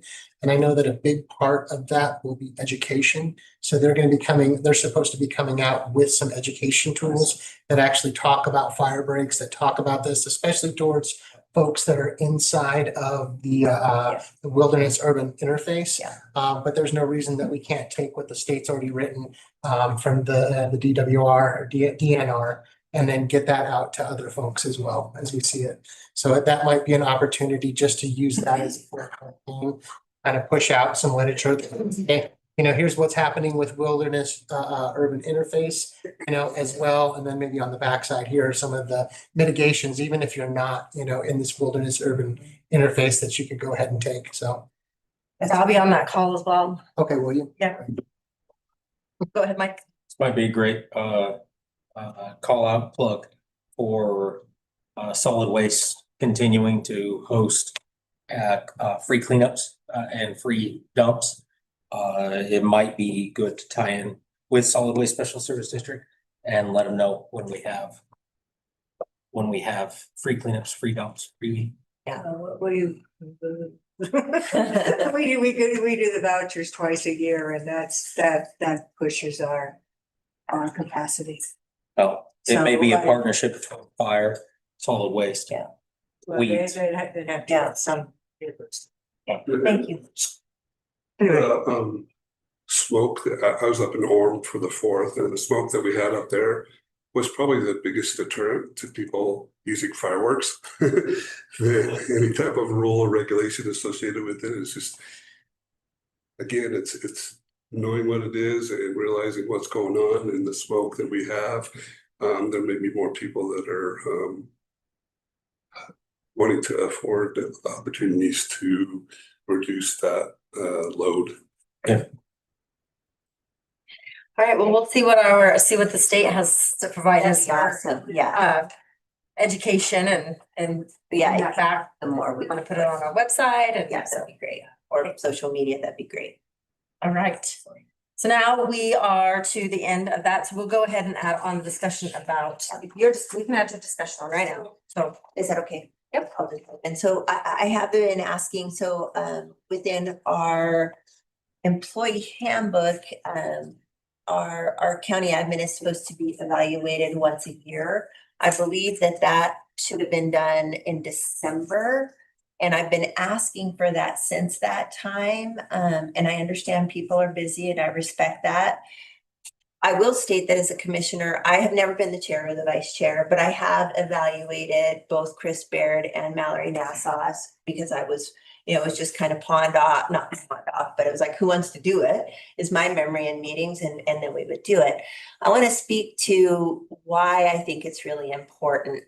Just anecdotally, I've been with the school district for 20 years. And I think the last evaluation I got, and I'm not making this up, was like 10 years ago.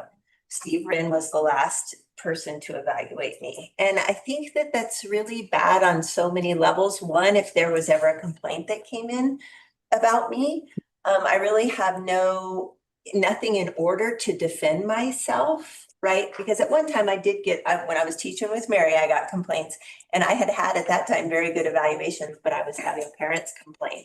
And so I had this kind of, record as to, well, here's her evals, here's this, even though she's getting these complaints, right? And so what I've done in my program is we just evaluate each other. There's 3 of us in my little program, and I just completed it. I try to do right at the end of every academic year, at least so we have some record. And I just think it's very important. And I think at a county level, it's very important so that department heads have the time and energy to provide that feedback. So I just am asking that be done. That's all I can continue to do, is ask that it be done. I know you guys are busy. And I think it's really important for department heads to be able, and other electeds to be able to give feedback as to county admin. I think Bill had sent it first. Actually, Mike was first. Oh, Mike and I'm did. second. Go ahead. I agree that I think that it's important that it should be done under most circumstances. I would disagree that it should be done now, and I've explained to Commissioner Hedin that she has a conflict, and I think that we need to delve into this a little bit further. But any evaluation will pressure the administrator to act in a manner that either supports a settlement or puts him in opposition to a settlement. So continuing to force this from your position on the administrator is pressure for him to move something forward in a current litigation that's going on with the county. And I don't understand how you don't understand that you have a conflict. You cannot do this, even though you'd offered to do it. I can't do it. I could pressure the administrator for my side. You can't do it. Commissioner Martinez can't do it. Commissioner McGann can't do it. So there's a reason that we leave it alone until we get through the current litigation that we're in the middle of. And it isn't, it just is. We're in this litigation. And when we get past all of this, then it would be a good time to bring this back up. But it can't be done right now. Legally, it cannot be done. I disagree with you, but. Well, I understand that you do. Mike. Raise the point, how can anyone in this room be part of that conversation outside of me, Jacques, and Mel? I mean, even to you, everyone with a conflict, why are we talking about this? Except for me, Mel, and Jacques. Like, you can't even advise me right now because of the conflict. So a couple clarifications. one, I believe that the body would be best suited to discuss this in closed session. I'll state that now, probably the best place to have this conversation. Second, the county has not been sued. There's a notice that's been filed, no litigation, no lawsuit has been initiated against the county. So that's a point. I often find myself using the word sometimes, but that's another sticking point. This conversation, I think if the conversation is to be had, I think everyone should just be cautious about how we're looking at it, phrasing. I think the complaint is Commissioner Hedion's making the comment, okay, I'd like to see an evaluation, period. I think that's where we should probably stick to the conversation. Again, my advice is go to closed session, discuss the matter if we'd like to discuss it in more further detail. I would just kill it. Yeah, I think we're gonna let you, Mary talk and Brian talk. Mine's real I've short. had my hand up also. Sorry, Jacques, and then you. I've been involved in That's fine. evaluations now for, this would have been my 12th year if I was involved in them. And I know every one of the administrators that were really appreciated it. Especially when we went into closed session and oftentimes talked about what we were happy with and what we weren't happy with. Or what could be improved and how, and it was positive and it was, I know Mark required, are you still splitting your evaluations? Do you do half of them or Quinn do half of the evaluations of the department heads? That's how it was out there for a while, but anyways, because they have to do their evaluations too, so people.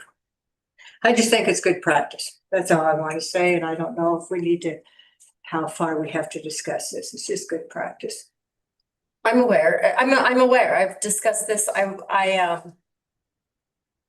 I think that one, I inherited this. It wasn't done when I became the chair.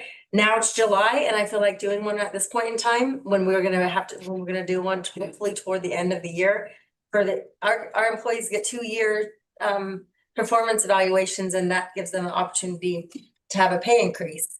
And at this point, to do it in July and then to turn around and do it again in November, it just seems to me unnecessary. I think that if there's something that you want to tell Mark that he's doing good or bad, then feel free to tell him. I mean, I talk to him all the time. I give Mark feedback constantly. If I heard feedback from someone else, I would give it to him. So I think that it's not that you need to have an annual evaluation. I understand the duty. I understand that it's there. I have been waiting for information. Hasn't happened, but we will, at this point, I will move forward and we will do it in November and we'll get it done. And if I need to have Jacques and Mike and I be the ones that do it, then that's what will happen. And until then, I mean, you can email me every month. Tricia's emailed me every month to remind me to do it. And you can continue, but that's pretty much where I'm at right now. It's July and it doesn't seem prudent to do it right now when we're already That's halfway good through to the have a year. commitment. I'm happy with that. Yeah. And I just, as a teacher, I always go up to it. Yeah, Jacques has a hand up and Brian. Have something else you want to say? Well, I'd like to speak first, yeah.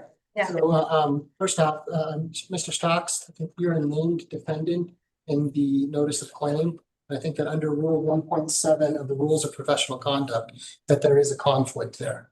I also asked that all members on this board who had a conflict disclose that. Right now, I don't see that there's been any advice given on that conflict. And I don't know if we can consider the advice that you would give right now to be independent or binding. I want to get back right here. So Kearns Tribune Corporation versus the Salt Lake County Commission, right? Under the advice that our attorney gave us to go into closed session. This was the finding. Utah Supreme Court found that a public board cannot invoke the character and competence exception, discuss its own internal management, generalized operations, the failure of board members to perform their duties. The court stated that political disagreements and structural procedure debates belong strictly in the public square. That's why we can't go into closed session for this item right here. Second off, I'd like to just provide a quick update on the Utah Anti-Discrimination Labor and Division. No cause on 8 of the claims that were filed, right? The plaintiffs have every right to appeal right now, and that belongs in a court of law. But clearly there's conflicts all around this commission right here as we're talking. Our county attorney or administrator needs to be insulated so that he can do his job for the public. And neither side, as Bill had spoke, right, of this pending litigation should be trying to influence, pressure, evaluate him. And it is absolutely inappropriate to be suggesting that we do it in closed session. Jacques. Thank you. I have a few thoughts on this. First off, when Trish said she got recruited, we did create a 3-member committee when I was the chair to do the evaluations for 2 years, and I thought that was a successful paradigm. I am not, as has previously been stated, Melody and Mike and myself are not conflicted. I would be more than happy to offer myself up on an evaluation. I do think it's very important. I think that our administrator is the highest paid employee in Grant County, and we are his boss. And I think that when I was running a company, I evaluated all my employees yearly, and I think that's an important part of the process. I also think it's important to. I think we have a very good paradigm for doing an evaluation. We've done it in the past. I've done it in the past. To Melody's point about doing it in November, I'm cool with that, but I do think that we should get a start on that. It took about a month to do the evaluation. We met in closed session and looked at the results of the surveys that were given out to department heads as well as other electeds, and then we met again. So the whole process, it was a fairly lengthy process, and I think it was done very well. I'm happy to discuss that, but Melody, I'll take it at face value. And if we do this, it's going to be budget season. I think we should get a start on it by, I would say, mid-September at the latest. And again, I would be happy to do that. And if there is conflict, I would suggest Mike and Melody and myself be the ones who are a committee to run the evaluation. Thanks. Thank you. Mike? Perceived conflict all around. Love your idea, later on. That solves all problems. So, I mean, I'm surprised everyone's just yelling out today. And I mean, conflict. Utah is a disclosure state. That's why I say my wife works for the sheriff's department every day. Every time up here. If you have a conflict, you disclose. It's on the agenda. Well, it is. Put it that way. It was on the agenda. On the agenda. I wasn't thinking, I was thinking of these laws, so I apologize. But I'm done. I move that we draw this conversation to a close. Both had hand up, so we're gonna let. Oh, I'm sorry, I didn't. I apologize. I just wanted on the record that you are pressuring the administrator every time you bring this up. Jock, you're pressuring the administrator as well. This needs to happen after this legal process finishes. And there's I'm not no pressuring reason, the administrator, Bill. there I is am no not- reason I am not to be pressuring the administrator one way or the other in this process. So Full of it, Bill. we have 2 commissioners who are regularly applying pressure to the administrator. We're And they good. have a conflict. We're gonna be done. We're done with this conversation. Thank you. Okay. All right. We will get to the done. We're gonna take the conflict of people out. Sure. Okay. So our next. I'm around. So anyways, our ending is our general commission reports and future consideration. Oh, We already did that. I thought I sent my report, but I just looked in my send and I didn't. Well, it's okay, she can still add it, so go ahead. There's questionnaire, did you put it in yours? Cause you were at the same meeting, did you put the report? So people, I'll send it to you tomorrow. The Housing Task Force has a questionnaire on, deed restrictions for volunteer deed restrictions. And it would be great if we all did it. We all did it while we were in the meeting. And so I will put that in the email so you can all get it. And then I'll just put my 7-page report in next meeting. You can just send it to Dana and she can add it to. Okay. Yeah, you can send it. I just pretty You good. can add it. I thought I worked. Yeah, I did notice it wasn't there, Mary. I'm not, I saw it. But yeah, you can send it, she can add it in Cause there. I really want, I had that at the very top, the questionnaire, do this Do this. questionnaire, and then I was probably watching the World Cup. and forgot to push that. Does anybody have anything from their reports that they just need to share? I know we had a couple things at the beginning, but is there something else you have, Mike? Thank you to everyone who participated in county fair activities. I mean, this whole room was there. Love seeing you all out. Again, I can't say it enough every single year. And I actually am super excited. We might have December activities too. So not too many local events are held specifically for locals. But I see a lot happening. I'm really happy to continue work with county fair and move into the next. Yeah, 2 full weekends in That was like, December. and everyone was there, so it was great Mark, to see do you it. have anything, reports? We're just beginning to work on budget information mid-year and also for next year as well. And Chantel's helping with that a great deal as well as Dan. Okay.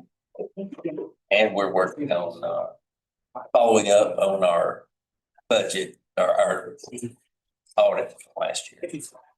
Try to get that. Yeah. Are we getting anywhere close to getting our audit turned in to the state? I mean, is that why our clerk auditor's not here? I mean. He's in the world. Where are we at in that process? So we're waiting on our accountant to get us that information for the preliminary draft. So that's where we are currently. Follow up with them. Okay. All right. And I'm gonna adjourn this meeting at 7:42 on July 7th. Thank you. Have a nice evening. Grace, I'll be